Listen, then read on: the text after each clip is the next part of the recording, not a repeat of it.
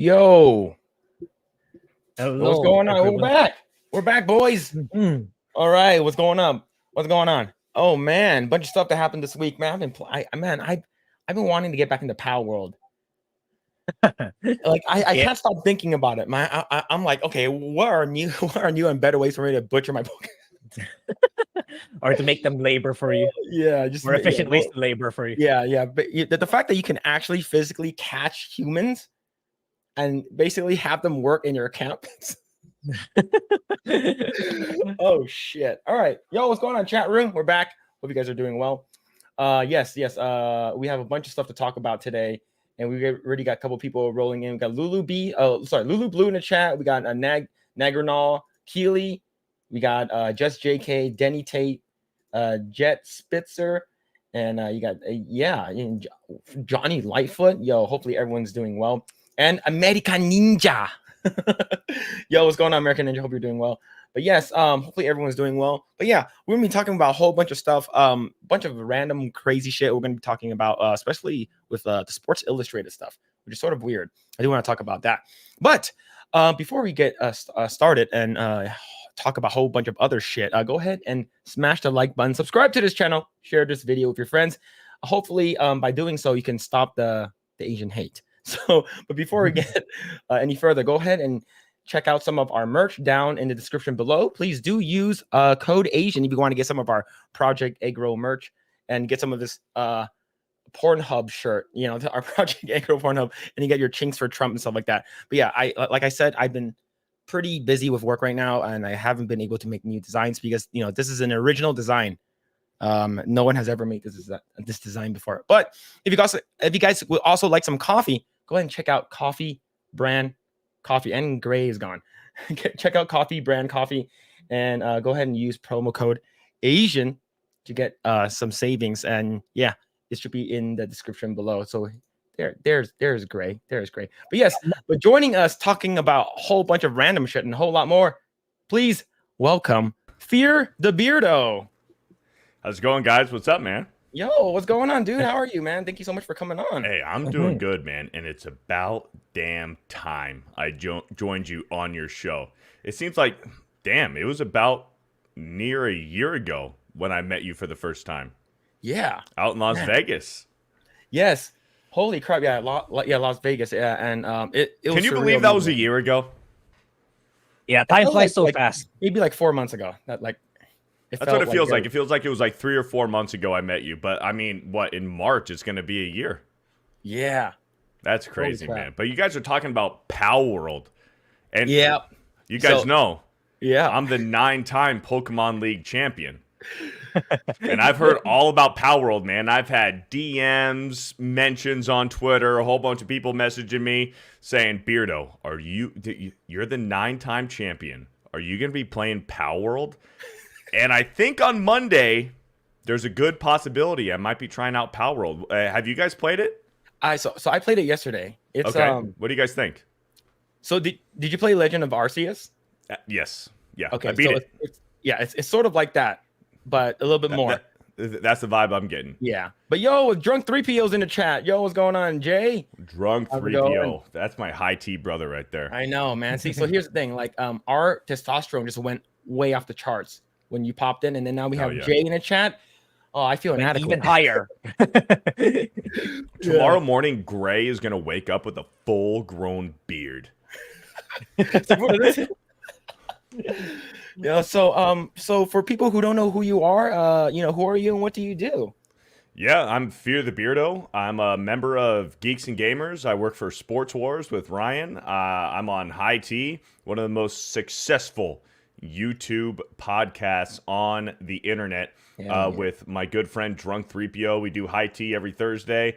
I do the Geeks and Gamers Tuesday nights main event, Sports Wars. I pump out Sports Wars videos. I'm on their podcast Sunday morning. And, I join, other podcasts in the community, like, your podcast and others. Sassy Sasquatch I've been on, Vets Talking with Adam and stuff. And then I do my own gaming streams throughout the week where I'll go live on my own YouTube channel, just playing video games. And I like to treat my podcasts or my gaming streams almost as like an interactive podcast style where, like, I play video games in the background, but the real content is my interaction with the chat. It doesn't matter if you super chat or not, as long as you're chatting in the chat and you bring up cool topics and cool conversations, I'll read it and I'll chime in. That's how I like to operate my live streams. I like to do like an interactive podcast style where we create cool conversation, and the video games I'm playing is just the content and the background, just something to look at while I'm having these in-depth cool conversations. So that's pretty much what I do. I'm FearTheBeardo. You can follow me on Instagram, Twitter, Kick, YouTube, and all those, social medias are public. So go ahead and feel free to follow me there. I've known Phil for, I just said, a little bit of time now, almost an entire year since I met Phil in person. We are from the same area in Southern California. So there's a lot of, a lot of cool stuff that we get to bond over there. But yeah, man, I'm happy to be here. Let's go. Yeah, that's awesome. Thank you so much for coming on. So my questions to people who are a part of like I guess you would say our sphere, like we're relatively tiny, but like I would say yourself, Jay, and everyone else who are part of Welcome to the Rebellion, the 199, the Fellowship, and Geeks and Gamers and stuff like that, or people who are just have common sense. How did you get started? And another question is, how did you get to meet Jeremy and ended up on Geeks and Gamers? Okay, yeah, I'll try to make a long story short. So I started off, I've always been a gamer since little. I grew up, like, one of my earliest memories was playing the PlayStation 1, a Star Wars Squadron game or something like that on PlayStation 1. I have been gaming my entire life. And man, like, I think it was 2018, I got into Resident Evil 2 Remake, and it was a scary horror game. It was like I was just getting back into Resident Evil. Mm-hmm. And I seen that Resident Evil 2 Remake was like popping off. Everybody was loving it.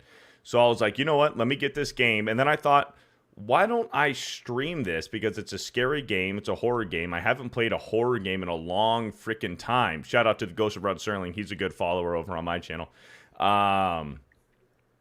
I was like, let me stream it. So I went out and I bought a capture card, and I went out and I bought one of those PS4 webcams that hooks up to your PS4 directly. And the PS4 has the ability to stream directly to Twitch. So, dude, it was so jank. Like, it was so jerry-rigged and everything. I was just like, let me just, like, put this out to my friends. Like, I just put it on Instagram. Hey, I'm playing Resident Evil 2, this horror game. If you want to watch me get scared, go ahead. And I started streaming that, and I got some good views on it, whatever. But anyways, my job, I was working at a lumber yard. So I was a lumber salesman. So I wasn't actually out there chopping wood. It's not as exciting as it sounds. I was working at a desk on a computer, answering phone calls. It was a good job. And, excuse me, I was just answering phone calls, and a lot of the customers would be like, wow, you have a really good voice. You should do radio, or you should do a podcast or something like that. And I'm like, yeah, I've heard that before and stuff. I've thought about it. And then they're like, no, like really, like, do you want to be in lumber forever? Because you have a really good voice. And I'm like, yeah, whatever. But then I was like, you know what, maybe I should start doing something. So I just started Twitch streaming, and I started gaming, and kind of like how I said, how I treat my own gaming streams is like an interactive podcast with the chat. And I just talk about fun stuff, whatever the topics the chat brings up. And I've always followed Geeks and Gamers. I've been a fan of Jeremy for a long time, since like 2016, 2017. I've been watching Jeremy. And actually, since Jay's in the chat, I don't know if he's still watching. There was this one night I was real, like, kind of depressed. Not quite depressed, but, I was just down and out, just a little down on myself. And I was just chilling on my computer watching Jay play Fortnite. And he was playing by himself. Mm-hmm. And he was like, man, I wish my friends, I hit up, whoever to play. And, they're not on right now. I'm just playing by myself. So I typed in Jay's Twitch chat, and I said, hey, I'll play with you. And he goes, well, I kind of only play with friends and everything. And I was like, I understood. I got it. I was like, yeah, you know what? I get it. I totally get it. But after that, I just sent a random shot in the dark DM to Jeremy. I wasn't asking for a job, and I just shot him a DM, and I just said, hey, I've been watching you guys for a long time. I interact with you guys on Twitter, but nobody seems to like reply to me. I don't get, much interaction. How can I get more involved in this community? Is what my DM was. I wonder if I still fucking have the DM. I might even still have the DM. But anyways, it was pretty much just like, how can I get more involved in this community? And he ghosted me. He didn't respond. He did not respond. And it was maybe like 3 weeks later. It was like maybe 3 weeks later, and I was watching the Tuesday night's main event, and I was trying to, interact with the chat. I was replying to people. He stopped the show, highlighted my comment, and said, FearTheBeardo. FearTheBeardo. I've been watching your stuff. I've been checking you out, man. I like your stuff. You have a good screen presence. You have a good voice. I'm gonna hit you up, man. I'm gonna hit you up. And the next morning, he DM'd me. He sent me his phone number, and he said, give me a call. And I gave him a call. Heart is beating out of my fucking chest, man. And he goes, hey, I like your content, and I've seen you post a few sports videos. So I kind of want to bring you onto Sports Wars. So I got hired onto Sports Wars. I started working for Sports Wars and eventually started climbing up the ladder a little bit, jumping into some gaming streams, some Mario Kart games, and some Fortnite streams. And the rest is kind of history. I started going on the main event, and I moved out to Florida, and I moved into the Geeks and Gamers headquarters, Content House, and now I'm full blown in Geeks and Gamers, man. Still doing Sports Wars, main event, all the gaming streams, high tea, and everything. It's been a fucking blast, man. And if you were to tell me 3 or 4 years ago that this would be my life, I'd say you're a fucking liar, man. Like you're a liar. But that's pretty much it, man. I was working a wholesale lumbers job, answering phone calls, sending out emails, and now I'm full-blown YouTube, doing content creation, gaming streams, and having a fucking blast, man. So that's pretty much long story short. Damn, that's freaking cool. See, like, and of course I'm going to highlight Jay's thing. I have a pay-to-play policy with men with beards. But that's a really cool story. Like, I remember, it's funny is because I believe it was X-Ray Girl, or I believe it was X-Ray Girl, and now yourself, and in our story, it's like everything. The glue is Jay. And, that's at least for us. Like that's how he found us. Yeah. And we were streaming to like 2 to 3 people on a random Saturday in December, and then we had like 88, 89 subscribers, and then Drunk 3PO pops in the chance, like it just says hi. I'm like, and then we were like, no way, that's no, that cannot be real. It's a troll account. That's awesome. That's awesome. And at this time, like we both, Grae and I we've been following Geeks and Gamers, Neurotic. I've been following Jay since he still had the snowball, so that's a while ago, and it was just, it felt very, very surreal, and the fact that we have someone that we've been following, that just like, hey, we're gonna, I'm gonna shout you out and stuff like that, and I'm like, oh, you don't have to do that, I thanked him. It's like, thank you so much for, coming on the stream, and then he was like, no, we're gonna shout out your channel, and then we went from like 100 to like 400 subscribers within like 5 minutes, and it's like, oh, yeah, it feels, like for me, I feel like, along with yourself, right? Like you guys, to us, feel larger than life, but when we meet you guys, you guys are extremely humble. Yeah, for sure.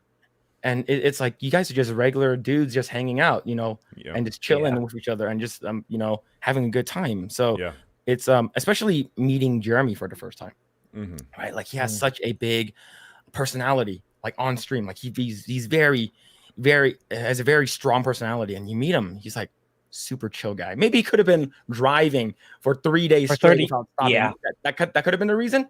but he's super chill. Jay's exactly who he is on and off stream.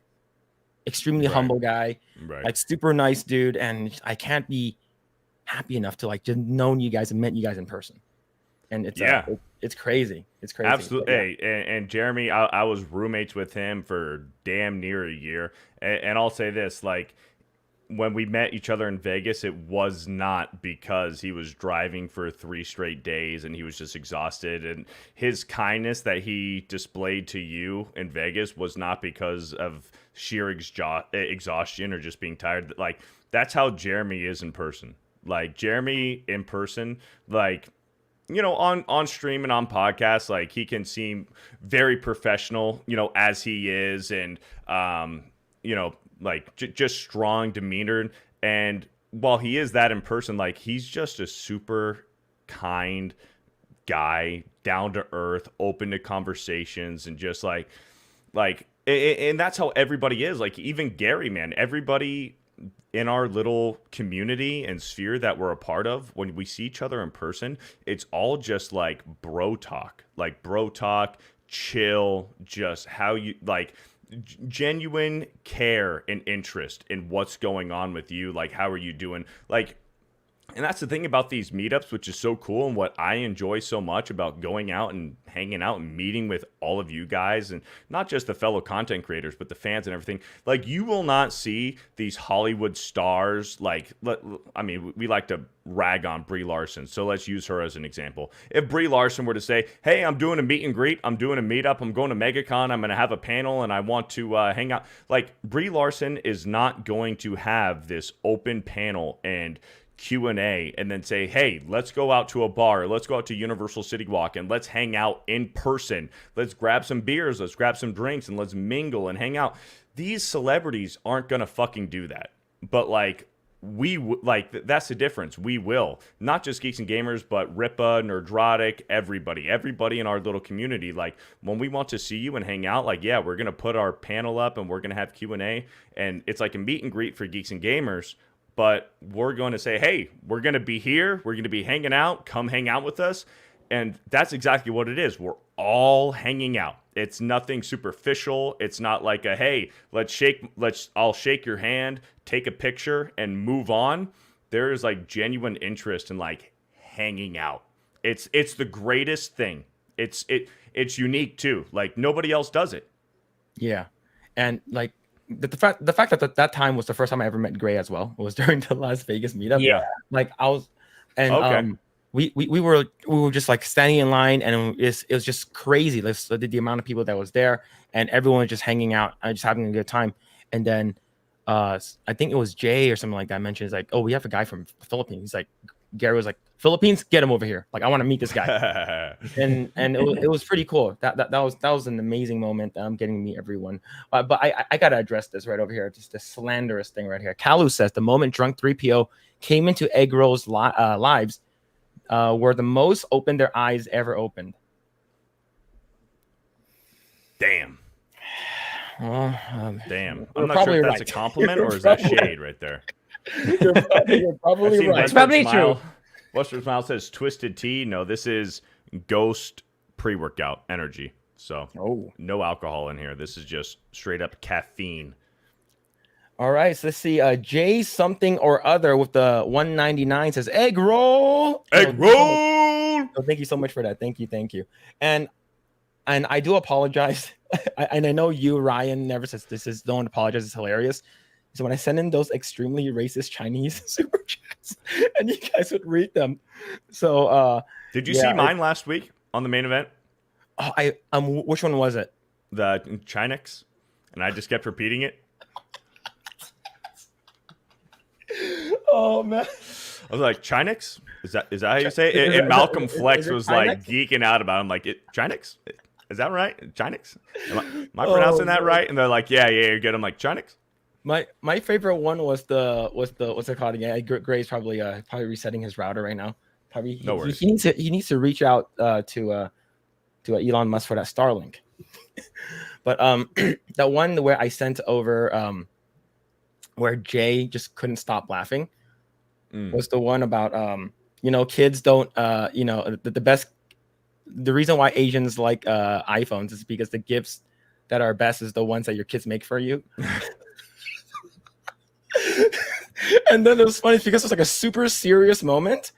And then Jeremy's like, Jay, what are you laughing at? He's like, I'm sorry. And that dude, Jay will just start cracking up and we won't even know why. And then he'll highlight the tweet and just like, then we finally get it. But he won't even say anything. He'll just start cracking up. And we're like, Jay, what the fuck is going on? What are you laughing at? And he'll be like, oh, here it is. And most of the time it's you. It's Project Eggroll. And you just say something. It's clever too. That's the thing. You say some clever fucking shit in the comments. There's a few of them. Enoch Maman says some clever stuff. But really it's Gun Home Mac, Blue-Eyed Scorpio, and you. You guys have like the best sarcastic tweets out there. Oh, no. Sorry, not tweets, comments. You guys have the best sarcastic comments of all the YouTube chats that we get. Is it retarded? Absolutely not. Absolutely not. But my favorite is whenever Chris Benoit puts something up. Well, I know who Chris Benoit is. Oh, okay. I know who it is. So I know who it is. But yeah. So Enoch Maman is good. You know, he's great, obviously. But as far as the YouTube chats go, that like the best, most clever ones is you, Gun Home Mac, and Blue-Eyed Scorpio. That's got to be like the most clever, sarcastic comments that we get. Yeah. But yeah, that means a lot, man. That means a lot. Like, it's hearing like when I first did it, I was just, like Ryan was reading. It's like, yeah, inclusion with Chinex. So I'm not gonna say that. Chinex. But yeah, yo, welcome back, Grae. What's up, Grae? Yeah, I just got disconnected all of a sudden. Probably my internet. Yeah, no, you're good. You're good. Let's see. Cole Hauser with the 2 Canadians. Eggroll. What's up, boys? Yo, Beardo 199. Praise. Arrah. Shout out. Yo, thank you so much for that. Thank you. I really appreciate it. Like, you guys don't have to super chat or anything like that. Don't you just hang out. That's the reason why I turned off the monetization thing. Like, so there's no ads for you guys. Just chill and hopefully we can by the end of the stream I can grow a beard. Now, actual question. How long did it take for you to grow your beard out? Man, that's a loaded question because I've been able to grow my beard since sophomore year of high school. And since I was 18, when I was 18, 19, actually, so 19 is when I decided to grow out a yeard. So a yeard is grow out your beard for an entire year. No shaving, no trimming, nothing. I grew it out for an entire year, and then I trimmed it shorter than this. I didn't fully, clean shave. But I trimmed it very, very shorter than this. And then I did it for another year after that. And then I had a beard for a long time until I was 23. I applied for the California Orange County Sheriff's Department. And I went in for an interview. And my interview, I completely shaved it. Clean shaved, naked face. Damn. And after that, I didn't pass the interview. I didn't go into the academy or anything like that. So after that, I grew out my beard since then. And I've been bearded ever since. I have not had a shaven face since. So since 23 and I'm 28 now, I've had a beard since. So I couldn't tell you because at this point I just trim and everything. If I had to guess this for a normal person, my cheeks, my sides are a little bit shorter than my chin right now. My chin is probably maybe three months length, and my sides is maybe a month. That's what I would say right now. So my sides right now is probably a month worth, and my chin is probably about 3, I'd say. Damn. If I'm guessing. So yeah. So I remember the first time I started doing not November chat, Movember. Movember, yeah. It's I literally started looking like a homeless person. Like I cannot grow past like a 1/4 inch, man. It's like I remember people in the chat say you gotta try, you gotta do 1 month like nothing. I'm like, I did it one time. It doesn't I'm not sure how I can like promote it. Maybe I just have low ass testosterone, or No, I need, like it's genetics. It's genetics. Like Yeah, and yeah, it is. it's genetics play a part of it, and there is things you can do. Like you can get one of them derma rollers, one of those rollers with like the little like spikes on it, and you can like roll it on your face. You can use growth oil and beard oil. You can take biotin and stuff like that, other supplements. But what it boils down to is genetics, and I know like people of Asian descent don't have the strongest beard genes, so that like genetics does play a big part of it. So, I mean, Okay. and I come from Norwegian descent, Scandinavian Norwegian descent. So, oh cool. I just got really lucky. My dad has a really dense beard, and both grandfathers on both my mom's side and my dad's side were able to grow, good facial hair. My dad has a dense beard, so I just got blessed. Man, that's cool. Like for me, Yeah. like I don't want a beard, but I want the option to grow one. If I, Right. for whatever Right. reason, right? It's better to be able to grow a beard and choose not to have it than to want a beard and not be able to grow it. Yeah, and especially like if I don't have like I don't have the one of those giant Giga Chad jaws, and growing a beard like definitely like makes it look like you have a bigger jaw. But yeah, it's that's good to know. But I'm at the opposite side of that camp because like I don't want to keep shaving every 3 days now that I'm going back to work on the office. That's what I have to do to keep a clean shave, because like every 3 to 4 days I already have like here. Yeah. Like it's gonna grow if I do a 1 month no shave for sure. I quit a job because of my beard. I worked at a diner. I was a hostess at a diner, and my boss was like, "Hey, I want you to shave your beard." And granted, like take into account, I understand he's the boss, like not just the boss, the owner of this franchise. He had shaved cheeks, shaved chin, but he had a big old thick mustache. And he pulls me aside. We have this meeting, and he's like, "Yeah, you need to shave your beard." So I trimmed it. I trimmed it really short. I trimmed it, and he came in, saw, and then he pulled me aside, and we had another meeting. And he goes, "I thought I told you to shave your beard." And I was like, "Well, I did. I trimmed it. It's really short. It's nice. It's nice kept. It's short." He goes, "No, I want it, completely shaved." And I was like, shaved. "How short?" So he touches the side of his cheek like this. He takes the back side and he goes like this. And I'm looking dead at his big old fucking thick mustache. And I understand he's the owner. Whatever, you're the owner. But he has this big old thick mustache. And I pointed, I was like, "What about your mustache?" And he looked at me. He goes, he's like, "You need to shave your beard or put in your 2 weeks notice." And when he said that, I fucking slammed my hand on the fucking counter and I said, "Here's my 2 weeks notice."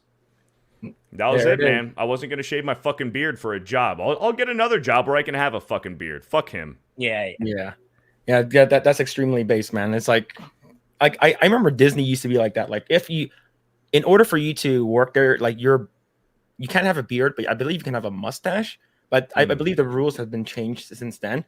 But like if you have like for me, if I did the whole like no shave November thing, and I showed up to work, they'd be like, shave your stragglers, shave your fucking pubes and stuff like that. Get that shit out of here. Like, and they'll actually force you to buy it in their vending machine in the back, and you have to shave it. So it's stupid, but yeah. That's good though. Let's see. Jace or something says, Jay something or other says, Tardo or Corn Pop, who wins? I haven't seen Corn Pop in a long time. A long time, man. So yeah. Tardo. Yeah. Tardo for sure. Let's see. What's where Smile says, "Shut up and take my money." Based. you don't have to do that. But yo, thank you so much. Thank you. Beardo's poop cookie says, "Beardo, poo poo platter, make good Chinex cookie." Oh man.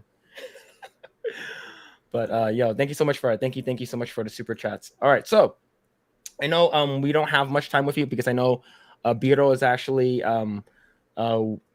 he's going to be I believe he's going to be talking about the football game. So like I want to make sure that we respect your time and But yeah, so let's go ahead and talk about our first topic right over here, and it does have to sort of do with sports a little bit.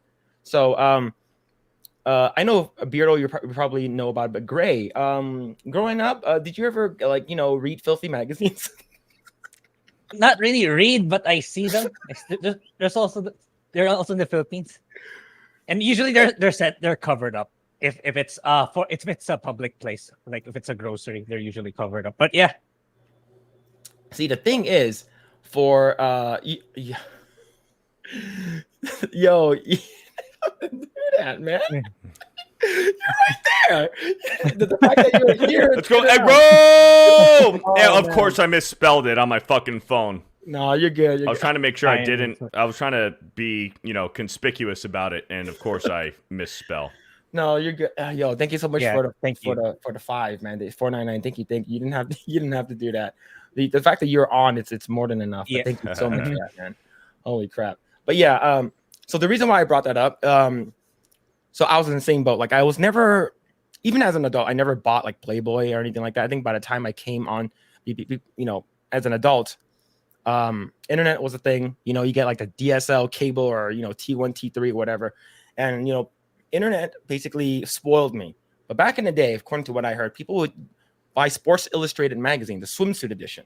Right. Just to get some of that. People would go to the Sears catalog, page 27, and see the lace to brassiere, where you can see is that a nipple, right? So Is that a hard nipple right there? yeah, is that it? You used to watch Friends, old reruns of Friends, just to get Jennifer Aniston's hard tits and jerk off to that shit. Man, I remember in season 9. Okay, this is off topic. Okay, I know exactly which season 9 is the one where Jennifer Aniston and Joey they try to hook up that one episode, and there's in the deleted scenes, she actually takes off her bra. It's like because he was having a problem taking off her bra in the beginning of the episode, right? Right. So basically, she takes off her bra like half into an episode. But I was like, wait, this is not in the one that's on TV. It's because they removed it because that's a deleted scene. That's why she has uber hard pokies. Right? But yeah. So the reason why I want to talk about Sports Illustrated. So it's going to be our first article right off from Variety. Sports Illustrated makes mass layoffs of editorial staffers, throwing its future into question. So is this like everyone's gone? Do you know, Beardo? So Ryan did a video on this. I guess, yeah, they got rid of everybody. Mass like layoffs, firings. They got rid of fucking everyone. So, yeah, I mean, I don't entirely know what the future holds for Sports Illustrated, but from what I know, everybody's fucking gone. Everyone. Man, how long has this magazine been going on for? A long time, man. Long time. I heard it's like 70 years or something. Holy crap. So, let's see. Long fucking time. That's crazy. So let's see. Do you have like a tweet or something like that? This article is pretty long. Let me actually go over to their guild thing on X. Let's see. Statement from Sports Illustrated's union and the News Guild of New York on layoffs at SI. We have fought together as a union to maintain the standard of the storied publication that we love, and to make sure our workers are treated fairly for the value they bring to this company. It is the fight we will continue. So basically, they want to make sure that they don't get let go. This is from yesterday. But the thing is, I don't think it's the Sports Illustrated magazine that was fault here. I think it was the swimsuit catalog. Well, last year for the swimsuit edition, because they put out a swimsuit edition annually, once a year. Mm-hmm. And last year, the cover model was a trans person, was a biological male with fake tits. All right, so let me bring it up. I believe this is the first one. I think it was like a darker looking person, right? So I don't want to say lady. So this one, right? I believe this is the first one. I don't want to. Maybe the one I seen was a blonde model. So maybe it's been 2 years in a row. I don't know. Yeah. I know that the 2020. I don't know if it was 22 or 23. I know they've been up to this mischief for a long fucking time. But man. So the reason why we want to bring it up is because I get catfished all the fucking time now. So look up. Yep. So look up Kim Kim Petras, Petras. Kim Petras, Petras, was the 2023 cover model, and they were a biological male, a trans person. So that is a man we're looking at right there. That's a man, and they were the cover of the Sports Illustrated swimsuit edition. And the Sports Illustrated, man, the swimsuit edition used to be something that people look forward to, man. Like Kate Upton. Kate Upton was like the cover model for like 3 years in a row. Yeah. Like smoke show. We all know who Kate Upton is. She's married to Justin Verlander now. Like Kate Upton was it. And she was, when you thought of Sports Illustrated swimsuit, you thought Kate Upton. That's how it was a few years ago. Now it's gone down this fucking thing where it's like, we're putting men on the cover. Yeah. It's insane. Yeah, this is crazy. Grae, how do you feel about this from a person who's in the Philippines?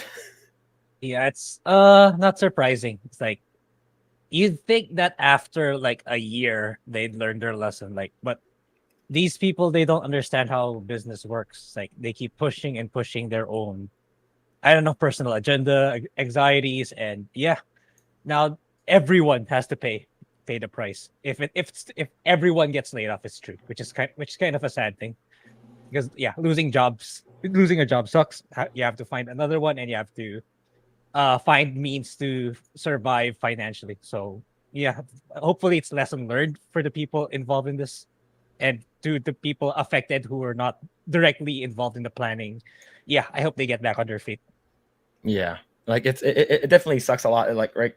And the thing is, so this is another one from Outkick on X. It says 2022 Sports Illustrated puts an obese woman on a cover.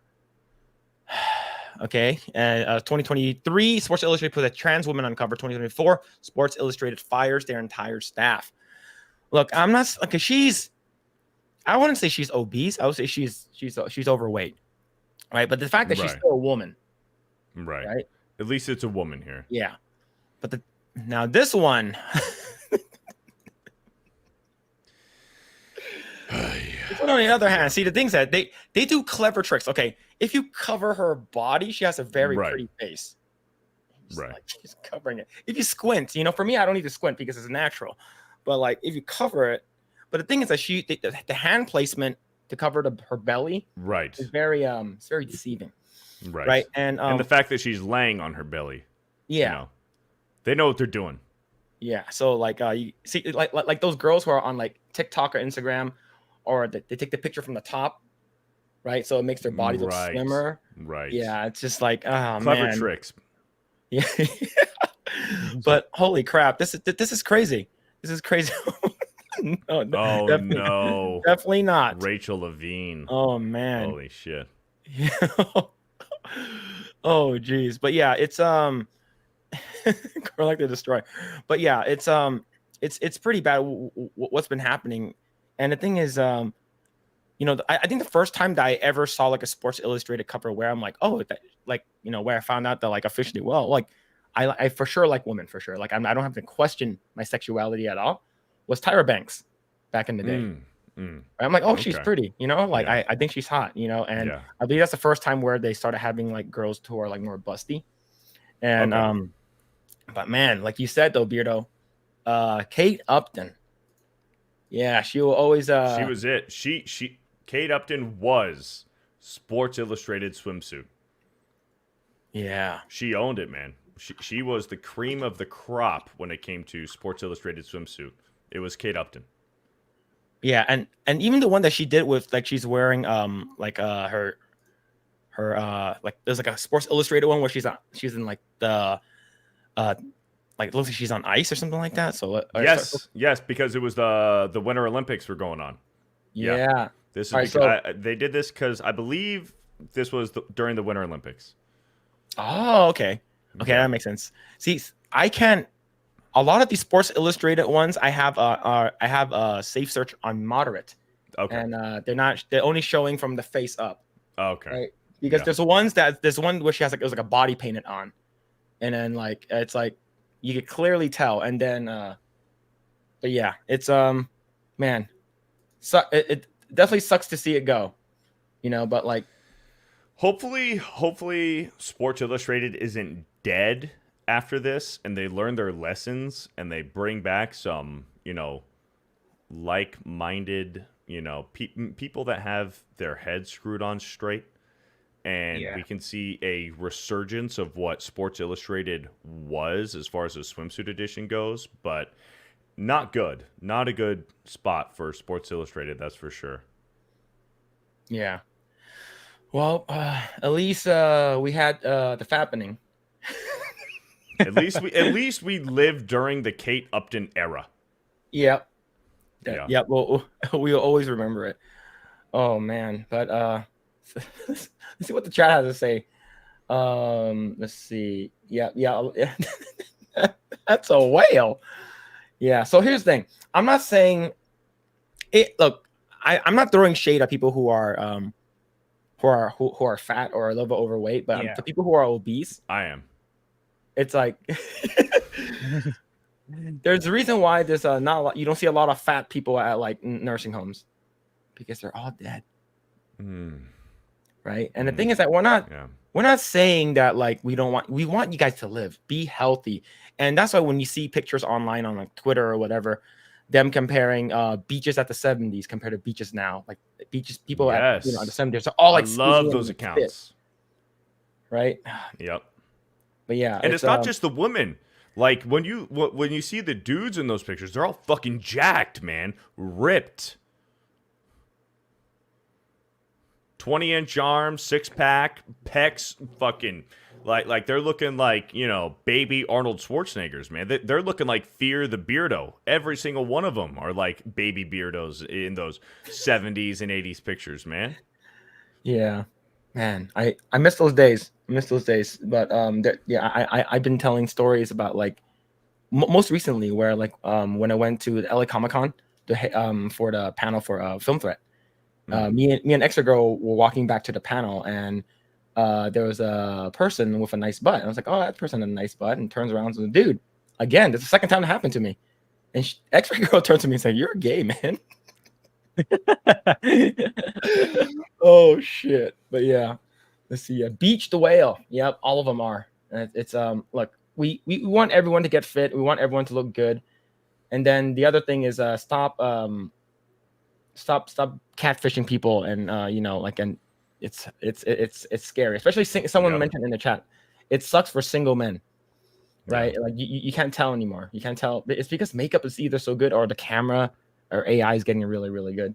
You see, or when you see women, they post pictures from like 6, 7, 8, 9, even 10 years ago. I feel bad for dudes who are on dating websites like Bumble and stuff like that, and it's like you get matched with a chick and all of her pictures on there from like 8 years ago, and you think you're going to be going out with this fine honey, and you see them and they are 80 pounds heavier from what they led you to believe. Yeah, it's like, can you send me a picture of you now? Right. Why does that matter? And they say, why does that matter? Yeah. And those will be the first ones to ask you how much money you have in your bank account.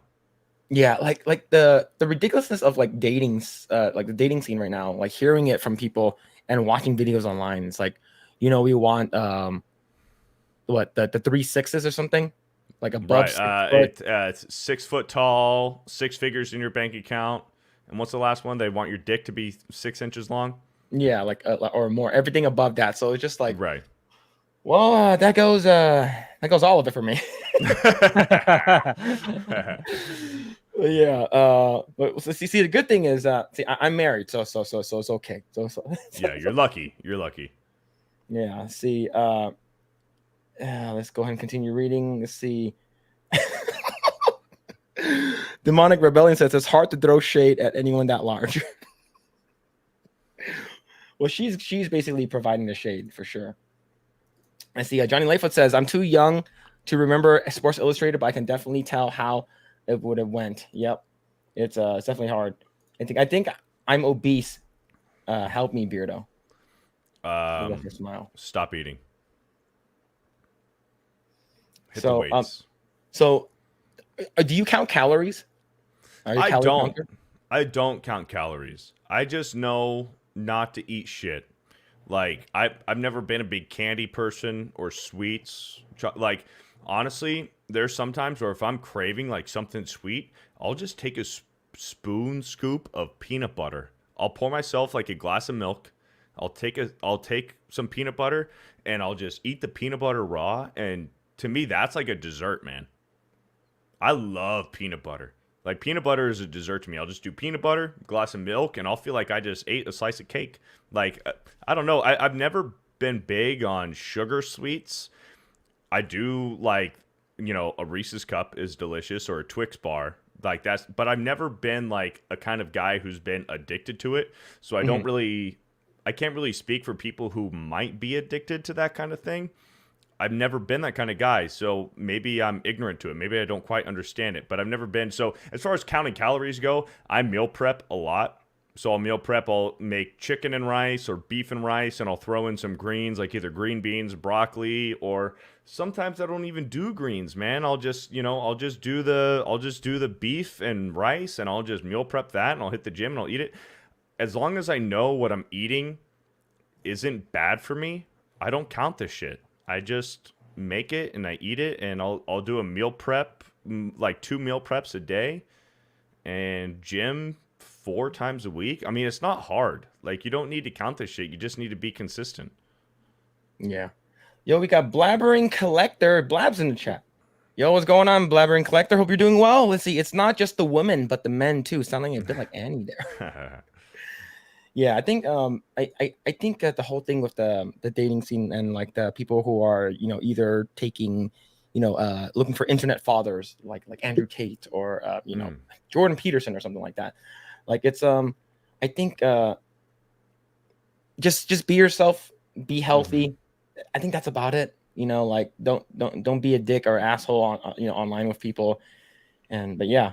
It's I do think some of those guys like Jocko, Jordan Peterson, you can take Andrew Tate into there too, and then David Goggins, like those guys, I do feel they are good for young men nowadays. They teach you what not to look for, what not to deal with, not what you shouldn't be putting up with in this modern day of women, what these modern feminist women and how they act and behave, and what not to put up with.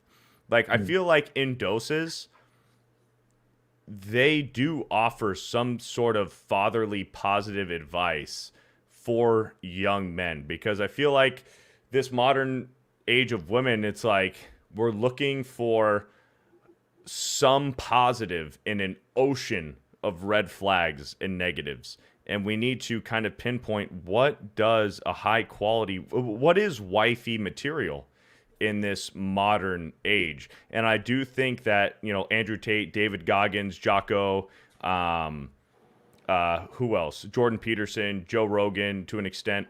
All of, like, Joe Rogan doesn't necessarily preach about this like manosphere type of stuff, but you kind of take a little bit from all of these guys and you kind of mold your own like feeling and opinion in it. I do think that they benefit the men nowadays, because social media and a lot of these women, like, you don't know what to look for. You don't know what to put up with. You don't know what you should be putting up with. And these guys do kind of offer a certain perspective of what we should be putting up with, what we should deal with. And when you see something and you see a tendency of negative behaviors in these young women, you just got to say, no, I know my worth. I know what I should be putting up with, my mental health. And I do see some benefit from these kind of like manosphere, Instagram, social media guys. You got to, you pick a little bit from all of them and you kind of mold your own opinion. But I do see the benefit of listening to some of these guys. Yeah. Like I do agree with that. Right. I don't agree with like, especially with Tate, like how he treats women and stuff like that. I don't believe. But there is some stuff he says that's like, he's got a okay. point here. He's got a point here. Yeah. Like I remember when I was on what's it called again? When I believe when I was on Poor Choices on Dadcast, we talked about how, like, for me, like I feel like the only value I have, intrinsic value I have that I bring to my relationship and my family is money. Other than that, I bring nothing. Right. And so for me, that I think that's how a lot of maybe traditional men, people who have like traditional mindset, think that like, like that's the reason why they don't want, maybe they're afraid that if their wife works, like they have no value anymore in that relationship. And at least that's how I feel. Like I feel like if I don't bring any money and stuff like that, and my wife is just gonna, and let's say if she has money, she comes from family or anything like that. If she did, she's covered. She doesn't need me. But here's the thing: like you go out with your wife, she still wants you to protect her. You're supposed to open the door for her. You stick out your arm. She's gonna put her arm through your arm, and she's gonna hold on to you. You're there to protect her if anybody says something slick to you or slick to, like, you are the protector and everything. So even though she might make as much money than you, or let's say she makes more money than you, when you go out, you are still the fucking man, So you also, like, you and other young men out there, like, you are still that fucking guy. Whether or not your woman makes more money than you or the same amount of money, you're still the fucking guy. Yeah. And that's the reason why I'm glad that she's more like traditional conservative. Right. And because I remember when I first met her, she was not really like that. She was like, why are you opening the door for me? Like, why are you, I'm cold, but I don't need your jacket. It's like, why do you want to hold my bags? Like, it's like, why do you want to do all this chivalrous thing? I was like, that's what I was raised like. That's how you were raised. Yeah. Yeah. Exactly. Right. It's the nice thing to do. Like, let me be a man, like, right. Don't like emasculate me. Yes. Like, I just want to, if like, I understand, like, if you want to pay the first time or we want to split, like for me, like first date, let me pay. Right. I don't care where we go. Let me pay. And if you want to split the next bill, then we'll split the next. But let's do that next time. But like, and that's the reason why I think a lot of times, like, I think chivalry is like dead now. Like, especially with a lot of the people in these leftists or like, democratic, like ran like cities and stuff like that, who just like, male feminists and stuff like that. But yeah, like it does make sense though. Like, I am there to protect her. And especially with the rise of social media, it's like it molded chivalry to like, oh, this is the new meta. This is the new cool thing to do. So it's kind of killed it even more, in my opinion. It's like, that's why I don't want to expose myself to social media anymore because of all the crap that's in there. So like the only social media I have is like Twitter and here I mean YouTube, just to like how to make my content better. But in terms of interacting with these garbage advice from social, I don't engage with them at all anymore. If you don't mind, Phil, Amelia Clark's scroll arm. I'm not sure if they're a troll. Beardo's nuclear family has been destroyed by feminism. Well, you fucking retard. My parents are still married. My dad is one of the strongest, toughest, kindest men that I've ever fucking known. My mom's dad, my grandfather, is former military. This is his flag right here that I earned when he passed away, and I proudly will fucking display it. Those guys have molded me. Beardo's nuclear family has been destroyed by feminism. You don't know the first fucking thing about me. First of all, you fucking idiot. So no. If you aren't sure, I'm a part of High Fucking Tea Podcast with Jay Drunk 3PO. Are you on High Tea? So shut your fucking mouth. Anyway, sorry, Phil. No, you're good. You're good. Yeah, we do have trolls from time to time. Remember one time we talked crap about how Zendaya is like below mid. Oh, there's like 2 or 3 accounts that came in and was like she's a goddess among men or something like that. I'm like, oh jeez. She has a boy's body or anything like that, and they get extremely mad. But yeah, we do have some trolls here though. But let's see. Westward Smile with the $2 as thick is the death of fitness. I think if you're thick and the dick and it's natural, more power to you. Hey, I'm a big fan of big thighs and a big ass, man. Hell Sit on my fucking face. Hell yes. Suffocate me. I'm about it. I see Jesus Davila with the thank you so much for the 1 gifted membership. Thank you. And 21 Palika. Thank you so much for the gifted membership. You guys don't have to do that. Just chill and relax. And but yes, let's see. Anything else you do want to talk about? Let's see. Demonic Rebellion says, so to lose weight but not gain definition, eat salad with skinless grilled chicken. or sautéed, but with add fats.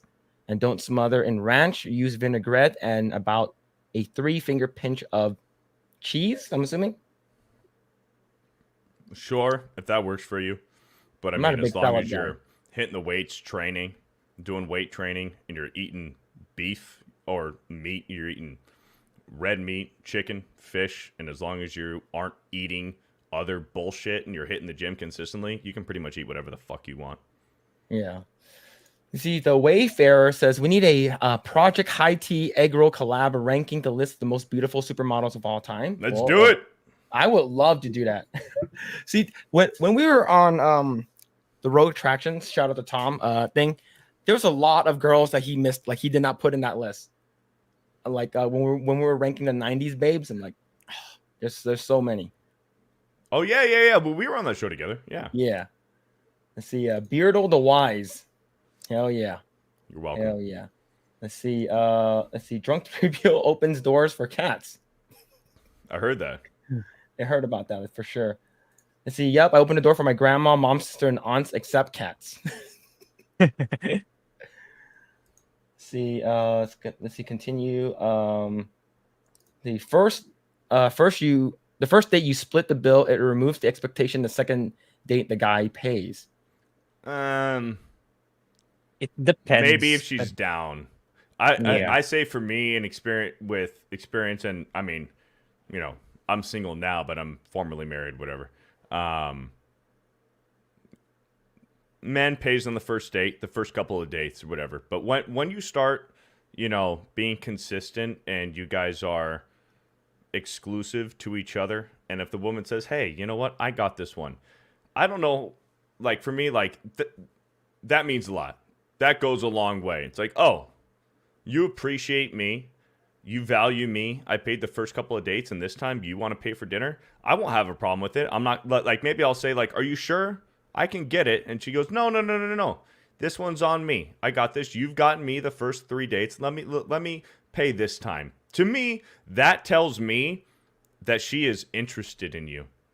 Because if she weren't interested in you, she wouldn't fucking offer. She'd take the free dinner. But if she's interested in you and she actually likes you, her wanting to offer and pay for dinner goes a long fucking way. Yeah, I agree. All right. I know that Beardo does have to leave. I believe he has a couple of videos that he needs to make for Sports Wars. So, but yes, I know, and I know it's short, but thank you so much again for coming on. Really appreciate it. Hopefully, we can get you on again. Yeah. And hopefully, I can find a way. If I can't grow a beard, I'll grow a Fu Manchu or something like that. Some kind of mustache or something. Maybe we should try a November event between the two of us. Like, are you going to be here for? You going to be here for MegaCon? Unfortunately, I can't. I won't be able to go. But we're doing Vegas in a few months. Are you going to be there for that one? Yeah, we're going to do Vegas again. Hopefully, we can get Grae out. I know he has a new job, so like hopefully he can't fly out. But I'll definitely do Vegas again for sure. Cool. For sure. All right. But yes, thank you so much, Beardo, for hanging out. Yes. Chat, I think if you guys haven't already done so, go ahead and follow FearTheBeardo on all of his socials and stuff like that. So, but yes, where can people find you and what you're up to? Geeks and Gamers, Sports Wars, FearTheBeardo on all social media except for Twitch. Fuck Twitch. I feel bad. I wish I could stay longer, but I do have duties with Sports Wars. I got to finish up, watching this game and make a video for that. But yeah, man, soon, man. Get me back on soon, and we'll continue this conversation. I do feel bad for having to split early. But, yeah, FearTheBeardo, man. Shout out to the chat. Project Eggroll. You guys are all fucking legends. Nice to meet you, Grae. Phil, hope you get some Miguel's Jr. soon. Hell yeah. I'm missing Miguel's Jr., man. I can go for a BRC right now. Oh, man, my wife is in, every time when I bring it up, she's like, let's go. So, yeah, you got her addicted. She loves the Miguel's Juniors. Lucky. You're lucky, man. All right, dudes. Hey, have a good rest of your night. Have a good rest of your weekend. And, man, I wish I could stay. But thank you for having me on, Phil. Awesome. Thank you so much for coming on. Thank you. Hey, have a good one, guys. Catch you later. All right. Cool. All right. Thank you so much, Beardo, for hanging out. Really appreciate it. Yes, I know, chat. We're probably gonna go down to like 2 viewers now because he brought in Autumn. He basically made me a little more masculine today, just a little bit, Right. My low T is at like medium low now. So yes, hopefully we can get him back on and we can talk more with him and stuff like that. Talk more about California and stuff. What's Miguel's Yeah. Junior? So it's a local chain here in the desert in the Inland Empire area. Is it similar to like Carl's Jr.? It's sort of like Carl's Jr., but it's more it's Mexican food. It's all Mexican food. Yeah, sounds but, good. it's definitely what's it called again? It's located up in the Inland Empire area. So we sort of I'm here in like the high desert area. So it's but yeah, it's pretty cool. Hopefully we can get him back on. And yeah, maybe we can go some egg roll high teas or something. But yes, medium low testosterone for sure. Yeah, but yes, all right.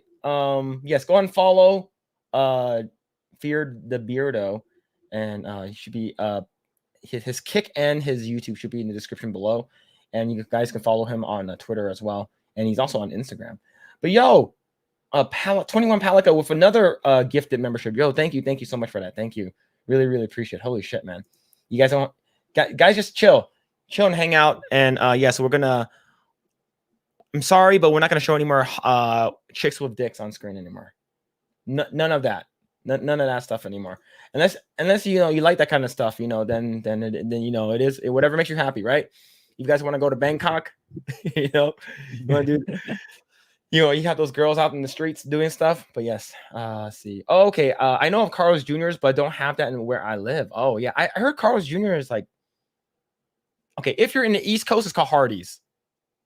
If you're in the West Coast, it's called Carl's Jr. Okay, Yeah. interesting. Yeah. Let's see. But yes, go ahead and follow them. So cool thing is Rumble officially integrated their chat into StreamYard. StreamYard. Yeah, I can see if it's from Rumble or YouTube. Yeah, so I see Rumble chat. I see Lost Tales over there. I see some of you guys over there. But yo, thank you so much for hanging out. I really appreciate it. Yeah, it's the same as Hardee's. Yes. Same as Hardee's. All right, cool. All right, so no more extremely obese women and no more chicks with dicks on screen for now, unless they trick me again. But Grae, you didn't like Eggroll, right? We both hated that shit. Yeah, right. We both hated that a lot. So I guess Vincent D'Onofrio, which is the guy who plays Kingpin. Yeah, so I like him a lot as Kingpin. I do like him, but I guess he's going to bat for Marvel right now. Did you hear? Yep. All right, so this comes to us from Bounding in the Comics. It say Marvel's Echoes Vincent D'Onofrio offers his take on Kingpin's ending in Disney Plus series. I don't think he's changed. I think he's enlightened. Yeah, he needs to say what he has to say to stay employed with Marvel as Kingpin. So I don't really blame him, but yeah, he has to do that kind of shameful stuff. Yeah, like you said, whether or not he believes what he's saying, he has to say it. Yeah, it's because if he says, "Yeah, I don't believe how it exists. I don't believe how it ended for him is good. I think it sucks. It's out of character and it's not like him." Then Marvel's gonna be like, "Well, you're getting pretty old. We're gonna recast you." yeah. But like either recast or permanently kill off Kingpin already. Yeah. Well, we'll see. Let's see what he actually says. I'm gonna scroll down. See, while most fans walked away from the season finale of Marvel's Echoes utterly disappointed with how Disney Plus series reduced Wilson Fisk to nothing more than a literal blubbering mass. The character's Victor D'Onofrio, whether through his own honest opinion or at the directions of his employers, has posited that rather than the Kingpin's breakdown being one of fear, it was rather one of enlightenment. All right, so let's see what he actually said. I'm gonna scroll down to the actual quote. Where the fuck is it? Okay. Reduced to tears, Kingpin ultimately responds to his newfound mental state by screaming at Maya, "What did you do? What did you say that name?" And not to an exaggeration, the scene literally cuts from his screaming to this moment, running into nearby vehicle and demanding through more sobbing that his men immediately take him away from the situation. Making his return to the series post-credit scene, Fisk is ultimately seen returning to New York on his private jet, where, after watching the news report regarding the city's upcoming mayoral race, he finds himself inspired to run for... Okay, I actually did not watch the post-credit. There was post-credit? There was. Oh, yeah. But I didn't understand it, honestly. It was such a brief moment. Something, something to do with running for mayor. Something, yeah. That's about it. Oh man, I didn't even know that happened. I was so upset with it that I didn't want to watch it anymore. I just shut that shit off. Oh man, let's see. Yet, while all signs suggested that his character had walked away from this fight, a changed, repentant, and even remorseful pile of internalized guilt, the aforementioned D'Onofrio has opined that, at least in his opinion, this was not the case. Asked by the Hollywood Reporter's Brian Davids as to whether or not his thoughts Maya's power somehow had a hand in his decision to run for mayor. No, I don't think that, he said. I want to do the right thing here and say something that is true. Oh, I want to do the right thing here. Yeah, so he basically had to watch what he say. I don't know. At least that's what I think. But not to reveal too much. I don't think he's changed. I think he's enlightened. I haven't seen a lot of the episodes of Echo. You're on a show and you never watched, you haven't seen a lot of the episodes of Echo. Even if he hasn't watched it, like, he knows what went down because he acted with the character. So that's what I think. Or maybe he shot so many scenes that there's multiple scenarios of them. He doesn't know which one they took. That's the only explanation I can accept if he's saying that. Okay. Yeah, maybe. See, so in my mind, after everything goes down with Maya, he gets on a plane and the news is playing on the plane. It says New York is going to be looking for his next mayor, and he's watching it and the light bulb goes on. So by the end of that flight, if I want to be all powerful, this is what I'm going to do. Concluded D'Onofrio. That's the most I can tell you. Okay, that doesn't make sense, but the fact that you're tying it to how he's not changed but feel enlightened, how? But like, I don't know. He seems so like a shell of who he used to be in Daredevil. Yeah, exactly. Man, yeah, he was, especially in was it Daredevil season 1 where like his quote unquote girlfriend dies? Yeah, but he on the season 3, the plot was he was reunited with her towards the end. A spoiler alert for those who haven't watched season 3. Yeah. But do you remember it was in season 1 where he rips off a car door and kills someone with it? He literally rips it off and fucking goes like bashes a person's face in. Yeah, I think that's season 1. Yeah, holy shit, man! And then now he's like, "Why did you say that name? Yeah, what did you do to me?" I was like, "Oh man, I don't even want to see what they did to him in the Hawkeye TV show, right? Yeah, this picture, because like this is like the continuation of what happened to him in Hawkeye. So when he was running away from Kate Bishop, he encounters Maya, and then she shoots him. Yeah. Well, let's see. Ultimately, how this development shakes out ultimately remains to be seen when Fisk makes his return to Marvel's upcoming Daredevil Born Again, which is currently on track to roll into Disney Plus sometime in 2025. This is going to suck. Yeah. Okay, you have to bring back the same choreographers, the same writers from the Netflix series, and the director. Bring all 3 of them back. You're already bringing back Foggy and the blonde bitch. I forgot her name. Yeah. The most important thing, I believe, is don't let anyone else micromanage them or tell them what to do.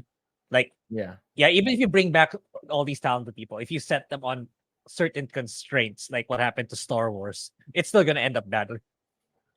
Yeah, man. I would say if you bring all like the people who worked on it back, the one that did Daredevil, it's gonna be good. Like we mentioned, like the impact and the fight scene was very lackluster in Echo, and it wasn't grimy and gritty like we were promised. Maybe that one fight, but it was like 50% of like what we got from Daredevil. Yeah, maybe Yeah. maybe not even. It's like I remember the part where the fight scene of Matt Murdock escaping the prison. That one was really well done. I like the camera work of that one. The way they transitioned to the next room. Yeah, I remember that one. That was really good. Yeah. All right. Let's see what people have to say about this. Let's see. Let's see. Let's see. It's a common thing among actors not to watch the things that they were in. For me, I would do that not because I don't want to watch what I'm in. It's because I hate seeing myself on camera. But I have to get used to it because of Project Eggroll. Yeah, for me. It's like whenever what I do for Project Egg, it's like I leave it on, but I don't watch it myself, and I don't watch my own videos in my main JRPG channel because like that chat, because people who watch my videos there, it's like it's a lot of the segments are my face on it, so I don't really watch it either. I don't like watching myself either. Yeah, and the thing is, I hate hearing myself. Even the thing is that you hear yourself in your own brain and your own ear when you talk. But when you hear yourself on screen, like, God, I sound fucking annoying as fuck. Like, holy shit. I just think about like what can for my next videos. How can I say it better? How do I make it sound more engaging or not so boring? That's all I think about. I don't really watch it again and watch myself doing that. Yeah. Like for me, I would usually rewatch like the videos I've edited to make sure like, okay, if there's like a pause or an that's too long, if there's like mistakes I've done, if there's places I can do a cut or anything like that. Maybe I should probably reach out to Patrick. And I have him edit. Probably be better than me editing. Let's see, BRJ says, or I'm assuming, I understand not seeing a movie, but if you are playing a regular character, shouldn't you watch show to see your motivation? I would say so. But I know there are actors who don't like watching themselves. Right? Maybe that's the thing. But man, Vincent D'Onofrio, I didn't know that he was the guy that was in Men in Black 1 until like 4 years ago. Oh, he was? Well, he was then the again, roach guy. He was the what? He was the cockroach guy. Yeah, I should watch Men in Black again. Men in Black 1 is good. Men in Black 1 is good, man. Back when Will Smith was still the GOAT. Oh yeah. Yeah, he was good. He was really good, yeah. It's also common that shows and movies are not shot in order. Yeah, you're right. You're right. It really depends on like what they're doing. But yeah, I think Jet Spitzer, I think you're absolutely correct on this one. Yeah, they basically like, oh, we're gonna shoot all of your scenes first, right? Because you have a movie that's coming up, or since you're here, we'll shoot all your scenes or something like that. Calvateno says that in the comics, Luke Cage is mayor and is shown in the latest issue using Cage Buster armor. Yeah, I saw that. I saw that shit. That he has Luke Cage is basically Superman without the flight, the speed, the heat vision, like basically he's strong. He's more powerful than the locomotive, and he's indestructible basically. Right? But he can't jump really, really high or anything like that, and he can't run really, really fast. He's just like a fucking tank. Yeah, why would he need a fucking armor to make him more tanky? Yeah. I recall in the Netflix, you can't hit him with any material, or normal bullets don't affect him. Yeah, the only thing they needed was like it's called like Judas bullet. Yeah, it was a particular bullet. Down. Yeah. Let's Night Junkie says, what's up, gents? Yo, what's going on, Night Junkie? Hope you're doing well. What's happening? Let's see. Amelia Clark's scroll arm says, come on now, the blonde bitch was Deborah. All right, Grae, I have a question to ask you. Who is more annoying? What's her name? Karen in Daredevil, the blonde girl. Yeah. Did you find her annoying? She was all right in my opinion. I don't remember that much, but I think she was okay. Okay. I'm trying to see who's okay out of everyone, like all the women in TV and movies. I'll say the most annoying one in like for me was Skylar from Breaking Bad. Oh, okay, I can see shit, that. What a bitch! I can see that. Holy Yeah. shit, man. Especially Yeah. when that part is like, I wish the cancer would have killed you. Oh, what a bitch. Yeah. Oh shit. Oh man, yeah. Oh man, Skylar was a piece of shit, man, for sure. Wait, so are you caught up with Attack on Titan? Oh, I have not started. I have not started Attack on Titan. Do you know so you haven't watched it at all? Yeah, not yet.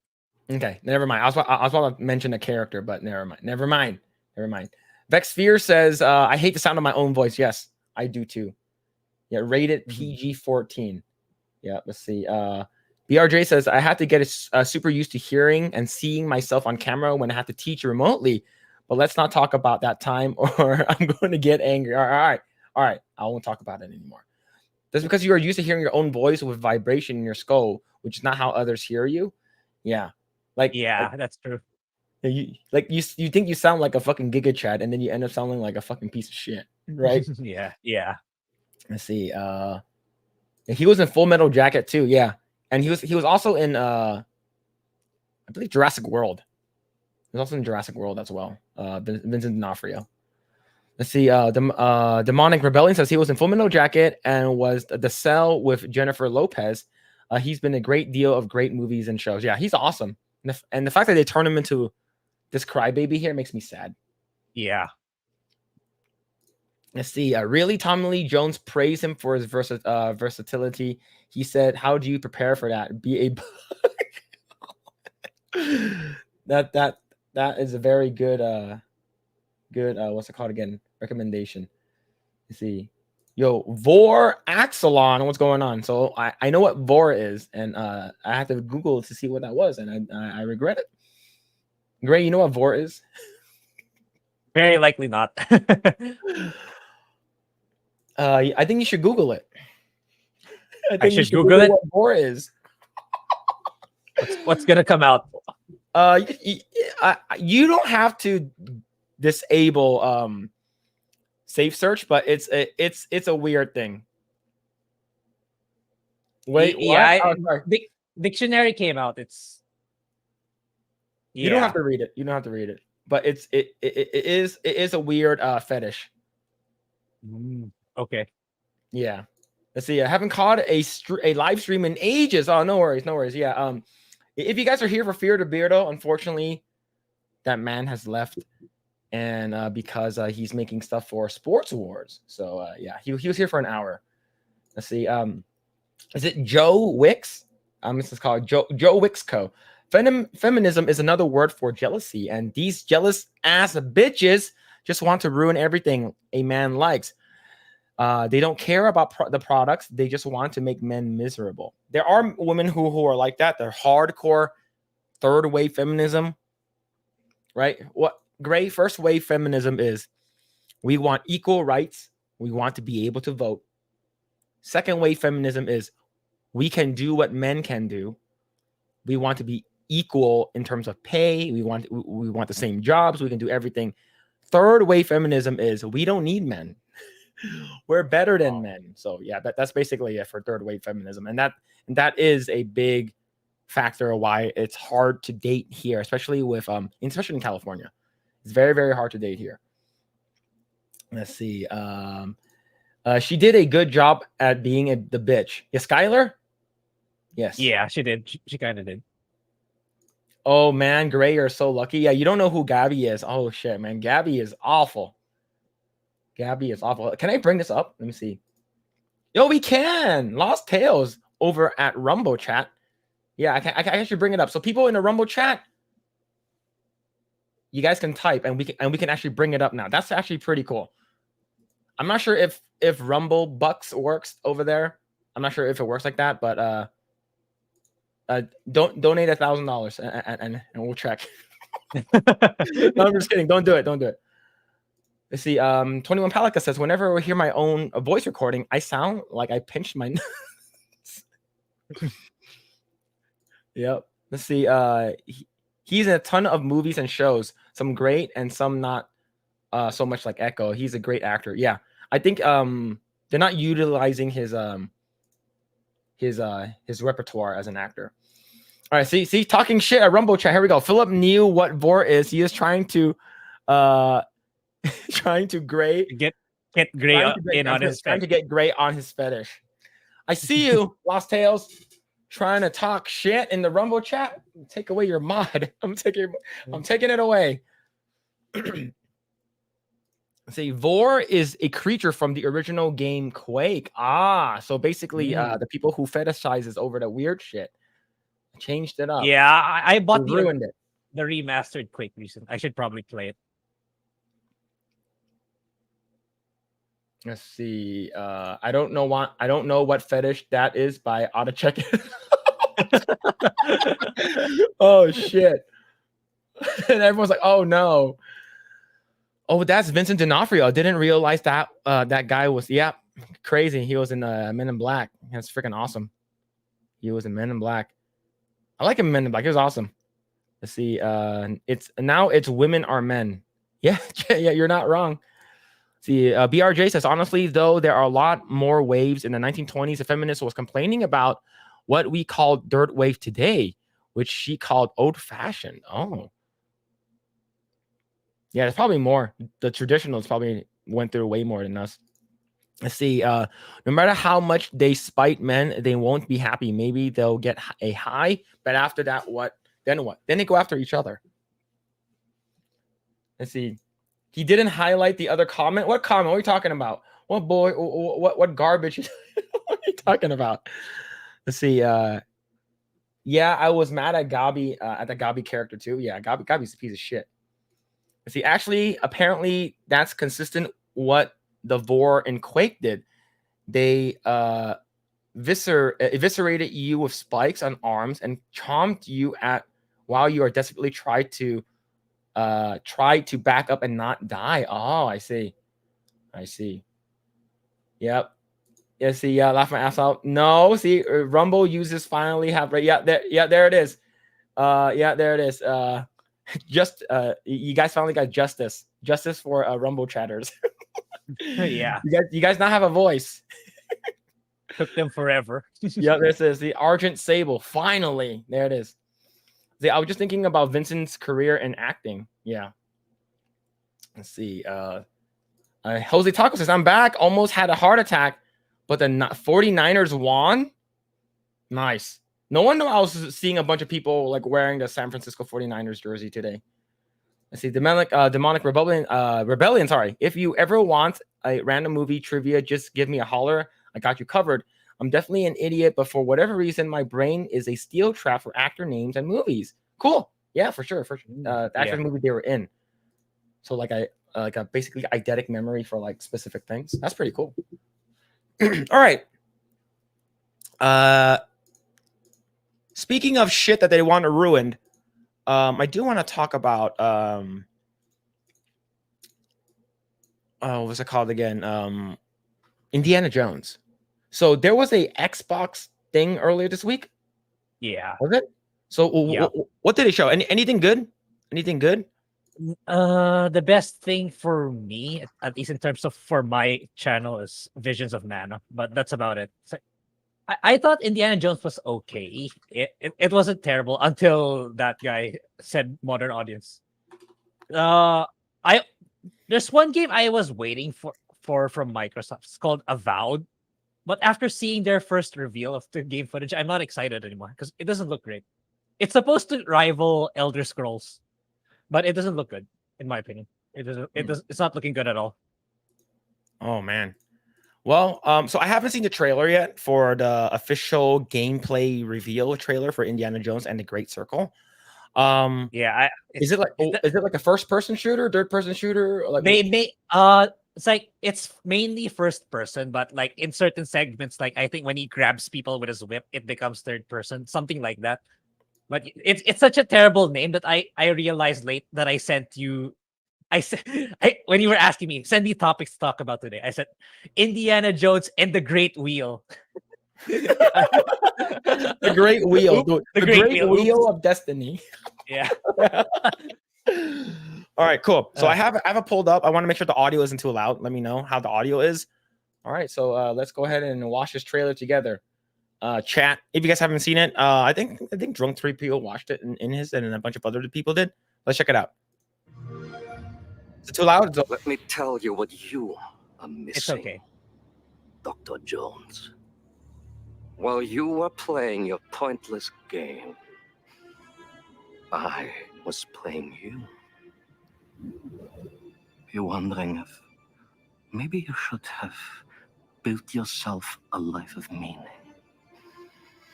instead of ending up here, dead and forgotten in the sands of Africa.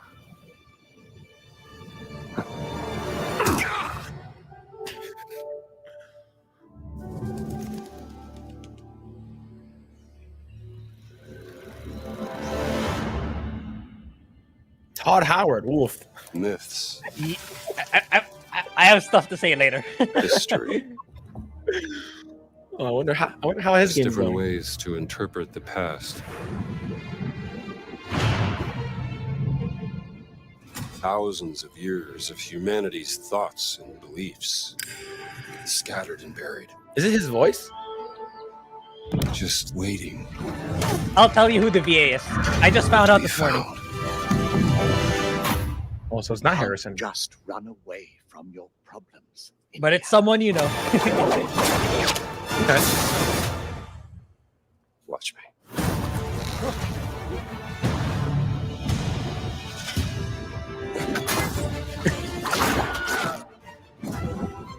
Throughout history, mankind has built sites of great spiritual significance. If you were to draw a line through these ancient sites around the globe, you get a perfectly aligned circle.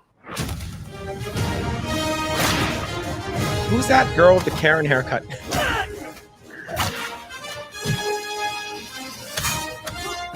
I've had run-ins with these guys before. Trust me, it ain't a walk in the park. Okay, then. Let's see if you can keep up. What do you mean if I can keep up?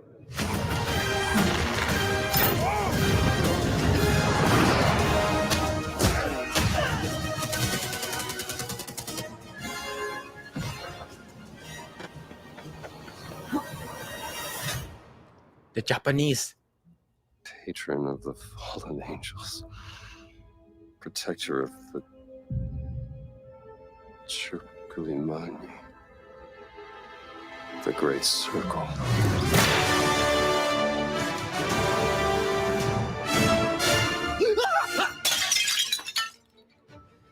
You have any idea how old that was? What'd you think? Yeah, it's okay. Yeah, chat already mentioned the VA of Indiana Jones is Troy Baker. Troy Baker? It's not bad. I like Yeah. Troy Baker. Yeah, but he's like the Chris Pratt of video games. He's like he's Voices, freaking yeah. everywhere. He's freaking everywhere. Now. He's everywhere for sure. Okay. Yeah. So, based off of the trailer, I think it's okay. It's not awful, but Yeah. that line with the girls, like, let's see, you can keep up. Mhm. Yeah, it's like it's such a red flag alongside with the was he the director of the games? Like it's for a modern audience. Like, oh no, it's gonna be full of those, huh? Yeah. Yeah, it's See, like it's like executive producer or directed by Todd Howard. Yeah, that I don't think that should be marketing anymore. Given Fallout 76 and Starfield, I don't think that his name holds weight anymore. In my opinion. Yo, Alan, we got Daddy's in the chat. Ing the Merciless. So I think that's the same voice same indie voice as the one at Disneyland. Oh, so it does make sense because it does sound like him. I go on that ride every time, but it does make sense. Let's see. He follows up with let's see, first person ruins my excitement for the game. I think if it was third person, some people will be like, "Oh, this is too similar to that one game from Naughty Dog." What's it called again? Uncharted. You mean? Yeah, Uncharted, right? Yeah, maybe, but it's Bethesda. It's Bethesda specializes in first person stuff.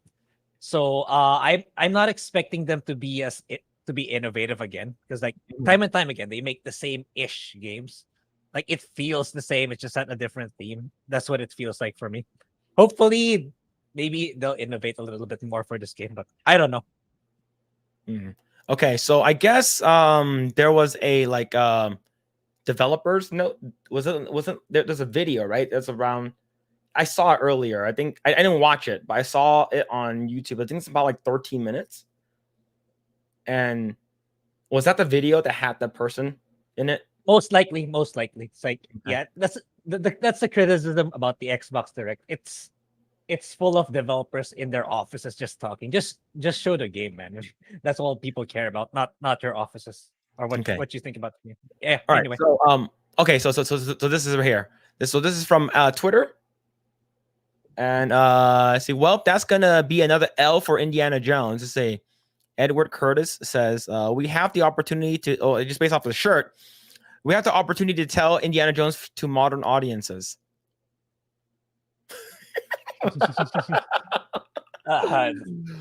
Well, there it is. Yep. That's all you need to know. Dead on arrival. Immediately dead on arrival. Yeah. Just okay. So I'm assuming this is based in World War II, since they have the Japanese planes, right? Yeah, I watched a segment of side scrollers. It's between Indy 2 and 3. Between 2 and 3. Damn, those are good movies, man. Yeah. Especially The Last Crusade. Holy shit, The Last Crusade is really good. But yeah, oh man, that definitely sucks ass. Yeah, modern audiences. Yeah, the pandering is strong with this one, definitely. See, Argent Sable says Game Pass is concerning to me. There is less incentive to make it better to sell more copies. You should not give Bethesda a safety net with them knowing it, or you get Starfield. What do you think about this? Since I don't have Game Pass, but there are games that are Game Pass that does really, really well, and people buy physical copies, right? Yeah. It's like I don't think Game Pass it's sustainable, and it's for I don't think all developers should get into it. And if people really, for me, I don't see why both cannot coexist, because like Game Pass is a good way to bring people in who can't afford to buy games at $60, $70. That's a great way for them to play video games. But it's like if people really love your game, for me, for example, like Persona 3. I know I'm gonna love Persona 3 Reload.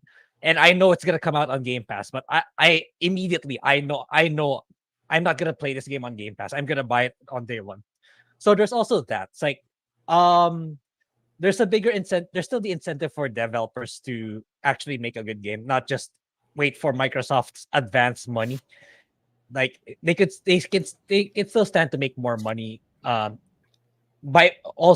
being listed on Game Pass, and at the same time selling actual copies of the game. And I think one good example is Persona 3. I still think a good chunk of the hardcore base will buy the game day one rather than subscribing to Game Pass. Yeah. Let's see. Vexsphere says the developer direct was way worse. They were hyping up the SJW girl a lot. Really? Oh shit. It'd be funny if like every shitty situation that Indy ends up in, like the one where he's like, a neck deep in sand, she rescues him. Right, Yeah, most likely because she's the side. It looks like she's the sidekick right now. Yeah. Oh man, yeah, it's gonna be every single time he gets rescued. Look, I'm not saying that she can't rescue him. I'm not saying that, but it's like every time if he's in trouble, like that's the only way that he does not get out of it himself, and he just I can imagine they're gonna pull off some Dial of Destiny BS there. I'm so glad I did not watch that shit. Yeah. I listed my top best and worst movies. Dial of Destiny's number 1 for butchering the character so much. Yeah. See, Nut Bunny says gender pass. Yeah.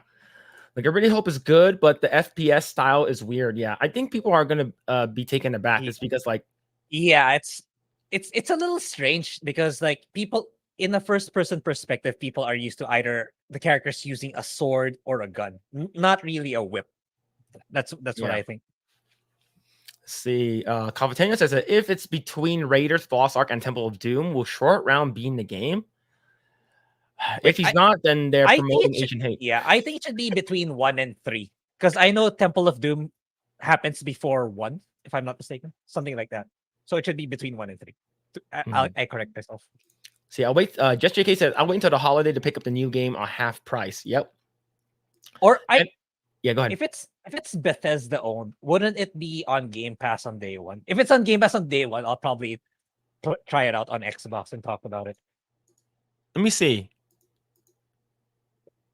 Okay, so according to this, 2024 wish list today: Game Pass, Xbox Series S. Okay, yeah. Okay, if it's on Game Pass, I'll give it a shot on day 1.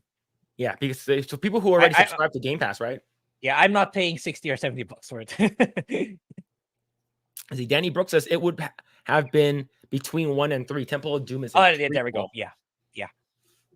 You see, can you believe it? But a long time ago, games were working on release. Yep. Yeah. See, Amelia says indie sucks. Short rounds cock. Oh shit. Well, here's the thing. Short round is like a kid there, right? So he's probably gonna be in jail after that for the rest of his life. You see, yeah, that's a good point. Yeah. You see, the only girl with a massive boobs will ever save me. Yep. How big are your tits? Well, if it's not big enough, just leave me here to die. Let's see. Phoebe Caller cringe. Yeah, Phoebe Waller. Yeah. The Wayfarer says, will there be a safe space area in the game where Indy tries to lower his anxieties from all the bullets, violence, and his misnamed pronouns? So here's the thing. If they put in pronoun bullshit, it will not make sense, like, timeline-wise. Is because that shit didn't come into play until the fucking, like, 2000. Yeah, that's what Side Scrollers also said in that segment that I just watched. But who knows? Who knows? It's Bethesda. Yeah. I mean, they already did it on Starfield. Yeah, let's see. They're promoting Asian hate. Yeah, they basically, if short round is not in it, they would like Asian hate. Yes, it's on Game Pass. Ooh, yep. It's gonna, yeah. Just play it then. See, Alan says FPS works good in shooter games, but when you're climbing a wall or fighting, it looks like they're fighting with baby arms. Yeah, because the camera is weird, right? Yeah, the camera's super weird. $70 for a game is totally wild. Yep. Mm-hmm. I think games are I bought a game for my nephew today. I bought his birthday's coming up in 6 days, so I bought him a Super Mario Wonder and I bought him a controller. Nice. So it's still $60, but it's like $60 was the back in the day like game price. Now it's like 70. Yeah. And if you're paying for the collector's editions of Diablo 3, Diablo 4, you don't even get the game. You have to buy the game itself. Mm-hmm. See, what do they want it to be? A copy of the recent Tomb Raider games and Uncharted, which are ironically heavily influenced by Indiana Jones movies. Yeah. Mm-hmm. Let's see. It sounds like Disney. Yep, I agree. Yeah, Indiana will be misgendering everyone. Yeah, back in the day, yeah, true. Yeah, there'll be a part of the game where you play as a woman 100%. Yeah, kind of like what they did to Alan Wake too. It's like, yeah, that's a question. That's a question that Side Scrollers asked actually. Like, does the sweet baby have anything to do with this game? Right. But here's the thing. That's also what they did with Spider-Man 2. No. Yeah, Spider-Man 2. Yeah, they added Mary Jane. All right, Sweet Baby Inc. Let's see if they're involved with that game. Yeah, let's see. Show more projects. Let me see. Has been updated for modern audiences. So we have Alan Wake 2, Battle Shapes, Breeze in the Clouds. Excuse me. Contraband, God of War Ragnarok, Spider-Man 2, Suicide Squad. Okay, that makes sense now. Oh, yeah, it makes sense a lot. It makes a lot of sense. So why Suicide Squad kill this Justice League, which is stupid. No, okay.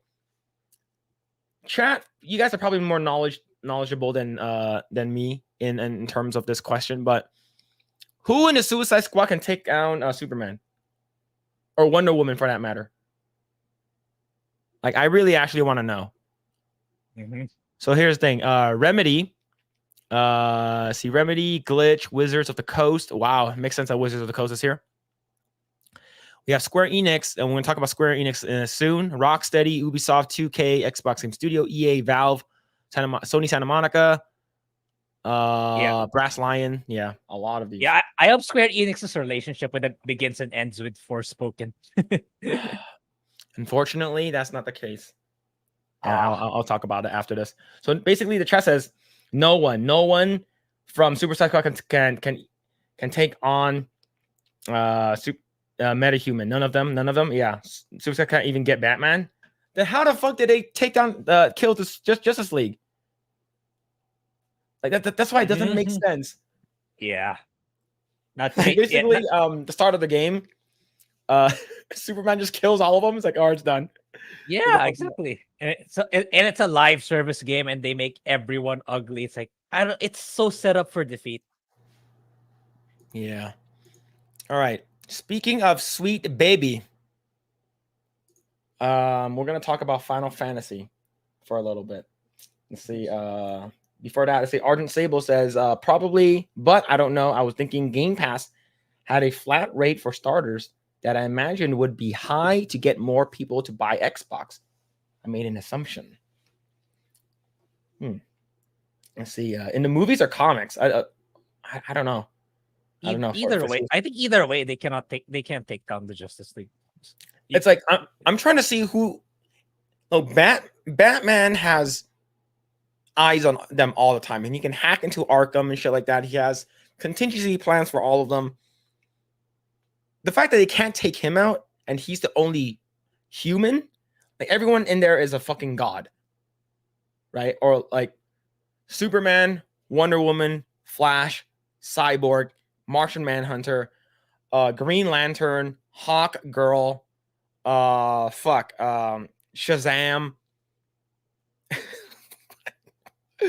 Oh, you can't take out these gods, man. It's so stupid. It's so stupid, man. Yep. Maybe Trump can take them out. But yes, Trump 2024. Hell yeah, brother. Hell yeah. Let's see. Was Bizarro ever a part of Suicide Squad? Maybe one rendition of it. DC's Justice League universe is so weak now. Even Suicide Squad can take them down. Yes, which is stupid. Right? It is not the real Justice League. Oh, maybe it's like a fake one? I don't know. Is the game coming out or is that out already? Coming out very soon. And how do people have access to it? I don't know people are already playing it. Yeah, they were given early access, and all the pre were saying, yeah, this game's not gonna be good. all of them said it. It's like, no, this game's gonna suck. Denny Tate says the only member of the Suicide Squad that can take anything out is Solomon Grundy. Yeah, Solomon Grundy is cool. Solomon Grundy is pretty cool. Social Justice League. That's actually really good. That's actually really, really good. That should be like a shirt, man. Yeah, bingo. Okay, if it's not, maybe it's like a vision of them that they're like 10% of their original power or something. All right. Let's go on and talk a little bit about Final Fantasy VII remake / rebirth. In less than 30 days, maybe about in about a month, Final Fantasy VII Rebirth is going to be coming out. I'm super hyped for it. I paid $370 for the collector's edition. And then I went on to Bounding in the Comics Twitter, and they posted something earlier this week that made me sad. And it made me pretty sad. Let me see. Let me check the quote tweets. Let me scroll down a little bit. Yeah, I found it. I think. Oh my god, I do a bunch of shit. But yeah, basically what they said was that there were some social problems and social issues with the game. And Grae, to your question, you asked me if they have if Sweet Baby is a part of it and if they touched it in any way. I believe they have. I believe they have. So let me actually go ahead and read bring this up this article really quick. If I'm battling in the comics, Final Fantasy VII Rebirth producer Yoshinori Kitase says he's a bit embarrassed by the original game's portrayal of social problems, social issues, and cultural depictions. I don't think that's the case. I don't think Japanese people actually really care too much about what they did back then. And I believe Final Fantasy VII, the original game, is a masterpiece. Grae, did you ever play the original? A little bit. I should actually go through at least one run for it. But I did play Crisis Core. Did you like Crisis Core? Yeah, I liked it a lot. Yeah. So I didn't play Crisis Core as a big Final Fantasy VII fan. That's all. Okay, I did not play Crisis Core because I didn't have a PSP, and I did not play Dirge, Dirge of Cerberus, because I didn't. I heard it was really, really bad. But I heard Crisis Core was actually pretty good, and the remaster was actually really, really good. Is that the one you played recently? Yeah. I played both. So yeah, it's a good upgrade from the PSP version, except the voice acting. Yeah. So here's the thing. The fact that Kitase is saying this about the original game. Let's see what happens. So it says, Kitase, producer of FF7 Rebirth, is embarrassed how the game he directed handles social issues and cultural depictions. So if you guys do not know who Sid is, Sid, we're going to be meeting in Rebirth. And he is a he's basically a rocket scientist. And he wants to go to space. That's his dream. So he partnered with Shinra to make this rocket space program to go to space. And what happened was that it didn't go to plan, and his dream was to go to space. His dream was crushed. Now, I guess his assistant is a female, and basically listens to everything he says and stuff like that. I'm not too sure. So this is what he says in the original game. We got guests. Get some tea, bitch. This is hilarious. The thing is that he is very aggressive, and he has a good amount of foul language in his stuff. Same thing with Barrett, right? But Sid's a little bit more, right? And the fact that he's saying it to a girl, maybe that's the thing, the social issues and stuff like that. And in one of the recent Rebirth trailers, I did see Sid talking to Yuffie in a way that he would never talk to a woman or a girl. And I'm like, it's out of character. Like, I hope that is a joke and they don't make him a piece of shit. Right? Because Sid is pretty cool. Like, because in a portion of the game later, you use Sid and Sid becomes the leader for a little bit. So let's continue. Some of those who worked on FF7 recently spoke to Game Informer's Brian Shia. Kitase was the game's director and writer alongside Kazushige Nojima, which I heard of that name before, based on a story by series creator Hironobu Sakaguchi and Tetsuya Nomura. Everyone hates Nomura. Everyone hates him. All right, I'm just letting you know. Everyone hates him. The team discussed how the game started Final Fantasy titles being created in a modern way. While individuals would throw in elements on a whim to Final Fantasy VI prior would be Final Fantasy VII, and saw that the team begin to use more rigid plans and compartmentalizing. Nomura explained how Final Fantasy VII was a mix between two extremes, though people could sneak in lines and script without being noticed. Kitase adds that Nojima was the final reviewer and the game's story content, even though it was sort of an anything goes type of world then. Here's another one. Tifa, of all people, while you're climbing the stairs, says, "Would you stop acting like a retard and climb?" Damn, the game is based. I remember this shit, man. That the R word was used in Final Fantasy VII, and yeah, this is hilarious, and this is still in the original game, which is awesome. What are your takes on this so far, Grae? Yeah, I think it's okay, but it's it's going through. That's the consequence, I suppose, of making it go through the woke firm that is Sweet Baby. Yeah, but yeah, I don't know. I think especially with their mainline AAA games, those are the games that'll get permeated the most by the woke stuff, unfortunately. Yeah. Yeah. All right, let's continue. Kitase also discussed how the game handled real-world issues like back in 1997, Shia giving examples of corporate greed and environmentalism and mental health. In FF7, we were able to depict these types of issues like the cycle of life through the concept of the live stream. If we were to depict it exactly as we experience it in the real world, it would not be very interesting. With Nojima-san's ideas, we were able to have this centered on live stream and the planet within the world view of Final Fantasy VII. In this way, we believe that the game and its themes remain relevant and withstands the test of time, which is good. I think this game shouldn't change, right? And that's the reason why a lot of people had issues with remake. Things are changing. They added in Andrea Rodea, which is a very extremely flamboyant character and the owner of the honeybee. And the honeybee, that's where you go. That's where you go have sex. And I remember in the original, you get to go in, but you don't really get to do a lot of the stuff. You can't really go into the rooms. You can only have like a little peephole to see what's going on. And then you have a very gay dance session, which I thought was fine. I enjoyed it. I thought it was cool. Sort of reminded me of DDR. But the addition to that was fine with most people, but it wasn't in the original game, right?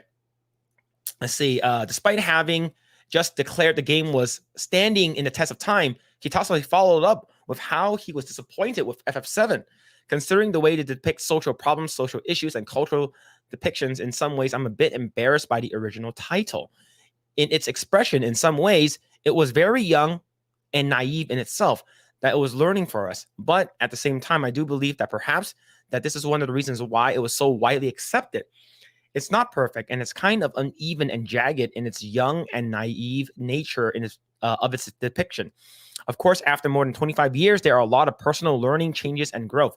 But looking back on it, some parts of it was embarrassing. Tifa, quit slapping me, you old bitch. Push OK. They have to have the scene in the fucking new, and they have to have the scene where Scarlet and Tifa slap each other. Oh. They have to. It's literally a slapping game. It's a mini game where you slap each other. Oh, okay. Right? This should be in the fucking game. Well, yeah, there's a good chance it might not. Oh my god, man. I bet you what's going to happen, this is going to be a fight. An actual fight. Tifa against Scarlet. Yeah, I think so. Right? Big titty versus fake big titties. All right. Let's see what they do. Let's see what they do.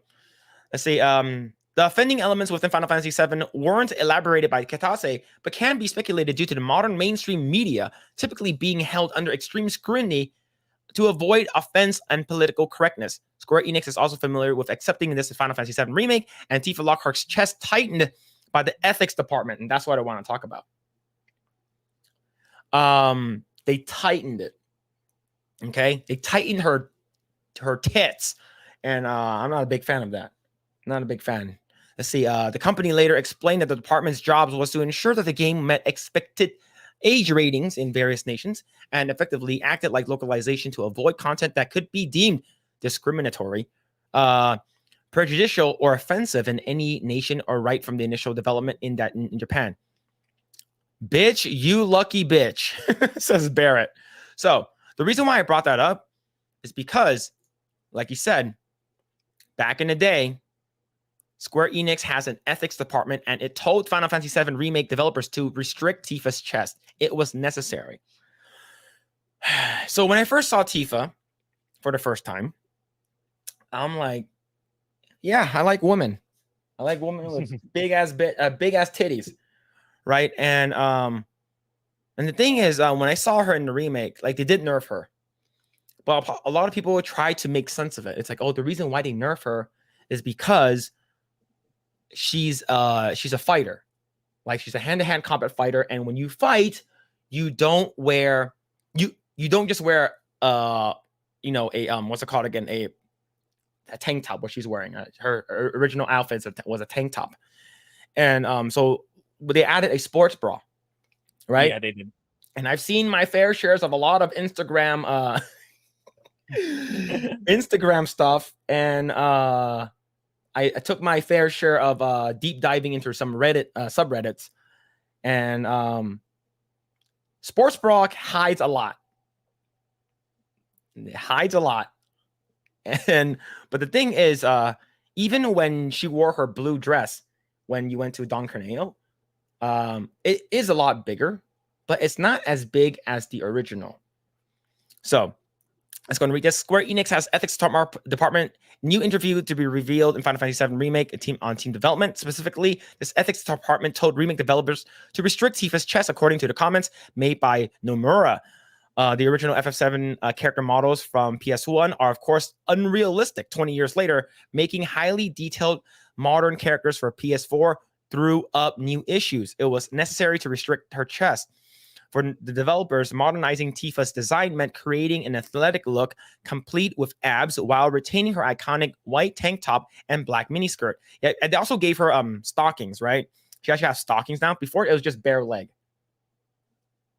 Oh, right? yeah. Yeah, she never had the arms, the forearm covers and stuff like that. And yeah, so I do want to show something here. Let me actually look at some Final Fantasy VII. It's with Tifa, chest size, Final Fantasy VII Ultimania, and according to the Ultimania book, which is a thick book on basically the entire lore of Final Fantasy, her chest size is 32 triple D. And let's see, FF7R.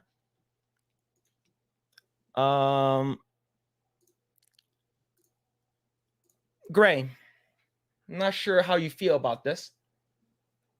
Do those look like triple Ds to you? No. This is how she looks like in game. Right? Yeah. This is how she looks like in game. Look, I'm not saying that her design is flawed, but I'm saying it's not true to Nomura's original character design. So, Grae, does this look like triple Ds? Yeah. There it is. Yeah. There it is. You see how jiggly they are, chat? This is one of the cinematics in the original, of course. Yeah. She basically looks like Hitomi Tanaka. Like not like literally Hitomi Tanaka. Right? So yeah, there are ethics department stuff, and it's I think Sweet Baby has their grimy hands in there. Yeah, those are called backbreakers. Oh shit, great. But going back to this, how do you feel about Kitase saying that it's not socially acceptable anymore on how his original game is? I think that's how it began in the West, right? It's like these original creatives and game directors. Oh, what I did back then was so bad. It's the start, sadly, of how woke begins to seep in and permeate, and that's how Western entertainment got to where it is today. It's like every single thing is now bad or cancelable because X person got offended for some reason. Yeah, not looking good for Japanese entertainment. Hopefully, fingers crossed. But I think it's just gonna get worse from here on out. All right, so I'm going to bring up a person, and I got to make sure that safe search is on because this person is known to do some risky stuff. So, okay, safe search is on. Okay, we good? All right. I think what's a good picture? I think this one's pretty good, right? I think this one's pretty good. So this is Hitomi Tanaka. If you guys don't know who she is, now you know. Basically same build as Tifa. Very skinny, long hair, massive hangers. Lost Tale says, "Who is Tonobi Tanaka?" You know who she is. You know who she is. Don't play that game with me. Don't play that game with me, man. But yeah, this is Hitomi Tanaka. She is a real life person, and she is an adult actress. And here's another one. She looks like Tifa. Like she actually looks like Tifa, right? But the thing is, these people here in the States and people who are, someone says in the chat, who are afraid of hot people, who have hot phobia, they're like, oh, no girls actually look like that. It's like, no way. It's like, look, are you saying that people like her do not exist? No, they do. But because you feel so extremely insecure of your own body that you don't want anyone else looking as good. So that's why you nerfed her. Now, here's the thing, though. I'm not saying this is nerfed, right? She does look really, really good here. And like she does look good here, right? Tifa does look really good here in game. Right? But it's nowhere near how her original model is. Now, maybe because I'm a Coomer or some shit like that. But the thing is, like this, like Hitomi Tanaka looks more like this. Like this actual thing that's happening right over here. Versus versus here. And I think that people are just afraid of hot people. I don't know, but yeah. But it's crazy, man. It's crazy. Yeah, just let them loose. Just let them loose. All right, let's go ahead and read some comments right over here. We have a good amount. Let's see. 50 Shades of Grace and says Eggroll. Yo, what's going on? 50 Shades of Grace. I hope you're doing well. Let's see. Argent Sable says Kitase you better be lying through your teeth. Yep. Let's see. Danny Brooks says, what the fuck? The original FF7 is one of my favorite games of all time. Yeah. What wasn't there something in the game that says these guys are sick or something like that? That was pretty funny. It's like a typo. Slimy little twinkle toad comet of shit cocksucker. FF7 is perfect. Yep. The Wayfarer, Social Justice League, super gay, super trans man, Bat Drag, and SK Pelican Aqua Lesbian, Martian Man Karen, and Jeremy Cash. Yep, true. Let's see. If it's like Paramore not wanting to sing their biggest song because there was a bitch in the lyrics, so lame. Yeah, I agree. You see, it suits his character. He's holding a grudge against her because he blames her and her never achieving his dream. He sees his character development and you can't take that away. Are you talking about Indiana Jones? I'm not sure. Let's see. I tuned into a random Japanese lady stream last week, and she and her chat were complaining about Square Enix complying to political correctness.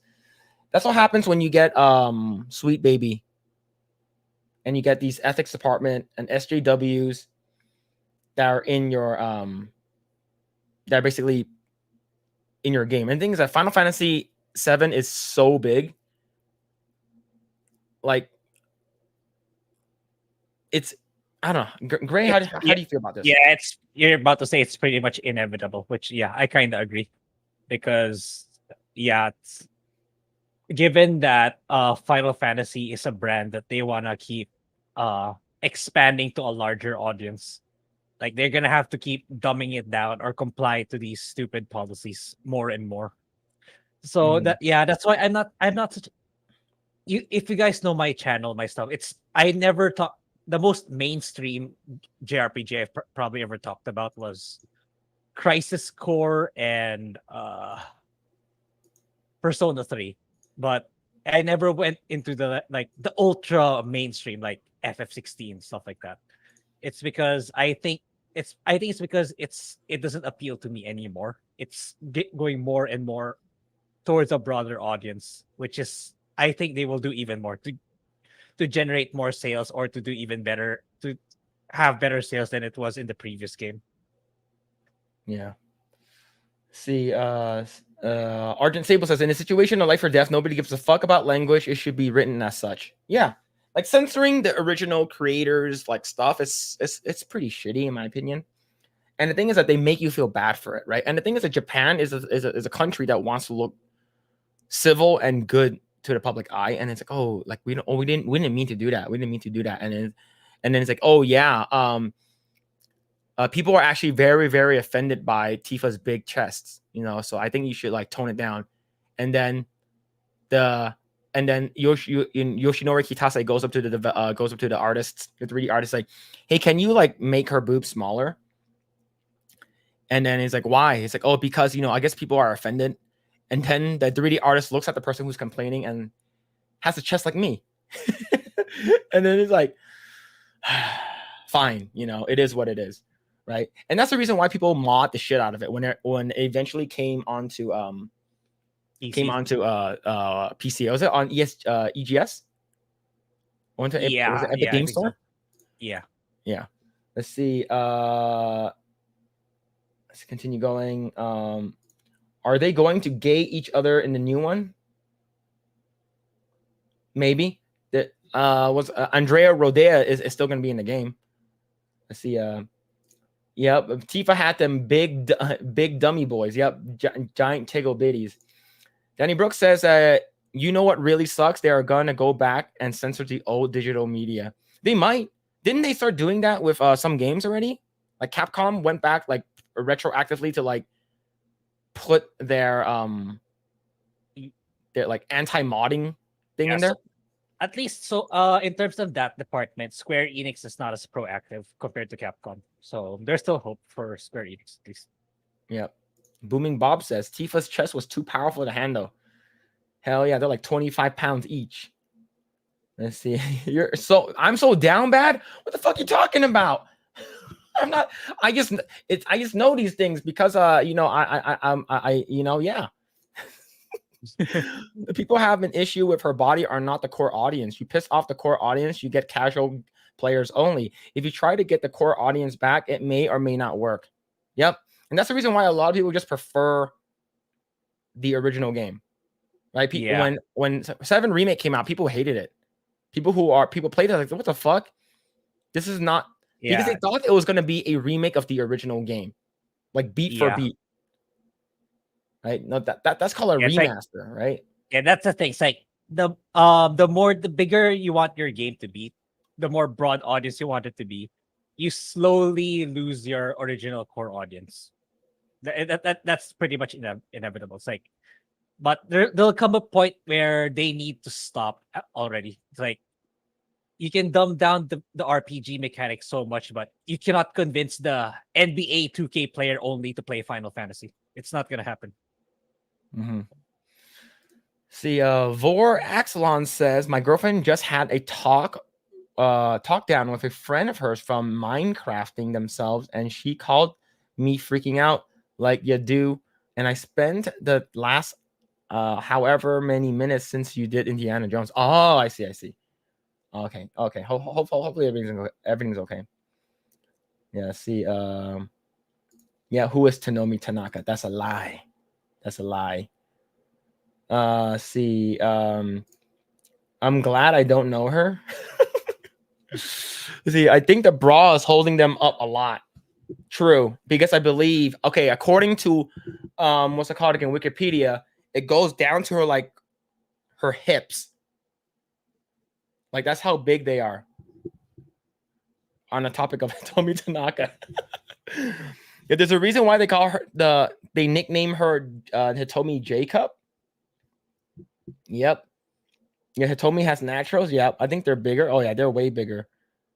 There was an Italian porn star called Lolo Ferrari, got implants so big she fell off stage once and died when her boobas crushed her chest and her heart.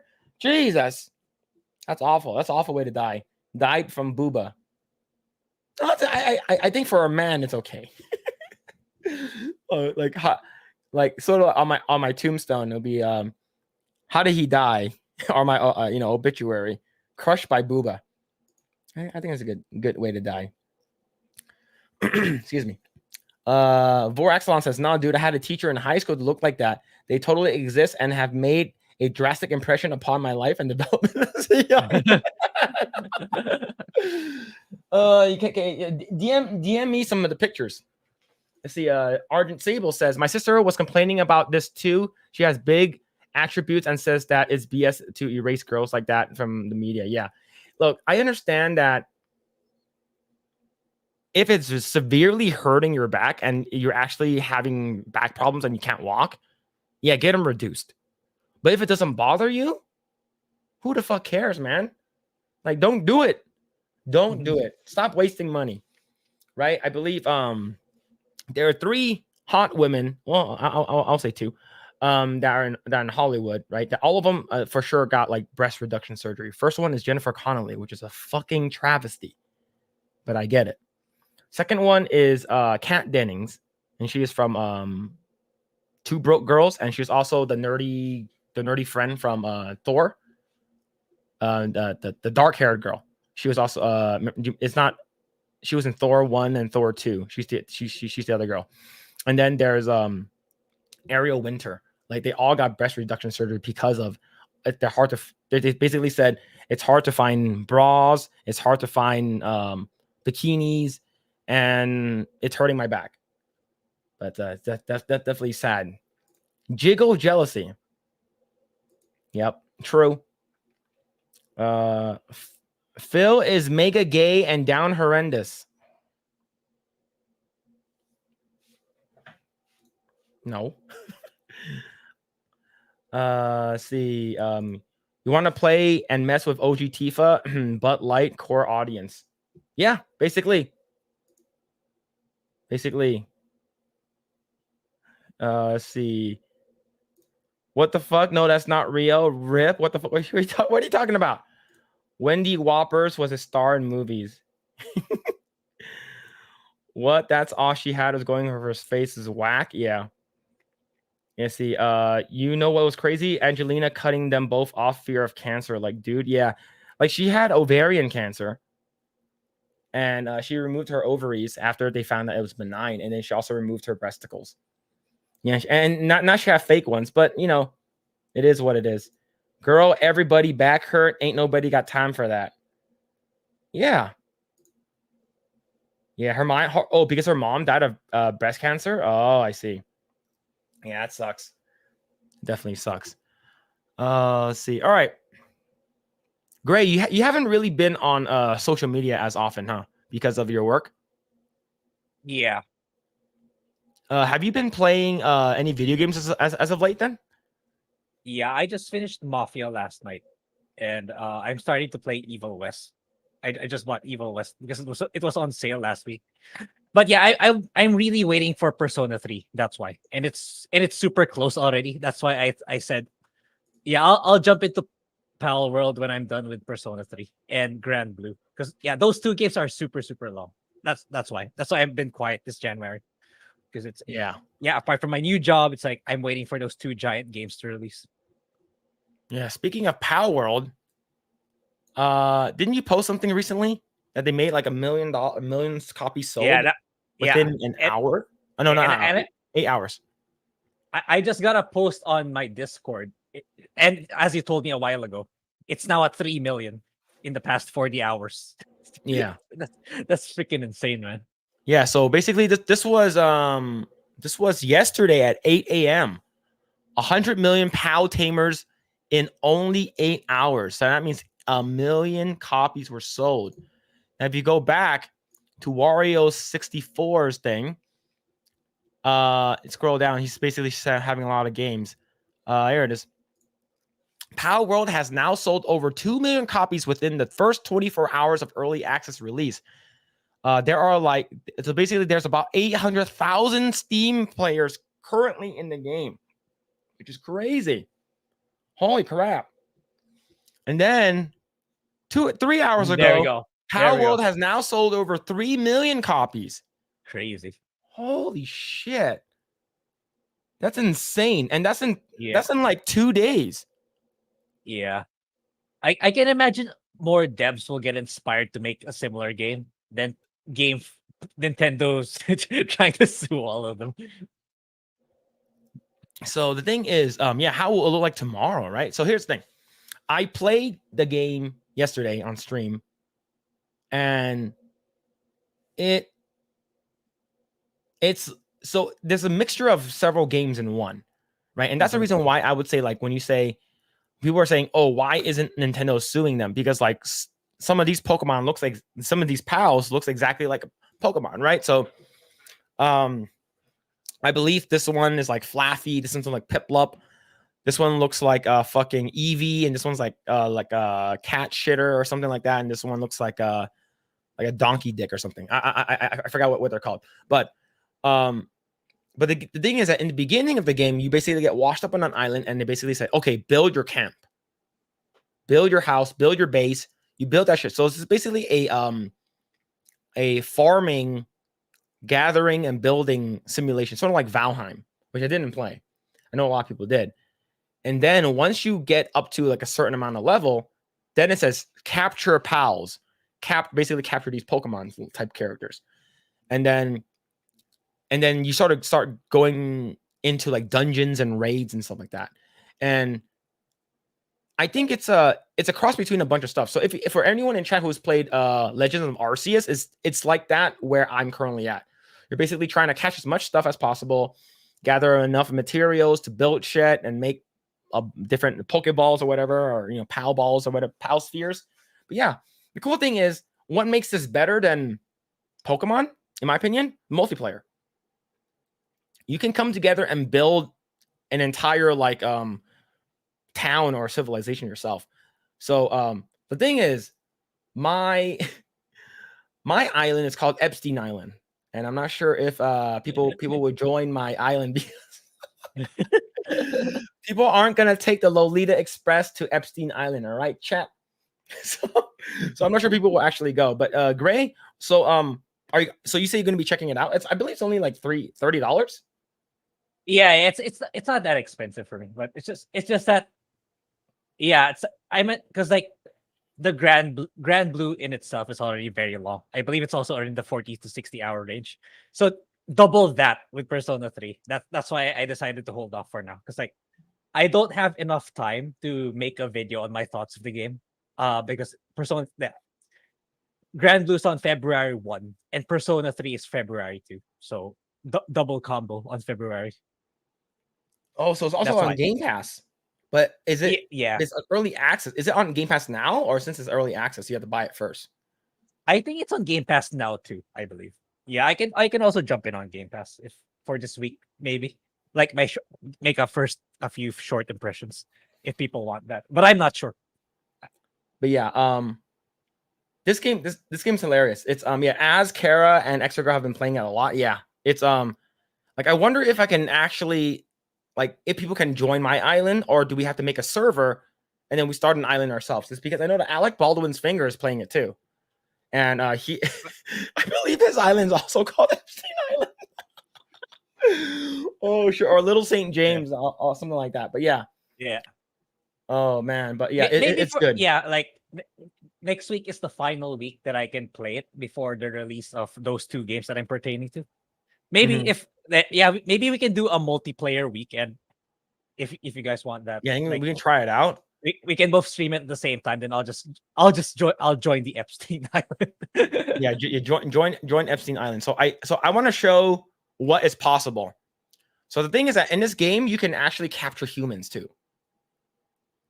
So I caught one human, but immediately you get confronted by cops, like the PAL cops. Like they show up and basically try and take you down. But you can basically like get away from them. But the thing is, I was able to capture a human and basically enslave them to do my basically at the camp, right? And the thing is that they want you to make these plantations, right? Oh shit, Matt. Oh shit. Holy yeah, he basically Look, I'm not even joking, dude. Like I have one human in my camp, and I basically started like I made a berry plantation for them to work on, so they can harvest berries and stuff like that. It's yeah, you can do that. It's harder to catch humans, of course, because they're called slavery, and that's bad. Okay, yeah, yo, chat, make slavery great again. That's basically what it is. Right? Carolyn dropped 33 for the server to have 32 players exclusively and started over. Really? Wait, man, do you need to start over if I want to join your island, or I can just join? The thing. Yeah, I don't know. I might have to try that out. Is CCP game? Is this from China? Probably. I don't know if it's from China.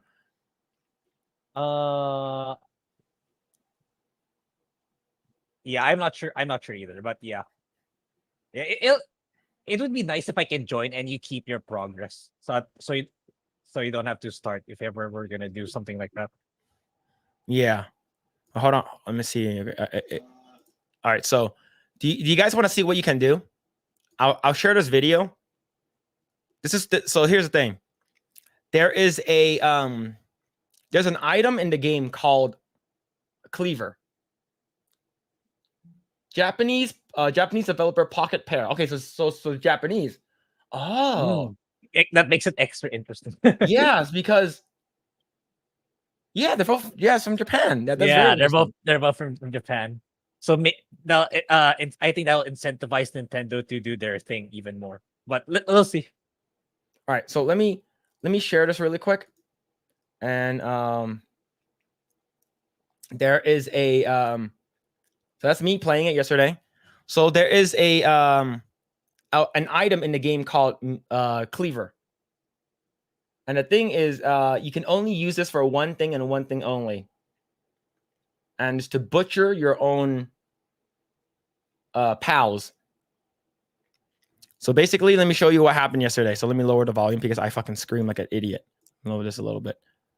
So basically, I got the Cleaver. The butcher lamb ball. All right, let's see it.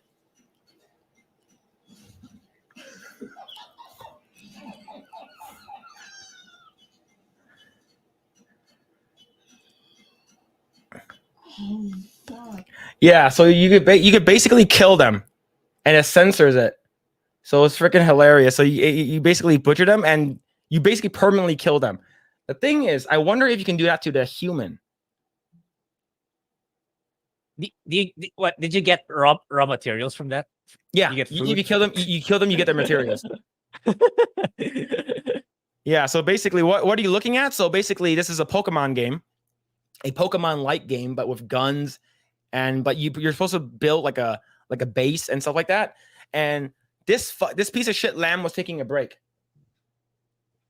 This piece of shit lamb was taking a break for too long, and you actually get a notification that this one of your animals or one of your pals were being lazy. I'm like, all right, this lamb's got to go. This lamb's got to go. What's your lamb ball? I see it. Yes, basically.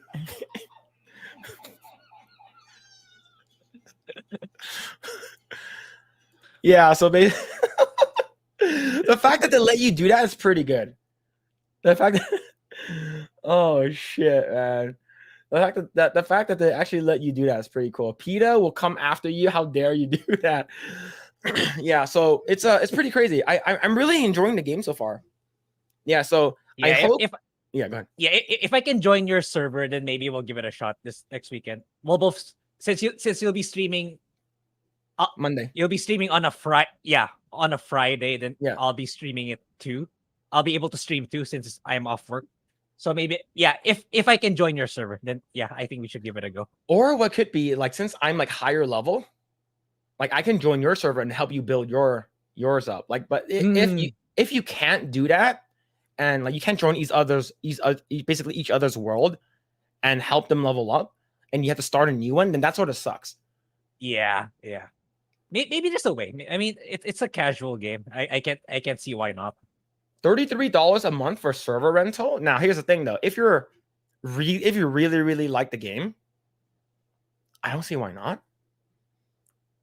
Right? Like that'd be pretty cool. Blurred, are you sure they're killing it? Is it Japanese Blurred? I don't know, maybe, but yeah, the game is pretty good. I'm really enjoying it so far. I'm taking a break from Monster Hunter, but yeah, I'm really enjoying it. So yeah, go ahead and check it out. PETA kills more animals a year than anyone else in the world. That's true. That is very true. Is it fun? Because when I saw Az play, it looked boring. So Az was playing it with Kara and Eggroll, right? So what they're doing is basically gathering and harvesting materials to build their community and their house. What I'm doing is I'm basically trying to level up my Pokemon and capture pals, and And if I can't catch them, I kill them. And the cool thing is that I caught a shiny yesterday, and there is a shiny version of it. Right? It's pretty cool. So they're basically doing farming simulator. I'm basically actually becoming a I'm trying to capture stuff. I'm trying to like kill stuff, level up faster. Like my goal is to unlock the machine gun. Right? It's because I scrolled all the way down to level 50, and you can actually see what items are coming up. At level 47, you get the assault rifle. At level 48, you get the rocket launcher. So right now, all I have is I have an axe, I have a pickaxe, and I have a bow and arrow. So I'm very, very primitive right now, but you can go from primitive to all the way to advanced. So the fact that you can actually get a rocket launcher is pretty crazy. Yeah, is it that hard to gain a level? Why is the minigun and the rocket launcher so close to one another? I think later on the levels get harder. So the fastest way for you to level up is to catch multiple versions of a pal or a Pokemon. So you do more research on it, right? So you got to catch 10 of each. Is there a Gatling gun? There is a minigun, and you get to get a minigun for one of your pals. So right now, since I think I'm level 14, I can get an assault rifle for one of my monkeys. Actually, Which is crazy, right? Yeah. So let me show you. Let's see. I think it's called Grizzbolt. Let me see. So I shared this image online a couple of days ago. Right. So basically, so remember those sheeps I killed? You can get them. You get all three of them a turret. You can get them a turret, which is fucking awesome. Right. And so I can get my monkey an AK. Right. I can actually legitimately do this right now. I can get my monkey an AK, and this is the wallpaper. So you see that Totoro looking thing over there that has the minigun? Yeah. I actually fought the lightning Totoro earlier, and the game was bugged. So I was and I saw that one. That was actually funny. This is actually pretty stuck in the cool. wall. Yeah, see, you see him? This guy has a shotgun, and he has some like weird tech stuff. And the fact that you have mounts, you can mount animals and stuff like that. And I have this bird. This thing's called Nightwing. So I need to make a harness for the bird so I can fly. Like, I haven't done that yet. It's pretty cool. Like, this thing down here, this golden thing, looks exactly like a Lucario. Right? And this giant elephant thing, this bird. And look, that thing in the sky looks like a freaking it looks like a God, what's that dragon Pokemon, chat? Dragon ground Pokemon from Generation 3. Or Latios in the air or some shit like that. You can mount animals, Phil's new fetish. Oh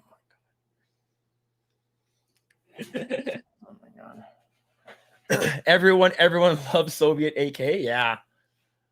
But yeah, it's pretty cool. It's pretty cool. I'm enjoying it. It's basically what I want Pokemon to be. But I think that's what makes this game so compelling. It's like it's the absurd mechanics, and it's such a huge change compared to the usual Pokemon formula that audience says, "Oh shoot, we finally have a Pokemon game that's actually absurd and cool," and everyone just simply flocked to it in 40 hours, which is insane. Yeah, it's so dragon type Shelgon. It's a Shelgon evolution. Forgot the name already. Oh my god. What the fuck?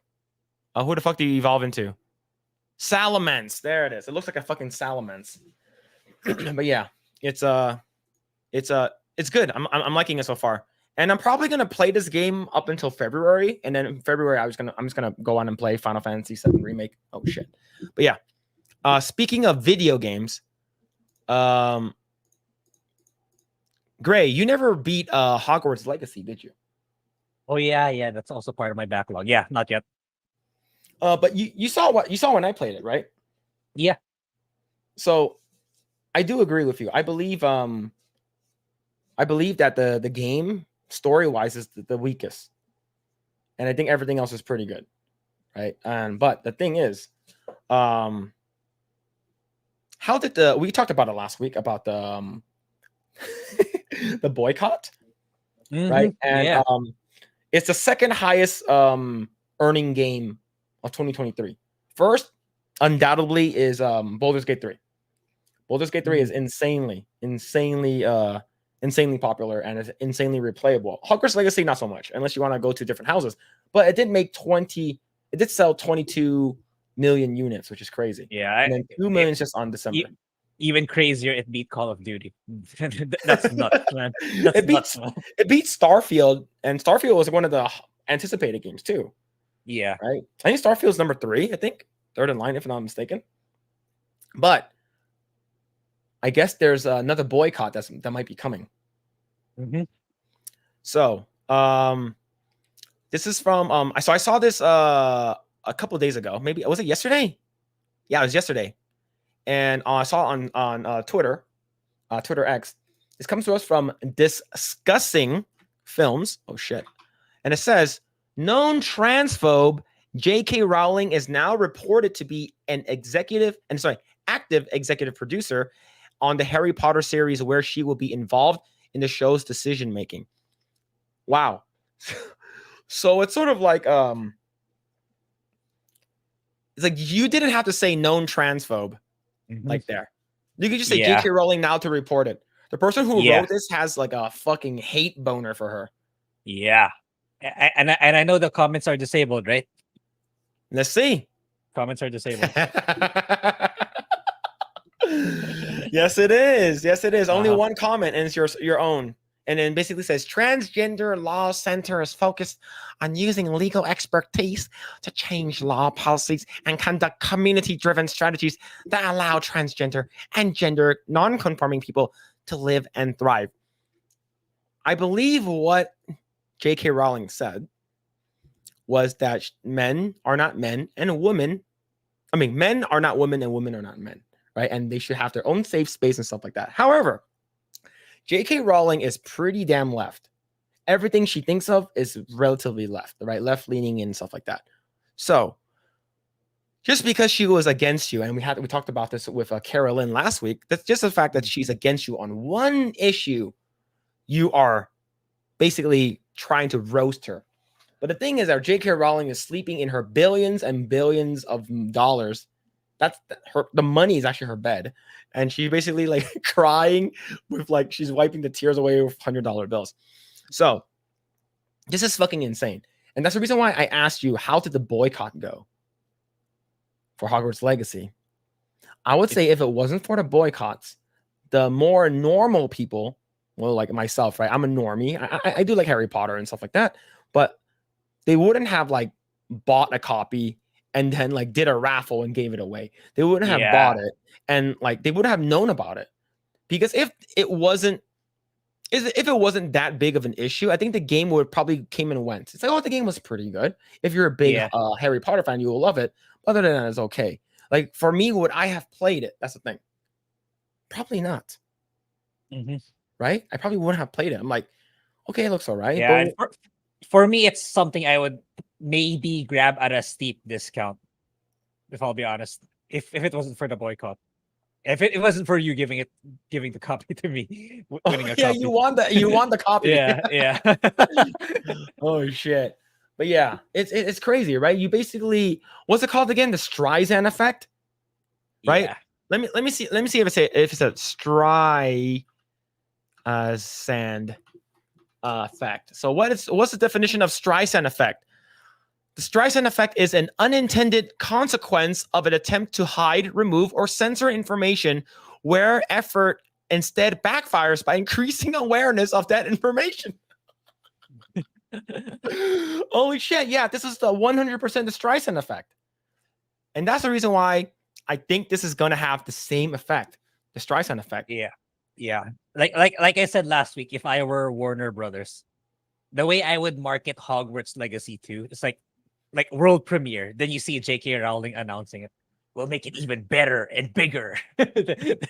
They're gonna do it again. They would 100% do it again. Let's boycott the sequel. Then yeah, So that's how I would do it. and this is what I said on someone's Twitter account, and I said I think it was Carolyn.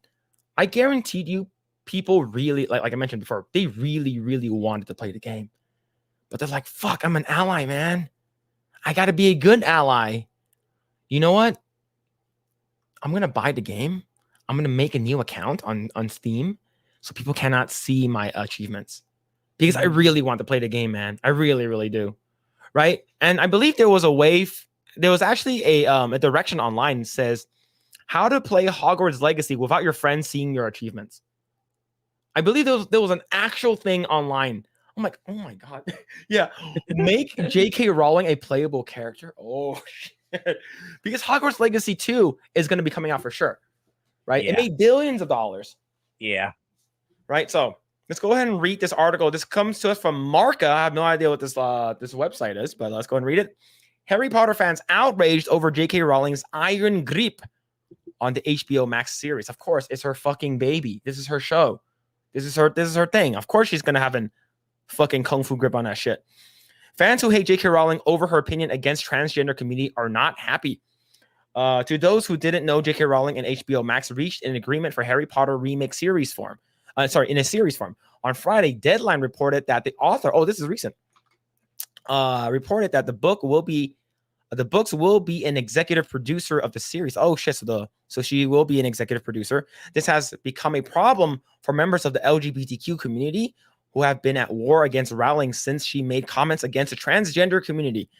They have been airing their opinions about Rowling's role in this new series and how much they don't want her, that's a space, to be part of this universe. But regardless of how much they disagree with her ways, most of them forget this is her creation and she will always have the final say. J.K. Rowling is enjoying the spills of her creation through a number of different mediums. That success doesn't seem like it will stop anytime soon. Just last year, the World of Harry Potter game became the most sold in the US alone. All of the content that is created under the Harry Potter or Wizarding World umbrella has to go through her and to get her seal of approval. Whatever folks who disagree with her say, the reality is that J.K. Rowling has an iron grip on her franchise, and there is nothing anybody can do about it. That's how intellectual property laws work in the most parts of the world. I'm pretty damn sure once her book blew up, and I was in 4th or 5th grade when the books came out, and I read the first 2 books, and I loved it. It was fucking good. And this is book form. Chat, if you guys don't know, I don't do reading, I do math. And she probably knew that this is going to be a movie in the future, and she's like, I'm going to make sure I sign this fucking contract. I drafted this contract to make sure that if anything has to do with Harry Potter exists, I will have the final say.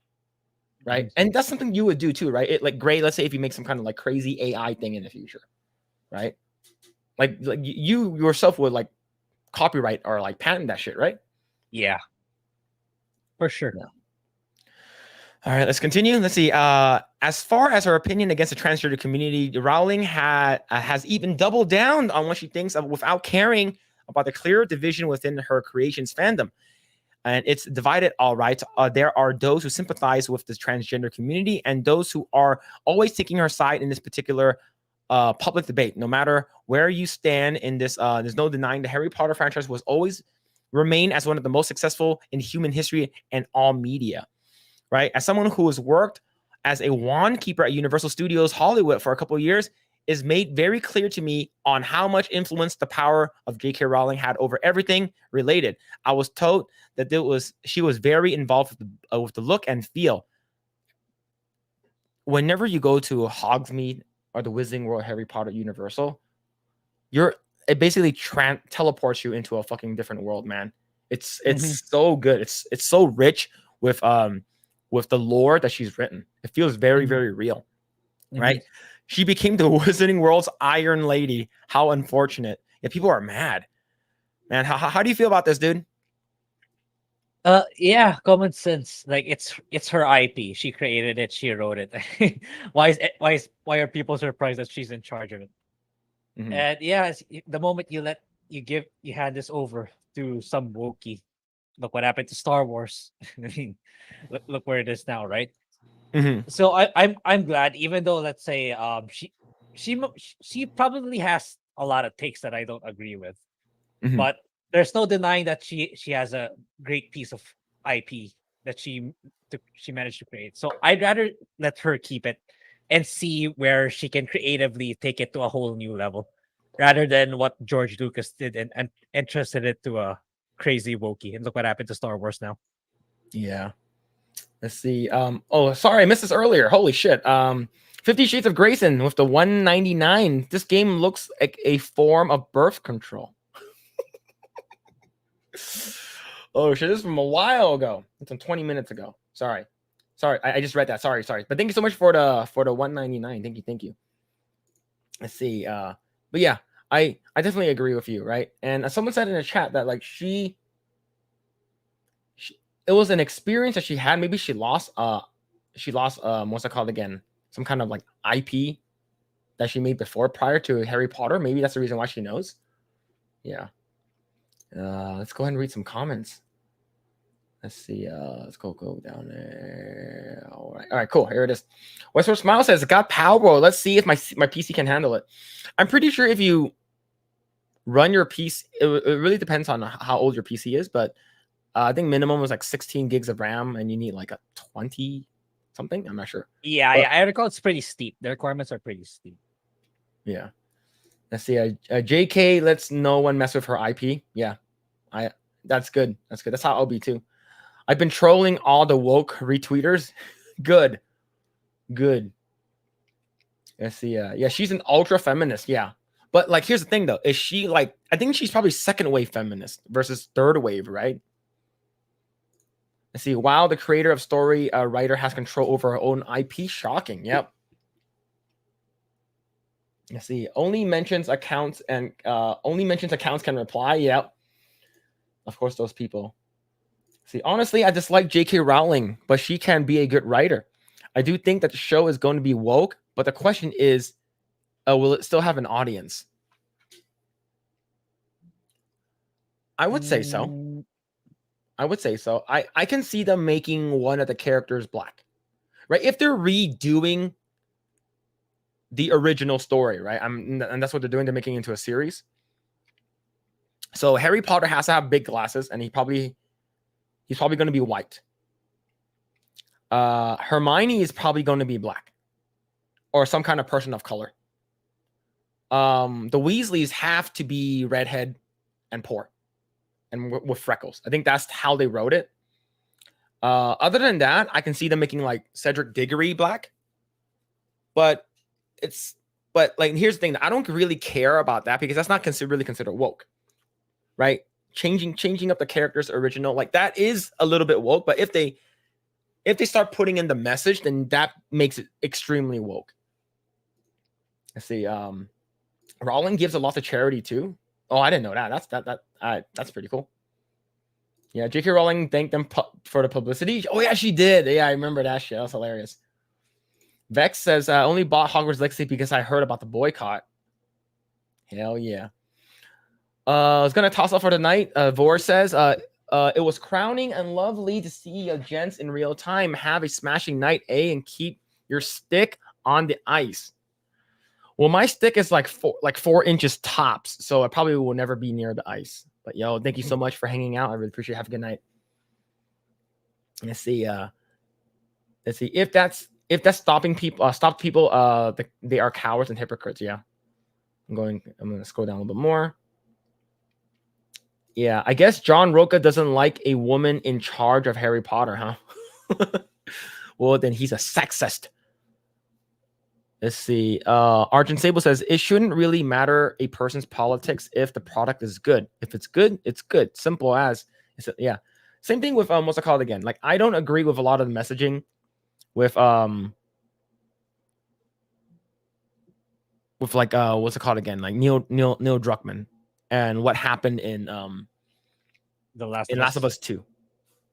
But overall, from the people who did play the game and they did enjoy it, like Grae, like you enjoyed the game, whether or not like it was woke or not, and it definitely is woke, a woke game. But was the game good? Yeah, it was. Yeah. Let's see. Originally, so Jet Spitzer says originally J.K. Rowling went to Disney. They didn't want to give her full control. Then Universal approached her. Ooh, for the lands, that's good.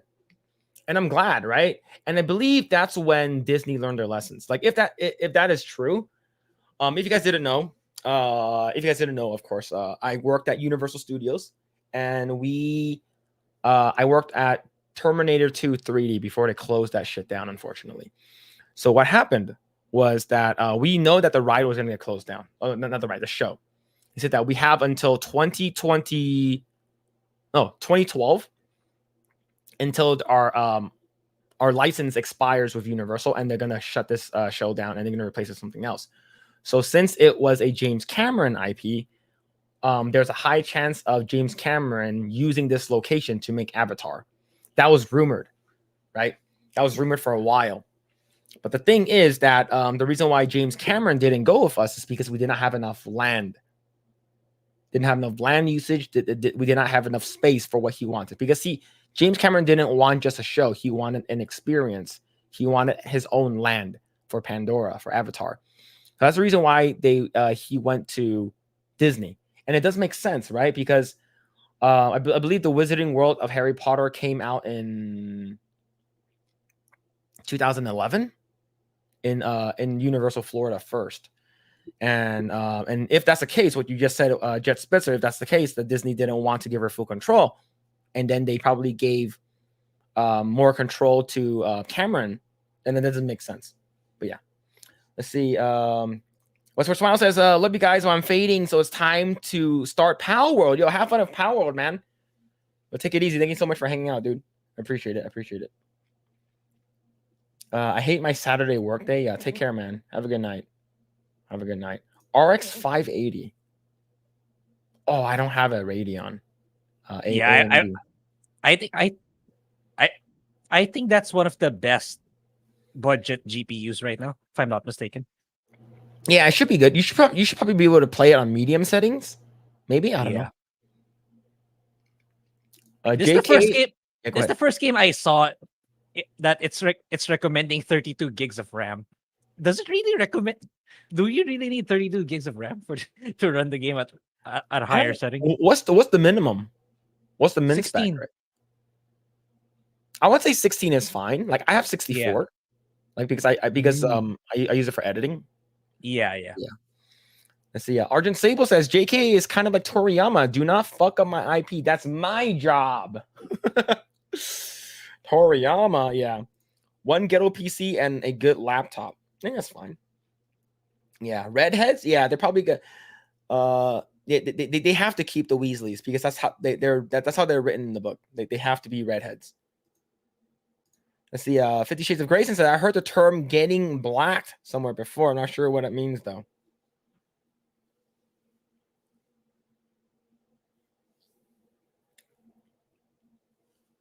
I can tell you what getting yellowed means. Oh shit. See, the Wayfarer says it would still have an audience to market, but unfortunately not kind of audience that made the franchise that famous. Guys, don't read that one. I already read it. I already read it. Well, the stream is still alive. That's all that matters. Yeah. And we didn't show anything, right? Okay, what are the odds Flashcat is covering those topics right after you guys? Probably it's because this is all relatively new news. But the thing is, that Flashcast has like 1,000 times the audience that we do. See, Calvatino says J.K. Rowling learned from deals she made with Jim Henson, George Lucas, Ian Fleming, Robert E. Howard, and Tolkien. Oh, okay, makes sense. The first Last of Us game, Neil didn't really write, but he basically stole credit from Bruce Starley. Is that true? Yeah, I've seen that comment in the past live streams. So I can see that happening, but Yeah, it's now Neil. Neil's the face of Naughty Dog. Sadly. No, I see. Cool. Let's see. Jose Taco says, I have 8 gigs of RAM by editing Final Cut Pro. Are you using an Apple? That sounds like an Apple product thing because they're like extremely optimized for that. It's just that stuff. But maybe I don't know. I use Premiere and like the recommendation is like 32 gigs. So it's pretty big. Yeah. Let's see. Edwin says, if you want to find out if you can run any game, Google search can you run it by System Requirements Lab. Yeah, I used to use that too. Yeah, but now I don't really see the need. It's more of what's the highest settings I can run a PC game that it'll still look okay when I go live. That's the hard part to balance nowadays. Yeah. So basically, it's can you run a Farmville with 64 gigs? Let's see. Escape from Tarkov at 32 gigs, recommended, but definitely not needed. Yeah, it's not needed, right? Like for me, the type of games that I don't care about graphics is like FPS games. I don't care because you care about like the frames, right? You should care about frame rates and stuff like that. Let's see. I enjoy you guys more than Flashcat. It's more fun and entertaining. Yeah, I think Flashcast, all of them have their cameras off, besides like Anna, the Star Wars girl, from time to time, right? But I don't know. I think they're probably more entertaining than us, in my opinion. Let's see. But thank you, though. That means a lot. Z Video Games, entertaining show, gentlemen. Thanks. So thank you. Appreciate it. That means a lot. You got my sub. Have a good night and a good stream, yo. Thank you so much. Thank you for folks in Rumble. Thank you so much. We are reading your chats now. So thank you so much. Have a good night. Half of them have it on right now, yeah. And then later on, like half of them, like all of them are turned off. Yep. All right. Cool. All right. So let's talk a little bit about Madam Web. Grae, are we gonna watch this? Probably gonna. It's good. What's it coming out? I don't remember. Feb? Is it Feb coming out? Madam. Let's see. Madam Web release. Or was it April? I can't. There's some shows that are coming out in a couple of months. Or it looks like it's coming out February 14th. Oh, very on close. Valentine's Day. Oh yeah. It's on the Wednesday. Yeah. So oh man, I'm not looking forward to it, man. Like given what I saw, it looks very like basic. I don't really care about it. Yeah. But yeah, we probably have to watch it, right? But the thing is, Avatar's also gonna come out next month, if I'm not mistaken, on Netflix. Live action Avatar. Oh, the series. Mm-hmm. That one I might watch. Because I never actually watched the Avatar series. Yeah, me too. All right. So, the reason why I'm talking about it, so this comes from another one from Bounding in the Comics. Shout out to Bounding in the Comics. Madam Web director puts final nail in film's box office coffin. Confirms Spider-Man spinoff takes place in a standalone world. Okay. So, Grae, how do you feel about this? Does this turn you off? For me, not really. It's like it's okay to have your own universe, your own story. For me, the bigger question is, will it be good? Or will you just be preachy because you're all women and shit? That's the part I'm concerned about. I mean, it's like, yeah, we talk about like we're so sick and tired of these multiverses. Just make a standalone story. So it's if I go along that argument, it's even more of a good thing. But even then, that's not good enough. Just being on its own is not good enough. Will you tell a good story, or will you be preaching your identity politics that we don't need Spider-Man, we need Spider-Woman and something like that? Yeah.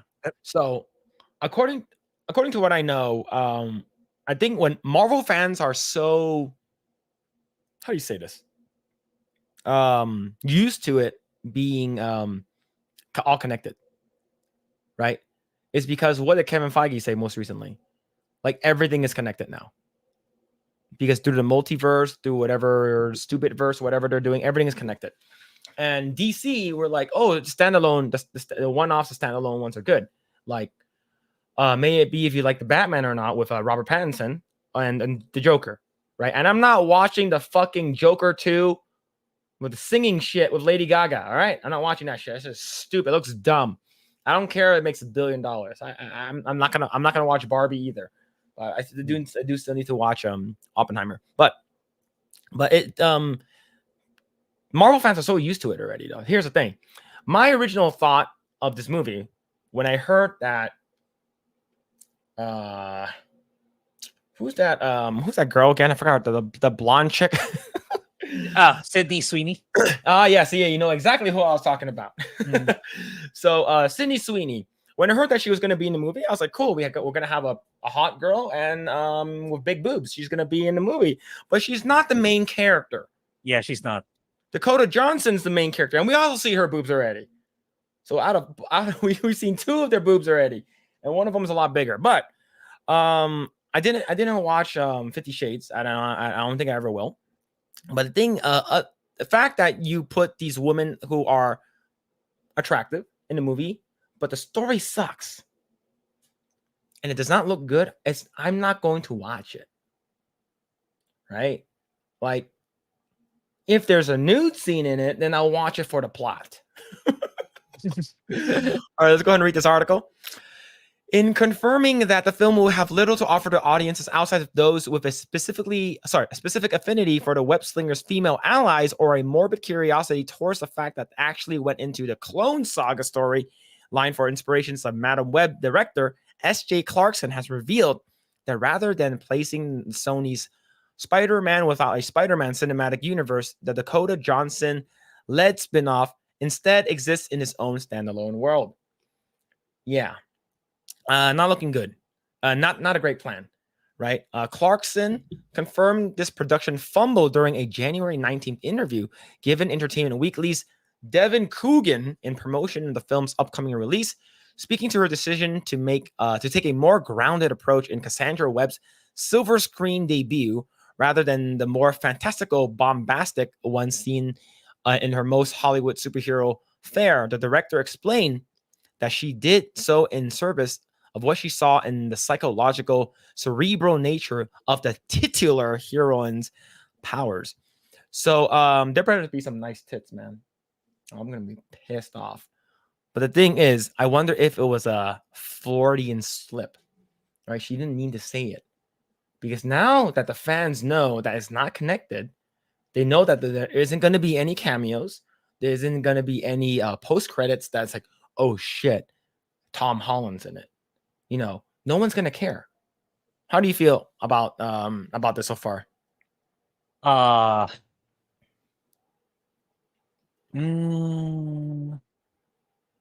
Yeah, I don't think it has enough of a pull for it to do well as a standalone movie. And yeah, I don't see people excited for this. And yeah, it's like, right, even Marvel realizes though that multiverses are getting old. That's why that was one of the supposed features of Echo, right? With the Marvel spotlight, where you don't need to watch the prior films or prior TV shows to understand it, but it still sucked either way. So that's the same vibe I'm getting for this incoming movie. It's like, yeah, it's not gonna be part of a multiverse, so you don't have to watch anything prior. But again, will it stand on its own? By the looks of it, minus the boobies, probably not. All right, see, that's not to sound too wanky. I'm gonna be wanking it for sure about it. But it's about what's going on in Cassie's head and her grappling with that. Throwing in a spot for her native British slang. Is she going insane? Is she real? She's battling with that within herself and trying to understand it. That's Madam Web original, by the way. Okay. An old lady, drier than the Sahara Desert, blinder than Stevie Wonder. But even Stevie Wonder can see that this movie is shit. Well, at least it's going to be. In light of the supposed desire to keep the film from getting too into the sky with its plot, the Marvel's Jessica Jones and Marvel's Defenders director. Oh my God. Okay. Jessica Jones was okay. Yeah. Especially the first season was okay. Yeah. Second season wasn't that great. And sort of annoying actually. The Defenders was dog shit. Yeah. Yeah. Defenders director then revealed that Cassandra's stories takes place in a completely separate world from either the MCU's or Sony's aforementioned Spider-Man without a Spider-Man universe or any other established continuity. She definitely is a standalone in a standalone world. I was able to have free reign and let the movie be what it needed to be, as opposed to trying to force it into something else. It was a gift in a way to be able to take something and bring a fresh, and I hope an original take to it. So, do I want this to be good? Yes, I do. It's because if that's the case, then we can have more standalone shit, right? And I do agree that you don't have to be pigeonholed into something that's already pre-existing. It's like, oh shit, I have to make this make sense to what happened in Spider-Man, and I have to do this shit. Fuck, I don't want to have to do that at all. So that doesn't make sense. But the thing is, from what I saw so far, it is not good, right? And I don't care how nice Sydney Sweeney's boobs are, or how nice and small and perky her boobs are. I don't think you're gonna get me to go see this if they don't take their clothes off. And when I say take the clothes off, I'm not talking about them being naked. Maybe give me a little bit side boob, a little bit under boob, maybe some under butt cheek or something like that. But the thing is that that's the reason why a lot of people go watch these like these movies, in my opinion, like for girls. If it's it, and the thing is that if no one watches it, they're gonna blame it on the men again. Yeah. Right? Look, I'm half joking, right? Whenever we're like, did you go watch the most recent 300 movie, or did you go watch this movie? Oh, I watched it. Oh, why? Is because so and so was nude in it. It's because people do things like that. I'm not saying they don't, right? Why do people go watch the one movie with Angelina Jolie, like Under the Skin or something like that? It's because she was full frontal. That's the reason why people want to go watch that movie. That's the same reason why people watch. What was that? No Hard Feelings, the one with Jennifer Lawrence. Yeah, because she was full frontal. Yeah. It's like, look, I'm not saying that's the reason why people go watch the movies most of the time, but it is. At least, but it holds significant value. Yes. Now, if the movie does have nudity and it's good, that's a home run. Yeah, that's a home run. That's a fucking DP. Let's see. However, while Clarkson appears to frame the decision to exile Madam Web from Marvel's cinematic universes as purely a creative one, given the recent whispers of the digital streets, it seems more likely to have a move was decided upon thanks to Sony execs absolutely destroying both the film's internal and franchise timeline in service of chasing market synergy with Marvel Cinematic Universe. Per veteran Hollywood industry reporter from the eponymous founder of the In Snyder Entertainment, news outlet of Jeff Snyder, who first relayed the rumor via January 19th episode of his film critic John Roca's The Hot Mic, speaking of Roca, a podcast that because the film's setting some time in Sony's universe past Madam Web studio handlers thought for some reason that Andrew Garfield was going to be the Spider-Man in that one. No, it's not. It's because they're all tied into one universe now. Andrew Garfield's a part of the MCU. So is Tobey Maguire. So is Morbius, right? So is Venom. So is Carnage. It doesn't matter. It would be cool, but I don't think so. Yeah. Did you watch the Andrew Garfield Spider-Man movies? Yeah, I did. The two, right? Yeah. Was but I still have not. It was all right for me. What I haven't watched yet was No Way Home. That's one I haven't watched yet. That one is good. Surprised that one did good. I like that one. Yeah. All right, let's continue. Not that he was going to be in the movie, but like maybe this is a sequel or whatever, he added. But for whatever reason, Andrew Garfield was supposed to be the Spider-Man in that world. To this end, Snyder then alleged that following the film entering production with Garfield's Peter Parker in mind as its resident web slinger, afterwards it was decided that it was going to be Tom Holland's Spider-Man. A change that return meant that the timeline didn't line up anymore. As such, the industry veteran then revealed, I heard that the reshoots for Madam Web at the latest reshoots, which I thought that they were going to be something else, but I'm told the reshoots were actually to remove all the 90s reference from the movie because someone fucked up on doing the math as far as like Tom Holland's age will actually be this or whatever it was. To be honest, I think the whole 80s and 90s thing is all played out. In my opinion, it's all played out now. I think Stranger Things sort of ruined it for everyone. I think Stranger Things and then Wonder Woman and then doing the whole 90s stuff definitely ruined it for a lot of people. So that's what the reshoots are for, and like to address whether it's costumes or styles of the phone they flip out. I don't fucking know exactly. Snyder ultimately concluded of his scoop. I was told it was a real someone fucked it up like in high terms in the timeline and the math. See, that's why they needed an Asian person. That's why they needed an Asian person to do the math. And it was just a simple matter of fucked up math. And there it is. Stop Asian hate and hire more Asian people. We will do the math for you. As of writing, Spider-Man less and continuity less Madam Web is set to crawl into theaters on February 14th. Yeah. Yeah, this movie is gonna be trash. I saw some of my woke friends who are like on Facebook who was like, oh my god, I can't wait to watch a movie about Spider-Man that has no Spider-Man in it and all about girls because girl power, yay. Oh man, this is well, here's the thing though. Like we said, there's no Marvel content, official MCU content other than Deadpool for the rest of the year. Everything else is like Sony and like TV shows and stuff like that. That doesn't really care. But yeah. So are you looking forward to it, man? Probably looking forward to the roast, kind of like Echo. But not in a good way. I don't think so. Yeah. But, well, I'd be glad I'd be wrong. It's like, oh wow, it's actually really, really good, but I'm doubtful. All right, yeah. I think it's gonna be bad, dude. I think that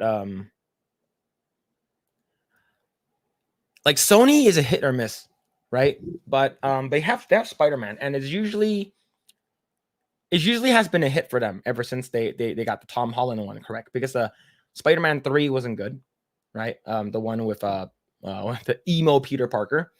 That one wasn't really that good. And then they completely rebooted it. Andrew Garfield, the first one was okay. The second one was, I heard it wasn't that great. So that's one I skipped out on. And then they're all trying to tie together with Tom Holland. Everyone really liked Tom Holland. I thought he was pretty good. And other than that, it's Venom sucked. Venom 2 sucked more. Morbius sucked, but it became a meme. And then aren't they supposed to have a movie about Kraven the Hunter as well? Oh yeah. Wait, that's not pushing through anymore. I think it's still happening. I still don't know. Yeah, it's still let me check. Kraven the Hunter it's still happening. And Kraven the Hunter film. You didn't like Venom? I think Venom 1. I think Venom 1 was okay. I think the second one is the one that sucked. Yeah, the first Venom was okay, right? But it could have been a lot better if it was like rated R and they didn't cut away from a lot of stuff. But okay. According to this, it's still set to be released in 2024 of August. So, right, is this one going to be tied in? I think this one is. I think this one is tied in. But here's the thing, though. If this is tied in, like I mentioned before, he played Quicksilver that died. Oh. He died in Age of Ultron. It's the same actor. Yeah. Oh, okay. Right? Oh, yeah, I think you mentioned that before. Yeah, you mentioned Russell that before. Crowe was also in this movie. And he played Zeus. And Zeus died in Love and Thunder. So it's like, if you're talking about continuity, is Kraven not going to be a part of the story? Yeah, he played Kick-Ass, yeah. Right? Is this not going to be a part of the main story then? Like, is this going to be a one-off as well? It has to be. Right? Because Kevin Feige came out and said everything is tied together now. Everything is all tied together. So that means that this Kraven Hunter shouldn't exist in the MCU. I don't know. I'm just saying. Yeah. Yeah, I think Kevin was just saying things out of his ass back then. They can just keep changing their minds until they hit another home run, I suppose. But yeah, it's not happening anytime soon unless they overhaul everything. Yeah, I can see so. Jesus Davila says a multiverse would be nice, but only if it was done with competent storytelling. But since it's not, it's getting tiresome. Yeah, it definitely does make sense. Lost Tale says, "Joke's on you. I'll watch the movie for the boobies." Yeah, I think that's their only fighting chance if like their outfits like they do a those costumes where they put a cleavage here, and then everything else is covered. But here's the thing, though. You know that they're gonna flatten that shit out. Yeah, it'd be a shame if they did though, especially for Sweeney. Yeah. Let's see. Jesus says that they'll probably make an adult film based on his character. The title will probably be called Madam Got Webbed. Oh shit! Yeah, I can see it. The Morbius team is behind the Madam Web. Oh man. no, that's not. Yeah, that's not good. I think I should watch Morbius just for the memes, then talk about my experience with it. Johnny Lightfoot, you said that Lost Tales is on Rumble. He's on Rumble. I'm bringing him up on Rumble. Let's see. Jet Spencer said Disney should just stop all productions right now. I agree. Yeah, I think that's what's kind of semi happening, given with just Deadpool coming out. Maybe it's time that like people they're actually checking on the shows they're producing. That's what I feel. But if it's still garbage on 2025 onwards, yeah, like Disney really needs that hostile takeover with Nelson Peltz. Yeah. Let's see. Who asked for a Madam Web movie similar to Agatha Harkness series? Oh, I don't know, man. I can only see Madam Web being important if Spider-Man was a part of it. Yeah. Right? Yeah. See, I like the Venom movies. The first Venom movie was decent. I give it like a 6.57 out of 10. I didn't watch the second one. Did you watch the second one? I haven't even watched the first one. Okay. Let's see. Johnny Lightfoot says Sony Marvel is a joke, just as bad as Disney Marvel. Yeah, I agree. Let's see. Argyle's coming out on February 2nd. Ooh, that's soon. Yeah. That's gonna be good. Yeah, I remember you saying that, Captain. It's like, but it's like, oh shit, that's the same day as Persona 3 comes out. Oh yeah, true. Yeah. Let's see. Johnny Lightfoot says I watched Morbius. It's horrible, but it's Morbin time. Yeah, that became a meme, and it's so funny. That's actually pretty funny. Let's see. Man. I don't know what I think Marvel's gonna have like one-offs now. Marvel is basically gonna be a DC, in my opinion. I think yeah. I think they're pushed it's like Echo, right? If you watch the episode, it says Marvel Spotlight. So they're really I think they're deviating towards that now, those standalone. But yeah, again, like I said though, will it be good? That's the important thing. Will it be good? Standalone multiverse doesn't matter. If the writing is still crap, if you're still pushing for identity politics, it makes no difference. Yeah. Okay. So let's talk about something a little bit more interesting. This might be our last thing that we talk about, but I remember you mentioned something about Nelson Peltz or something. Oh yeah, we can watch that. There's like a CNBC interview. All right. So we can watch that too. How long is it? Oh, that I'm not sure, but I've seen some channels like Valiant and WDW Pro talk about CNBC Nelson Peltz. Yeah, they were kind of being condescending to him too. Oh, it's like 2 days ago. How long is it? Okay, there's two of them. There's one of them that's about 4 minutes. We can watch that one. And there's one and there's one that's 700 minutes. No, 7 minutes. Yes, let's talk about this one. Okay. I don't even know how this old man looks like. Is this guy like a fucking corpse? Is he really fucking old? He's not so bad in my opinion. Like, yeah. And given he's apparently he has a reputation of turning businesses around. So that alone okay. Kind of makes me hopeful. Assuming he succeeds in the proxy war. Oh, okay. See, Sony needs to have a Spider-Man production every so often to keep Spider-Man rights. I wish I knew what the terms were. So according to what I heard, Jose Taco, I believe the rights to Spider-Man ends in 2035. Sony has the rights to Spider-Man until then. Who's gonna have it after that? Or is it If they gonna don't be do anything, if they don't continue doing movies like that, then it'll go back to Marvel, I believe, if I'm not mistaken. okay? And speaking of 2035, 2035 is when Batman goes into public domain. Yeah, I saw that. I saw the tweet about IPs going public. Yeah, and we already have Pinocchio. What's it called again? Winnie the Pooh, Blood and Honey #2 has a Pinocchio in the back. And I believe Pinocchio is next and so they're basically getting ready, which is crazy, right? They're already setting it up. It's like, okay, let's see how many. And so B Man says, "Hi, yo, what's going on? Is it B? Yeah, I'm calling you B Man. Yo, what's going on? How's it going? But yeah, Flashcast is now covering Madam Web. How beautifully timed. That's funny.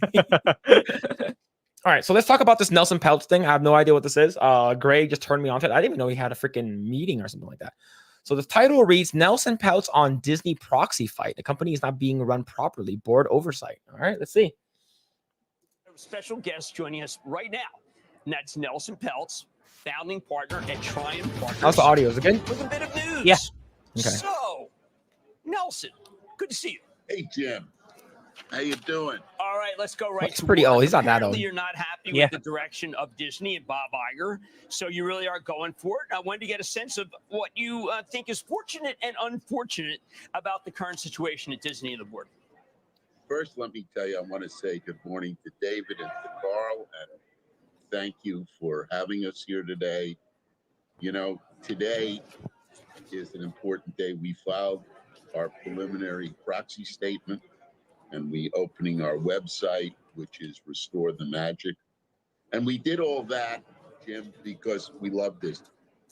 You know, we love Disney, and it saddens me that the board didn't welcome me, because our goal is just to work with them, to help them, and to help them make the company better, which frankly, we have a history of doing. You know, So basically he says, make Disney great again. Yeah. Yeah. Make Nelson Peltz is like, oh, I'm just trying to come in and fix everything. You know, the board member doesn't like me. And now that he has like a good amount of control over it, you know, he's like, let's make Disney great again. So Yeah. As per Doomcock, he has like on his own, like he has 10% of Disney shares. it's a good So amount. he needs to gather a couple of more to actually have a fighting chance.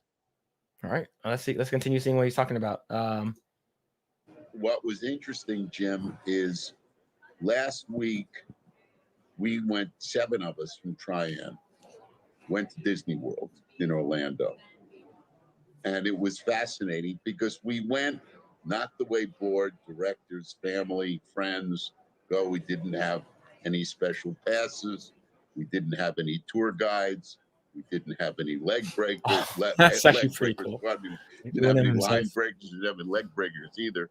And everybody was nice.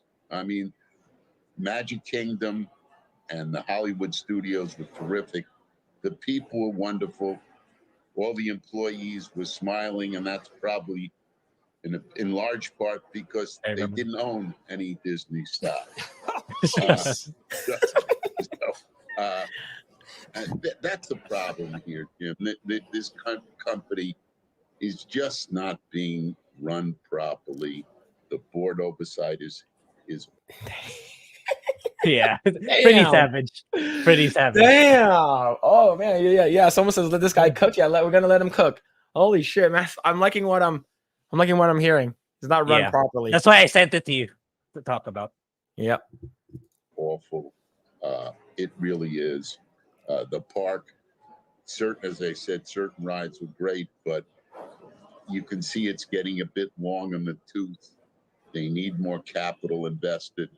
They need more capital invested now because the competition is getting keener.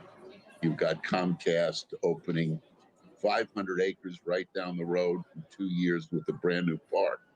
They're also opening parks in Chicago, opening a park in Texas, pardon me, not Chicago, Las Vegas. And these are, this is where all the value today in the stock price resides. But Nelson, I understand from the background to the solicitation, you had as many as 20 meaningful interactions with the board. Why is that not enough? Come on, Jim, you know as well as I. When you're on the board, you have a vote. People need to listen to you. Management need to hear your position. They offered me to come on board last year as a visitor, a guest visitor on occasion. That's not going to do it. We've been around this stuff forever. I think we've been on more boards than any company in the world, and we've gotten unbelievable results. And we did it at the end of the day without breaking any glass. I mean, think about it. Even the proxy fights, the CEOs stayed on. They worked with us. Some became advisory partners to us. This is after a proxy fight. Yeah, David Taylor said the most wonderful things about us. Look what the stock did. I mean, that stock for 10 years stayed around in the 70s. We got on the board. It went from the 70s to 160. Come on. Oh, damn, It it didn't lost a happen lot, by- man. Damn. Okay, so basically, I believe the full interview is about 7 minutes, but yeah, so that's a part that they're talking about for Disney. So so basically, the one that's down the road in Orlando is the Nintendo World. Yeah, it's gonna be Ooh. lit. Oh, that's gonna be crazy. That's gonna be crazy, man. I think that now here's the thing. Let's say if not Nintendo, Disney never really like screwed the pooch on this one, and everything was like not woke and everything was still good. Do you think that it wouldn't have stopped the success of Nintendo? I don't think it would have. Yeah. Right. But the thing is, I remember listening to Drunk 3PO, and he says that sometimes in the park it's empty. Like the parks, you know, he has a park hopping channel and stuff like that with Geeks and Gamers, and he goes over with Krista. I think Krista and Steph from Minority Home goes there, and Tom and stuff like that from Road Attraction. They will usually go, and you know, sometimes the parks are crowded and sometimes they're not. But they've been saying recently that the Universal parks has been really crowded, right? And they can't wait for the Nintendo stuff to be coming out, and they already have Nintendo merch over there, so they're already getting people hyped up. So I would say is just the rise of Nintendo and their theme parks and stuff like that. It's not it. I wouldn't say it's the fault of Disney fucking up the popularity. I think now you just have stiff competition, and now they got to do better. You got to do better, Senator.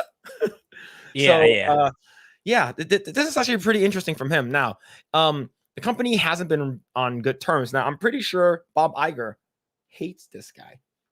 Oh yeah, absolutely. Yeah, it's off season, but no. But when Jay talked about it, I believe it was. I think it was like October, right? Maybe October, and that's it. It's not really super like busy season since kids are back at school. But during Halloween, you get those Disney adults who go all the time that spend $3,000, $4,000 for like a vacation for them.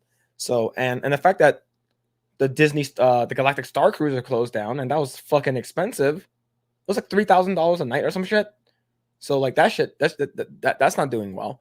And I think that Disney is gonna have I don't know, maybe Nelson Peltz can turn things around, but like someone said, they need 51% control in order to completely take over the company. But I don't think he has that kind of ability. I don't think the other people will give up their shares. I don't know. What do you think? Yeah, I don't know. I think we need more info how it goes down later.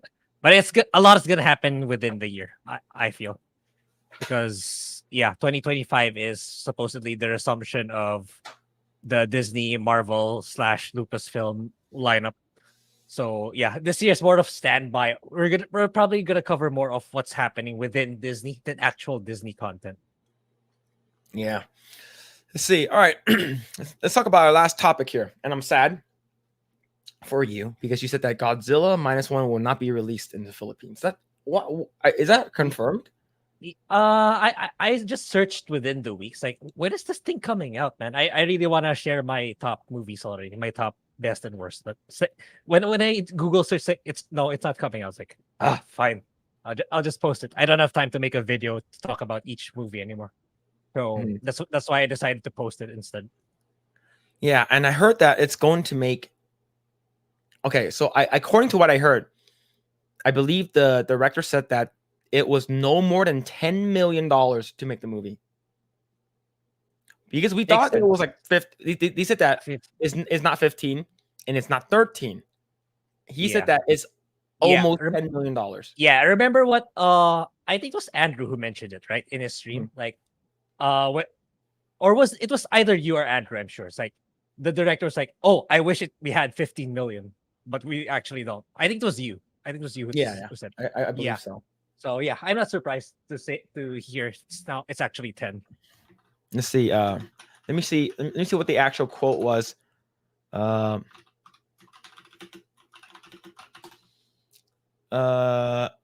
So according to Forbes, I'm just gonna briefly glance over this really quick. According to Forbes, Godzilla -1 Black and White Edition gets American box office release, which that one's gonna be crazy. And let's see. Is that not 10? Okay, so 10. So right here. The biggest Godzilla movie in Toho Studios history, the highest grossing Japanese live action film in North America history, and the 5th highest grossing foreign language release of all time, returns to US theaters in black and white.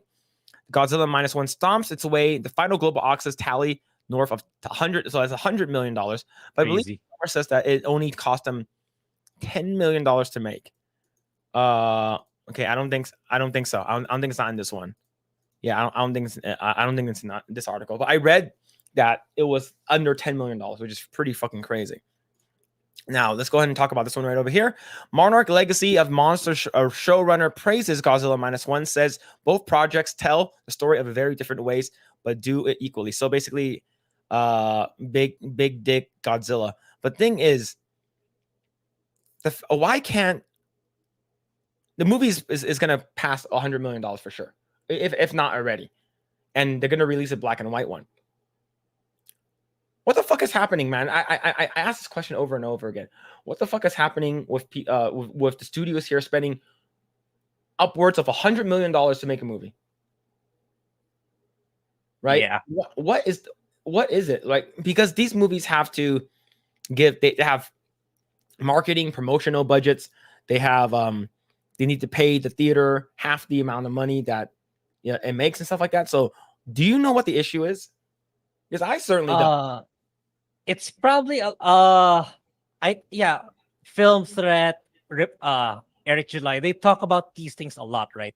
It's like they have kind of like some sort of firsthand experience operating a movie or running a studio. It's like they like to share that you would see so many people. It's so atrocious how much excessive spending they do.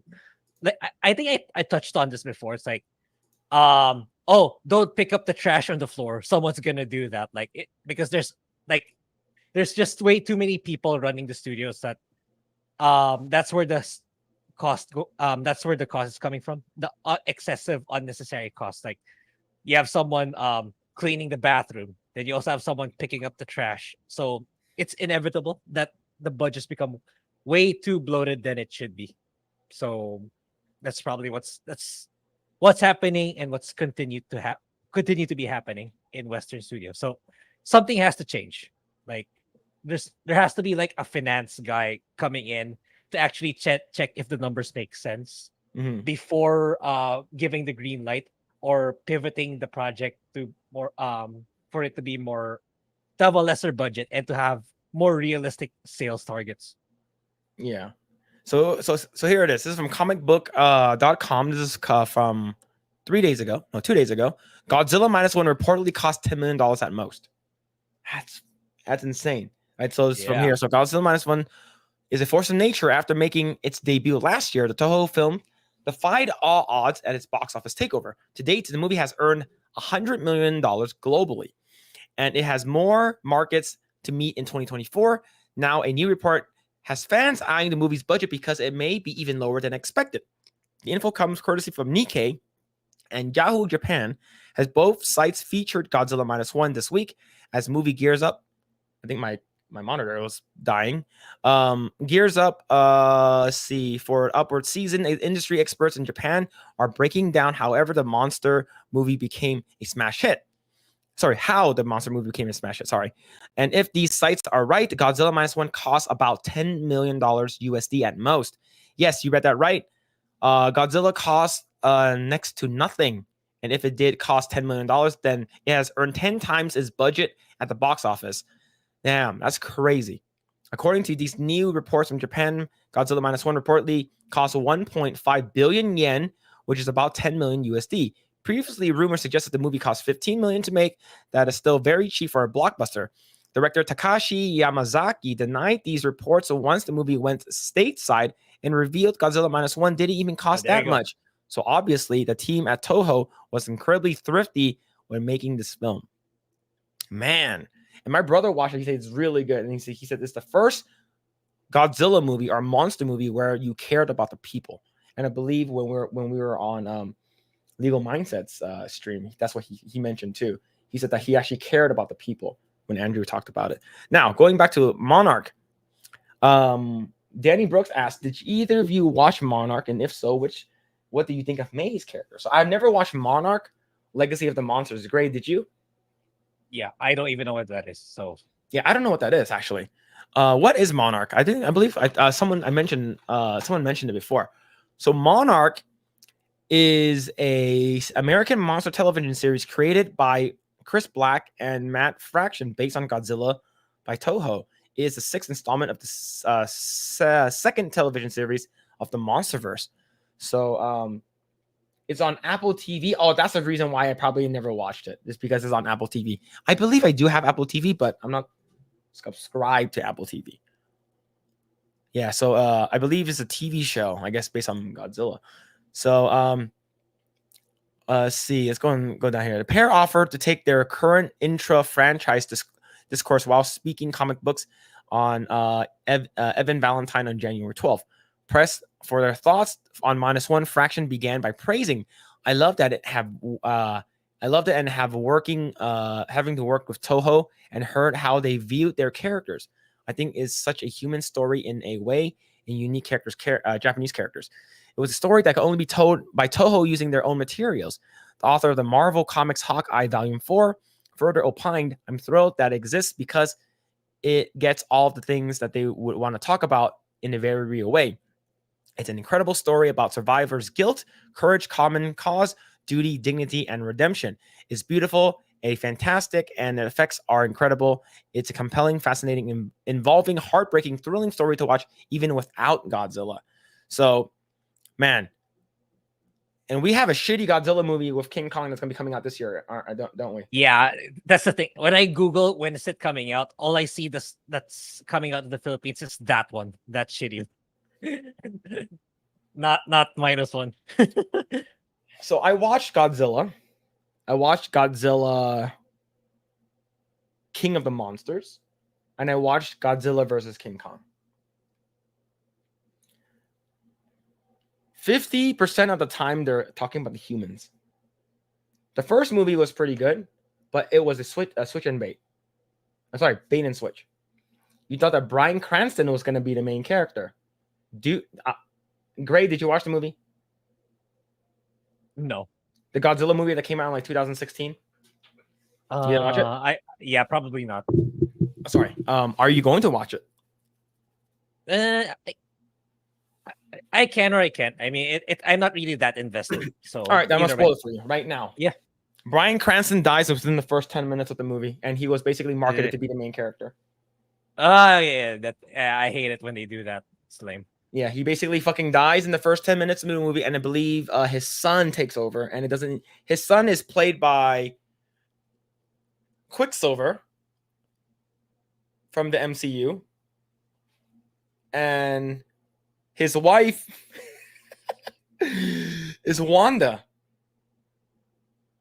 from the MCU. Okay. So it's weird that the brothers and sisters are basically lovers in this movie, but I digress. Right? So they basically are the main characters, and it talks, and you don't fucking see Godzilla like it's in its entirety until like the last 30 minutes, like the last 20 minutes of the movie. You don't see Godzilla. You see his foot, you see his shadow, and then you see some of the monsters. You don't really see it. It's more like, it's not as bad as Cloverfield. And everyone, when Cloverfield came out, everyone was fucking talking about Cloverfield. I fucking hated that movie. I watched it like 6 years ago. I almost threw up. The movie is nauseating as fuck. But in terms of Godzilla, you know, he sort of almost dies and he doesn't die and he goes back into the water at the end of the movie. The second one, King of the Monsters, you got King Ghidorah, which is a three-headed golden dragon. And then you see a little bit more, and then you see more of the other monsters, but they focus way too fucking much on the human element, which I don't fucking care. Right? I believe Millie Bobby Brown, she's like, was in it. Oh, yeah, she's like the main character. And because during this time, what's it called again? Stranger Things was like popping off. So she's like the main character. I didn't care about any of the main characters. All I wanted to see was the monsters. Now, the cool thing about the first movie, the only good thing that came out of it was let them fight. That's the only cool thing. You got the guy, the Japanese dude. Now, King Kong versus Godzilla versus King Kong is a little bit better because you get more of the monsters, right? And King Kong basically loses. He gets fucked by Godzilla twice, and then they both come together at the end to fight Mecha Godzilla. I did not want. I tried, Danny. I tried watching Skull Island. I fell asleep. that's the one. Is that the one with Samuel L. Jackson? Yeah. Oh, okay. Why? Yeah. There's motherfucking apes on this motherfucking island. No, but what's it called again? And the thing they said that because Kong Skull Island is tied to this one, right?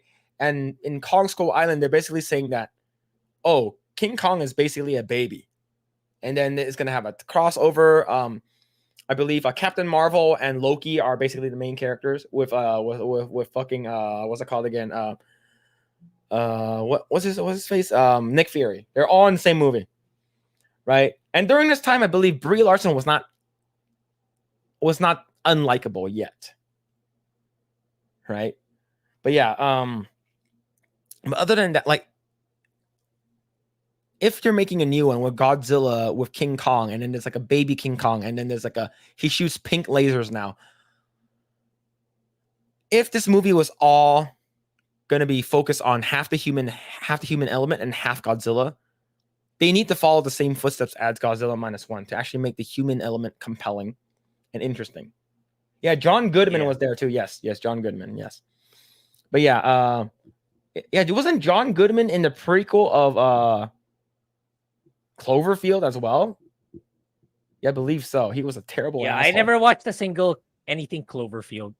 I've seen people talk about it, but I've never really watched it. Oh, Cloverfield was awful, man. I fucking hated it. I got nausea because it was shaky cam the entire time. It's first person. Someone's basically filming the entire time. It's like some person's birthday or some shit. Some crazy ass monster shows up, and then everything is all fucking shaky cam. It was fucking off. Cloverfield Lane. Thank you. Cloverfield Lane. That's the prequel to Cloverfield. Yeah.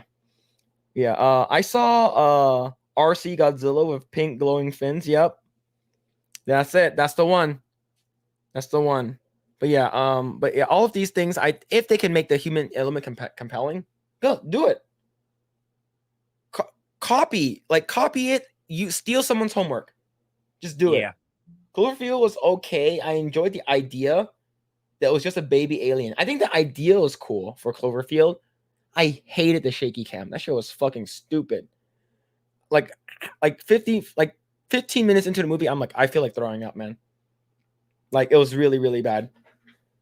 And and the thing is, I don't really play FPS games too, but yeah, shaky cam, fuck that shit, man. Not a big fan of it. But are you going to watch the Godzilla King Kong movie though? I can if you guys want me to, I can. But what caught my radar this time on my Netflix is since you mentioned Bryan Cranston, what came out in my Netflix feed is the Power Rangers movie. I'm curious about that one. I know that he voiced some of the bad guys in Power Yeah, Rangers, the he's TV show. Zoran, I believe. Bryan Cranston's Zoran. Oh yeah, In- yeah. You're talking about the new Power Rangers movie. The new one, the one with him in it. With Bryan Oh, okay, Cranston. okay. Did you watch the original? The American one? I watched the one with the oozing villain. The one with the purple ooze. Ivan Ooze? Yeah, that one. Oh shit. All right. Did you like that movie as a kid? I remember it being okay. But back then, I mean, I was a kid. I was stupid. I was okay with the Batman with Arnold in it as Mr. Freeze. So I mean, my judgment was really not good, but back then, okay. Yeah. All right. So that Power Rangers movie was okay. There was a lot of product placement because they talked about was it they talked about a donut place. I forgot what it was called now. Krispy Kreme. They kept talking about Krispy Kreme. Ah, okay. And I believe it was okay. I thought the armor was okay looking. Wasn't that great? Yeah, I don't think it's as bad as Skittles in Shazam: Fury of the Gods. That was brazenly like part of the plot already. Okay, I would say if you turn off your brain and watch the more recent Power Rangers movie, it's not all. It's not bad. Yeah, kind of like my take on Gods of Egypt, I imagine. Yeah. Gods of Egypt movie got 1,000 views, which is pretty good. Pretty good, man. It's insane. That's pretty good for a movie that's like almost 10 years old. Yeah, it's like the most random ass video I uploaded and it got 1,000 views. Yeah. Like, See, what the fuck? Isn't it hilarious whenever like we make like highly like edited videos and stuff like that, and we spend a lot of time thinking about it. 50 views. Random ass video where I thought about while sitting on a toilet. I'm gonna do some simple editing. 1,000 views, and for us, chat, 1,000 views is a lot. Yeah. Oh man, 1,000 views for us is a lot, man. But yeah, Walter White is Zordon. Yes, he's Zordon, and he's a voice of Zordon. You don't really see his voice. He does the voice for it though. But yeah, let's see. Hardcore Henry is the only. Oh yes, Hardcore Henry. I remember that one. I never watched that one. It was like a first-person like action film. Like I never watched that one though. Let's see. Kohauser says, I have always enjoyed the 70s Godzilla movies. I liked when he was good and worked along with the humans. Loved Jet Jaguar. The robot thing grew big to fight alongside Godzilla. Oh yeah. Yeah, I remember watching some of the 70s Godzilla. I like that a lot. There was an old one with King Kong versus Godzilla. So the one that came out in the 70s. Godzilla got his ass beat. And he basically King Kong threw his ass into the river and fucking swam back into his Kong Island. I believe that was the movie. Peekaboo says politically incorrect Godzilla destroy Imperial Palace of Diet Building. I'm okay with that. Destroyed the plant the ESG tower. The OG Power Rangers was pretty good. I like the OG Power Rangers, man. OG Power Rangers, I like that a lot. Danny Brooks says there's a cult following with the Cloverfield movies. There are 3 movies, and there is a 4th supposedly in development. There's a 3rd movie. Yeah, I only know the one with the main character as the character in Agents of S.H.I.E.L.D. Chloe Bennett, I think. I know she's in one of them. She's in one of the Cloverfield movies, but that's about it. That's all I know about Cloverfield. What? Chloe Bennett Cloverfield. Yeah. I think it's the 2nd one or the 3rd. I'm not sure.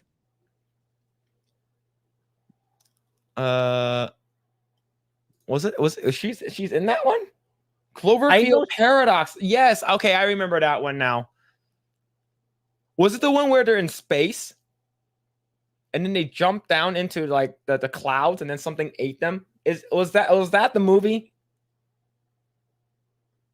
That's the one, right? I did watch that one. Oh my god, I actually watched 3 Cloverfield movies. Oh my god. Did you know that Chloe Bennett, speaking of Chloe Bennett, did you know that she's what's it called again? She was born in Chicago, of course. And she I think her mom or her dad was Chinese. and she went back to she went to China, and they wanted her to become a pop star. Okay. Her birth name is Chloe Wang. Chloe Big Wangs. And she wanted to be a pop star. I'm gonna bring it up, chat. And there's a YouTube video of her singing in Mandarin. Oh. Okay. I'll just wait. Okay, it's called Uh-Oh. And there's a Chinese version of it. So I'm gonna share it. I'm not gonna play it because I'm gonna copyright it. But yeah, the song is called Uh-Oh. And there is a Chinese her singing Mandarin. It's a Chloe Wang music 12 years ago.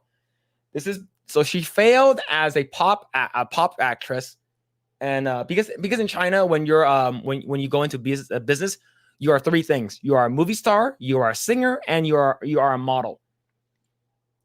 Right? So she failed as a singer, so she became an actor here. Yeah. Yeah. I mean, she did manage to land Agents of S.H.I.E.L.D. To be honest, yeah, she's cute. I think she's cute. But yeah, she's there's a Chinese version of it, which is crazy. But yeah, it's pretty cringe though when you watch it now. It's pretty cringe. It's cringe as fuck, Okay. actually. Yeah. So yeah. So chat, if you have time, you want to go watch Chloe Wang. Yeah. Good thing I don't know if it's a good thing or a bad thing that her Powerpuff Girls movie didn't push through. I believe it was a TV show. Yeah, right. It's like sexually depraved Powerpuff Girls. So basically, yeah, they're basically in high school and they're like horny as fuck, and they basically hate their dad for creating them, and they hate their dad because they forced me into fighting the city. Yeah, the they missed so much things about their life. Apparently, that's what they were going for. So it got canceled. Yeah. Depending on where you're at, that's a good thing or a bad thing. Yeah. All right. So, last random thing. Do you know who Olivia Wilde is? I've heard the name. She was in Tron Legacy. I've heard I think I'll know her if I see her. When I first saw her, I was like, oh, I thought she's very pretty. Right, her. Boom, there it is. Yeah. Yeah. Yeah. Do you know what? Do you know what her birth name is? No, definitely not. There it is. Oh, okay. That's the reason why she had to change her last name. Oh shit, man. God damn. Yep, Olivia Jane Cockburn. That's why you gotta change your last name, bro. That's not good. She would have made a great porn star if she kept her last name. Yeah. Oh shit. But yeah, was she known? She's known for House, right? She was on House. But I remember, man, her look on Tron Legacy. I was like, who the fuck is that? Apparently, there's a new Tron in development, a sequel, I believe. So it's finally getting butchered by Disney. Oh man, I remember watching this in the trailers. I was like, God damn, who is that? Right? I was like, who is that? I thought she was so fucking cute here. Oh man. But yeah. Anyways, random topic. All right, so I don't think we have anything else to cover. You have anything to bring up or anything like that? Yeah, I suddenly remembered since you brought up a random female celebrity. Is the plastic surgery of the girl from The Boys, is that legit? Oh shit. Starlight, right? Is that her name? Yeah, I feel kind of terrible for her. It's like, plastic surgery. yeah, What happened with Erin Moriarty? Yeah, Erin Moriarty. Yeah, that's her name. Yeah. All right, last topic we're going to talk about. Here we go. Here we go. Wait. Her appearance has changed quite a bit recently. Okay, so her lips for sure. But here's the thing though. She looks like she got lip fillers. She got cheek, like Yeah, her higher cheeks. cheekbone. And her nose. For 100% her nose.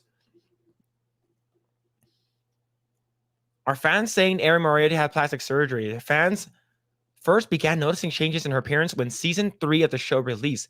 Moriarty already looked noticeably different compared to her previous 2 seasons, and a picture posted by the actress seemed to confirm many that she had indeed had some plastic surgery.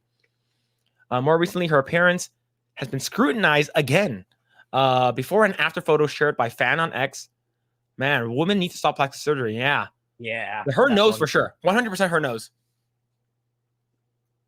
Man, that's not us. That's unfortunate. Yeah. She looks I think, pretty. She looks very cute here. Why? Yeah, exactly. Exactly. It's like, wow. Dang, Hollywood. Hollywood, man.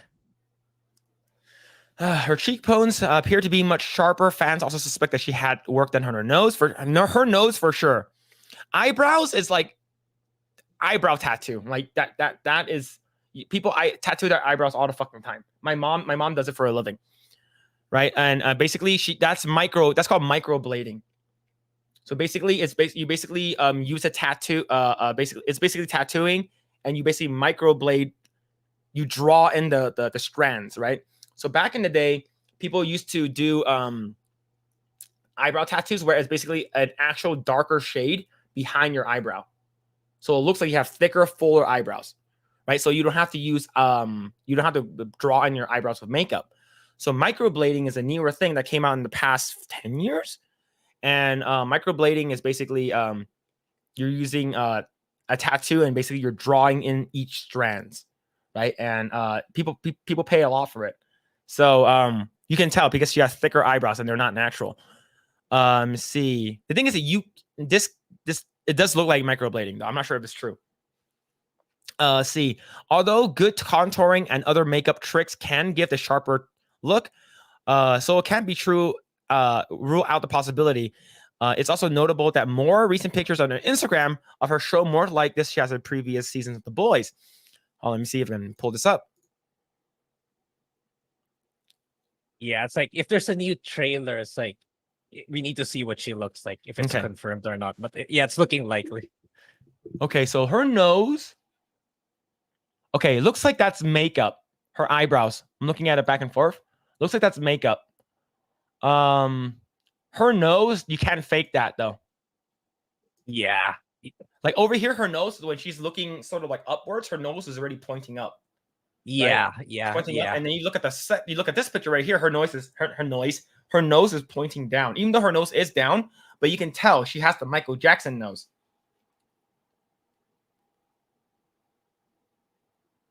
Right? It's sort of like pinched in a little bit. Yeah. Yeah, sort of sad. Mm-hmm. See, regardless, many online seem very upset with the actress's apparent change in appearance, although at the end of the day, it's her choice, and Moriarty has hit out at trolls who have commented of her appearance before. Well, let's bring that up. Of course, another thing that's also important to remember is that people's appearances change as they age. She's pretty young, isn't she?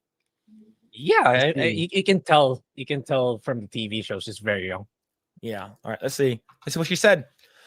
Looks like this is from her Instagram. I do feel silenced. I do feel dehumanized. I do feel paralyzed. I've put blood, sweat, and tears into this role over and over and over again. I've grown up in this character. Shoes emphasis on grow up, and we change and evolve mentally and physically. So with that, I say A, thank you to Butcher's Canary, and B, this does break my heart. I've opened up a vein for this role, and this kind of trolling is exactly what this role Annie would speak out against. And C, everyone's going through their own battles. Let's not add to that. I will never intentionally and especially publicly add to yours. This has only strengthened my empathy muscle. And to everyone who comes at me, I see you. I do not hate you. I only empathize and forgive you. What? Yeah. I think I get what she's trying to say, but she took it too far. It's like, oh, you don't want me doing this? I'm gonna do it even more, and we get this. Of course, of course, another thing that's important to remember that people's parents at the age when she first appeared in The Boys, she was in her early 20s. She's grown and matured a lot since then. I'm going to go back to here. And we can't say with 100% certainty that whether or not this is a case of plastic surgery or whether this is just a case of someone changing naturally over time. Bitch, I look exactly like this when I was like fucking 15. I just had way more acne back then. Let's see. Erin herself has never spoken on the topic of plastic surgery, so we can't say for sure whether or not she has undergone any procedures.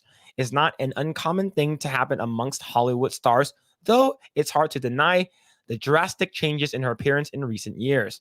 Yeah. I mean, it's pretty obvious if you look at these two pictures. It's not a natural change, aging change. Yeah. The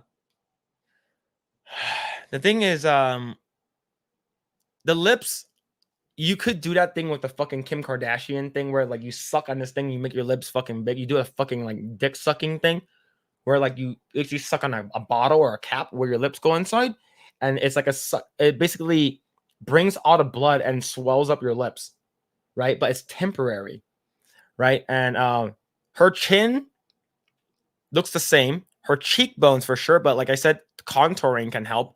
But but she's not smiling here, right? So I'm basically trying to compare. The only thing for sure it looks like is her nose. I would say it's her nose. I don't know. Yeah. The nose looks really weird. Yeah, man, that sucks. But yeah, nothing else, man. Nothing else for that shit. But yeah, I'm not a big fan of like. Look, if you want to get bigger tits, fine. Bigger asses, that's weird. Because I've seen ones where like a person's like ass cheek implant was like flipped and it's always like flat. Or they're like, oh, I fucked it up. So they have to flip it back. I'm like, what the fuck? That was super weird. And face implants, I know that Koreans do it, but they don't do it to this extent where you don't look like yourself anymore. Yeah. Right? Like, it's like, yeah, you say, I feel sad for like Michael Jackson where he had to go through all that plastic surgery to feel like himself. It's just super fucking weird. All right, let's go ahead and read some of the comments over here. Let's see. That's on her parents. They should have been more responsible with her name. Yeah, talking about Olivia Cockburn. But the thing is, Cockburn is her last name. Right? It's her parents. The parents have no control over that, right? Oh, shit. Yeah. Oh, yeah, I saw that. Drastic change. Yeah. Anthony Buck says, why would she do that? I don't know.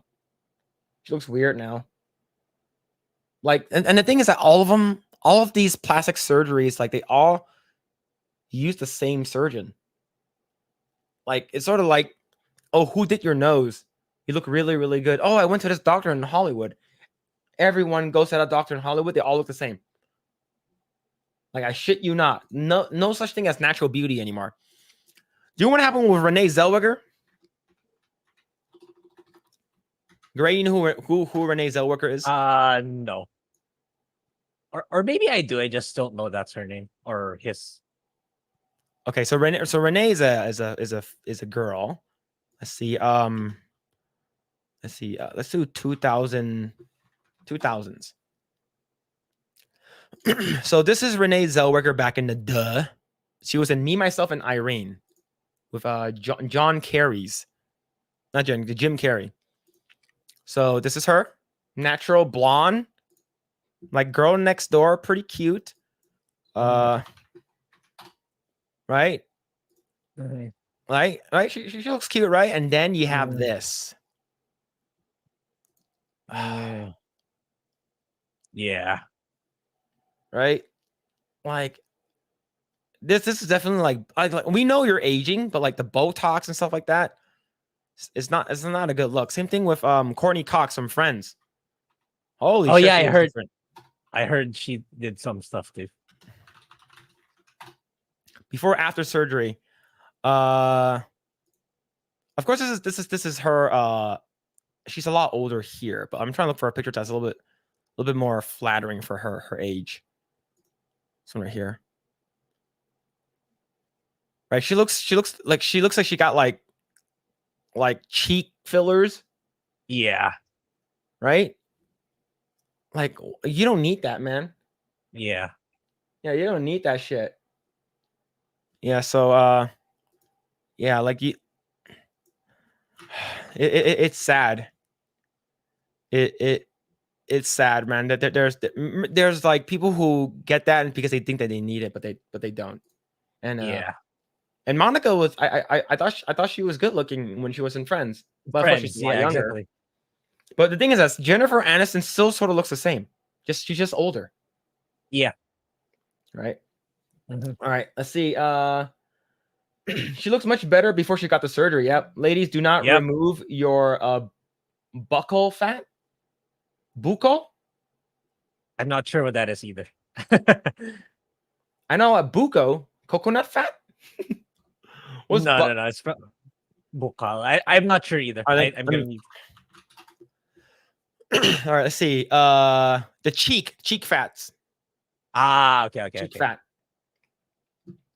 That's what it's called. Okay.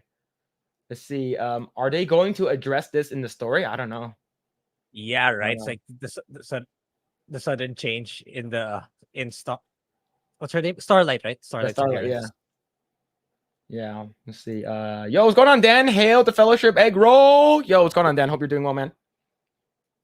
Yeah, is this Starlight butchering her face? Yeah. I'm sorry she felt like this was unnecessary. It definitely is. Definitely is not necessary. But she felt like it was necessary. Right? I don't know. And somehow it's men's fault? No, I think everyone is complaining about like, hey, why are you getting, crazy surgery, man?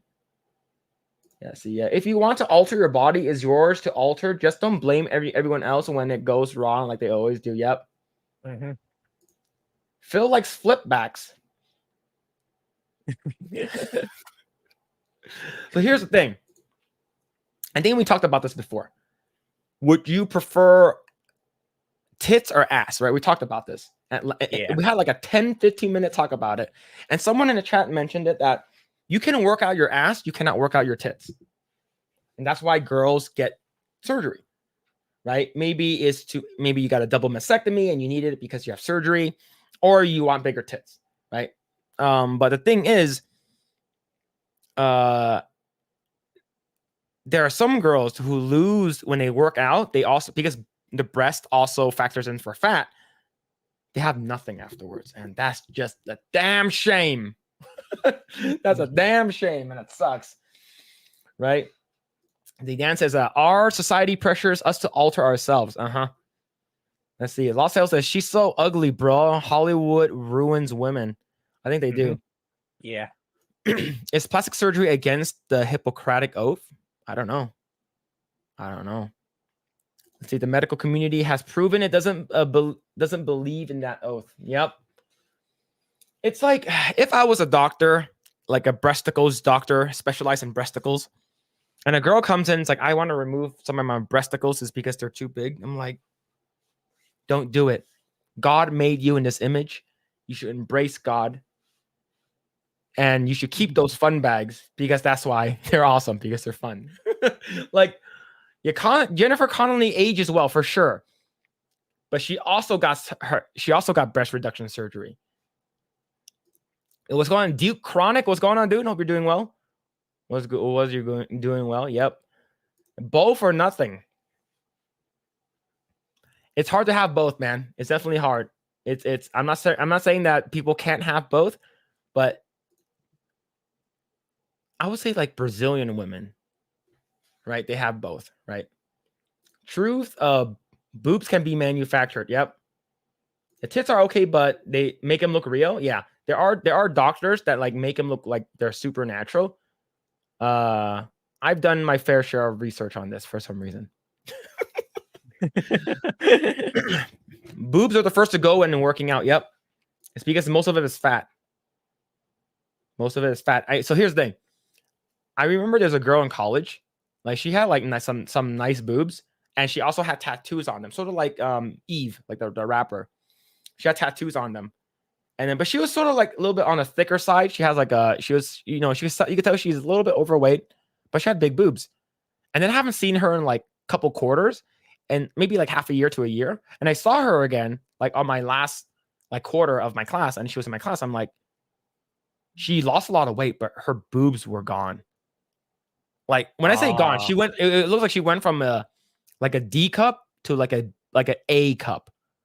Like Wow. it became like very small. I'm like, woof. So most of it was because you can have like super skinny girls or like very fit girls with naturally big breasts, like we talked about Hitomi Tanaka earlier, right? I'm pretty sure Lost Tales know who that is for sure. Yeah, too big, make them smaller. Nope, don't do it. Phil did it for science. So here's the thing: there's saline, there's silicone, and there is this gummy texture that is basically called gummy bear texture, and is usually is in a tear shape. So usually top is thinner and then the bottom is bigger, so it looks more natural. But the thing is that the gummy texture is known to rip. So people are saying don't use that is because like it's a newer technology. So people still use silicone. Silicone can burst, but the thing is that it's the silicone will have a rip in it, and you might have to remove it, right? And if you're using saline and it bursts, it's water. Right. But the thing is that you have to get the saline pack out of it. But you can also, the good thing about saline is if you plug it in, you can also make it bigger. Right. So let's say if you're like, oh, I want my boobs to be bigger, you just fill it up with more saline. But the thing is with, what's it called again? With breast implants, you have this thing called capsular contraction where the boobs get really, really hard. And that's where like we hear the rumors of, oh, your boobs are like super, like it feels like rocks. So that's called capsular contraction, and there's 4 stages of that. So typically people have them, and it basically means that your body isn't adapting well to the surgery. Does that make sense? Yeah, I actually know a lot. Yeah, I actually know my boobs. Yeah, man. You got to do the research, right? Or you got to do the research, right? Mia Khalifa got boob implants, and she was on the news earlier this week. Yeah, but see, Jennifer Connelly has an excuse for a reduction. She has 3 children.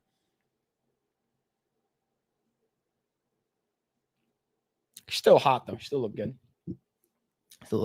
Do you know whose boobs got bigger as she aged? No. Salma Hayek. Okay. All right. This is the last picture of the night, chat. This is the last picture of the night, and we'll call it. Let's see, Salma Hayek. All right, let's go. Oh man, I have to do safe search off. Hold up. All right, this is a good image right here. That's a good image, and let's do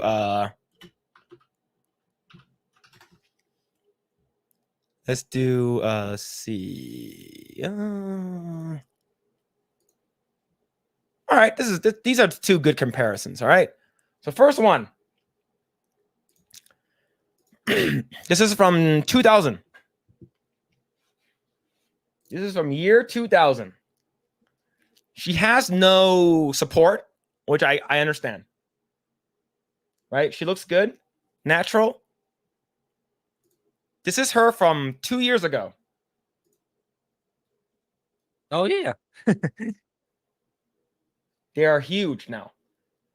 A lot of women do it. Yeah, 3 children are well fed. Yeah, true. Yeah, she aged like fine wine for sure. Yeah, 10, 11. Man, I don't know who she was. I ain't a DJ. Yo, she's an actress. She's not in like porn or anything. She was in several movies where she was like fully nude and stuff like that. I believe she was played Frida, and she was nude, but then she was a lot younger. And the thing is that she knows she's hot. She knows she has tiggle bitties.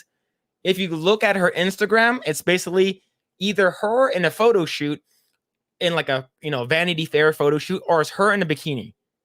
Like she knows what she has.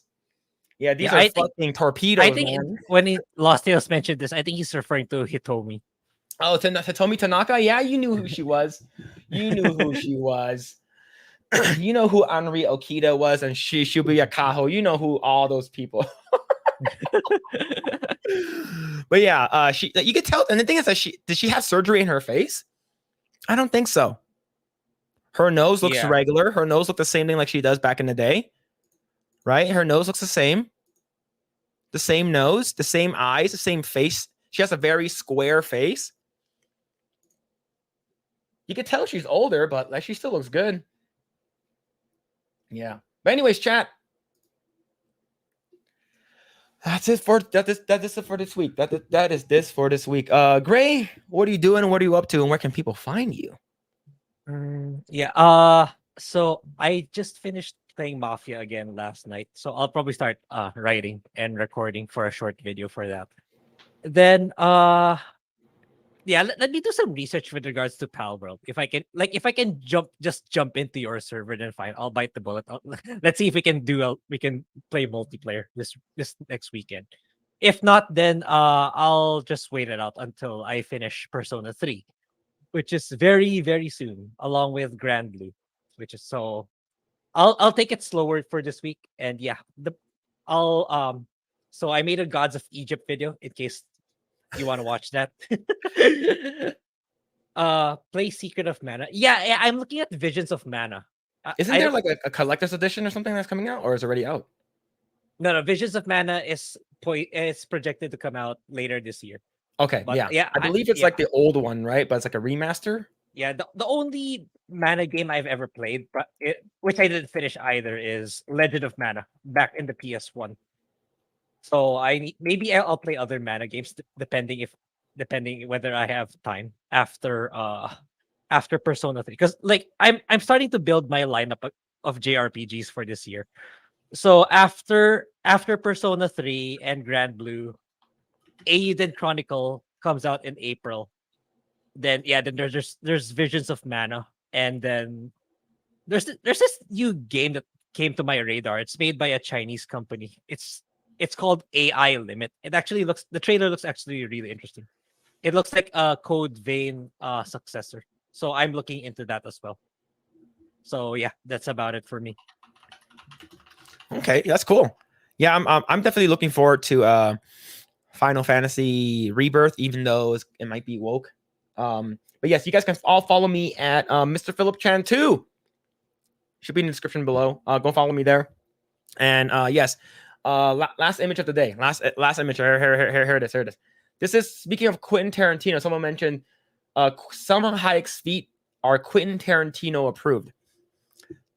This is on the ceiling of Quentin Tarantino's bed.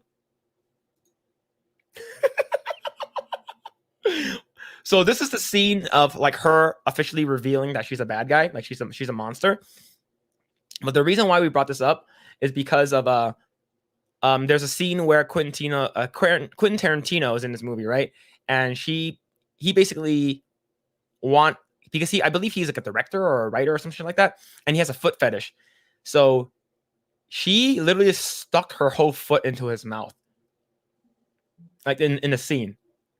Oh, yeah. Okay. And that was written for Quentin Tarantino. I believe it's a Robert Rodriguez movie. Man, this movie is fucking weird, man. It's a fucking weird movie. But yeah, this is the first time I've ever seen her, and I was like, God damn, she's hot. God damn. But yeah, basically, whenever Quentin Tarantino, he's like, man, I directed so many movies. What is the last thing I can, what's the one thing that I can say about my life? And he basically just lies down. He's like, what do you think, Salma Hayek? Because this is him, like her, because she's stepping on him, I believe. So it's like, yeah, step on me, mommy moment. But yes, chat. You can follow me on Kick, Twitch, Twitter.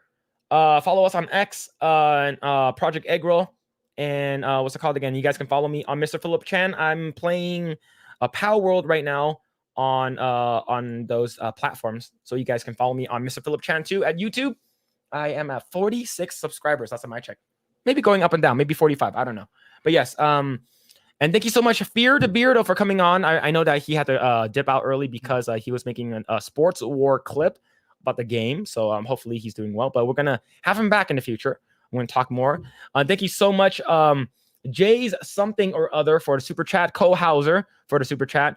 Westward Smile for the super chat. Beard's Poop Cookie for the super chat. FearTheBeardo himself with a super chat. Of course, Westward Smile again.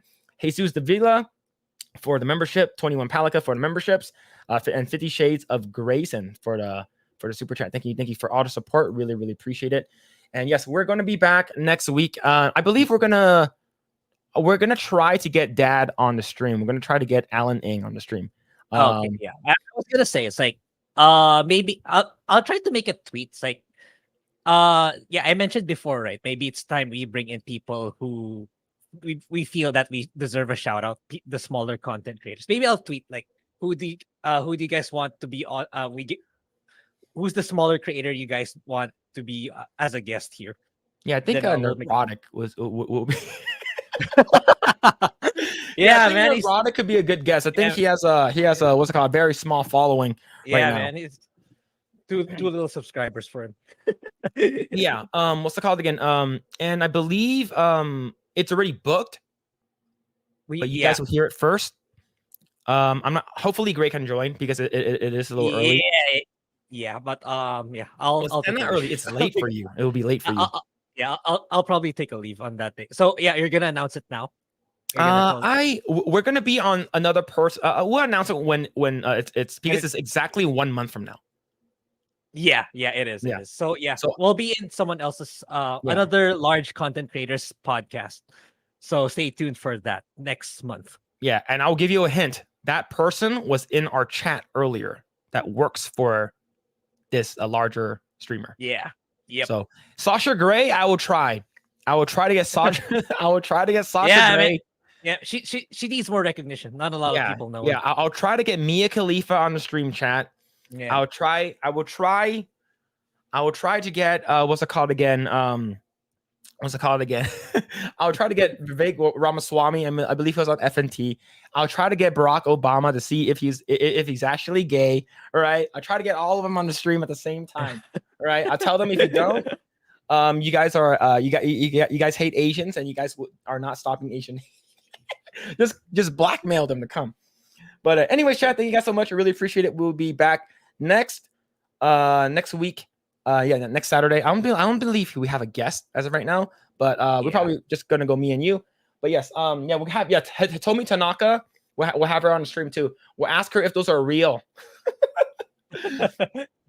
But yes, if you guys haven't already done so, smash the like button, subscribe to the channel, share this video with your friends, follow us on Rumble as well, and hopefully you guys have a fantastic day or night wherever you guys may be. And hope you guys take care of yourself. We'll see you guys next weekend. Bye.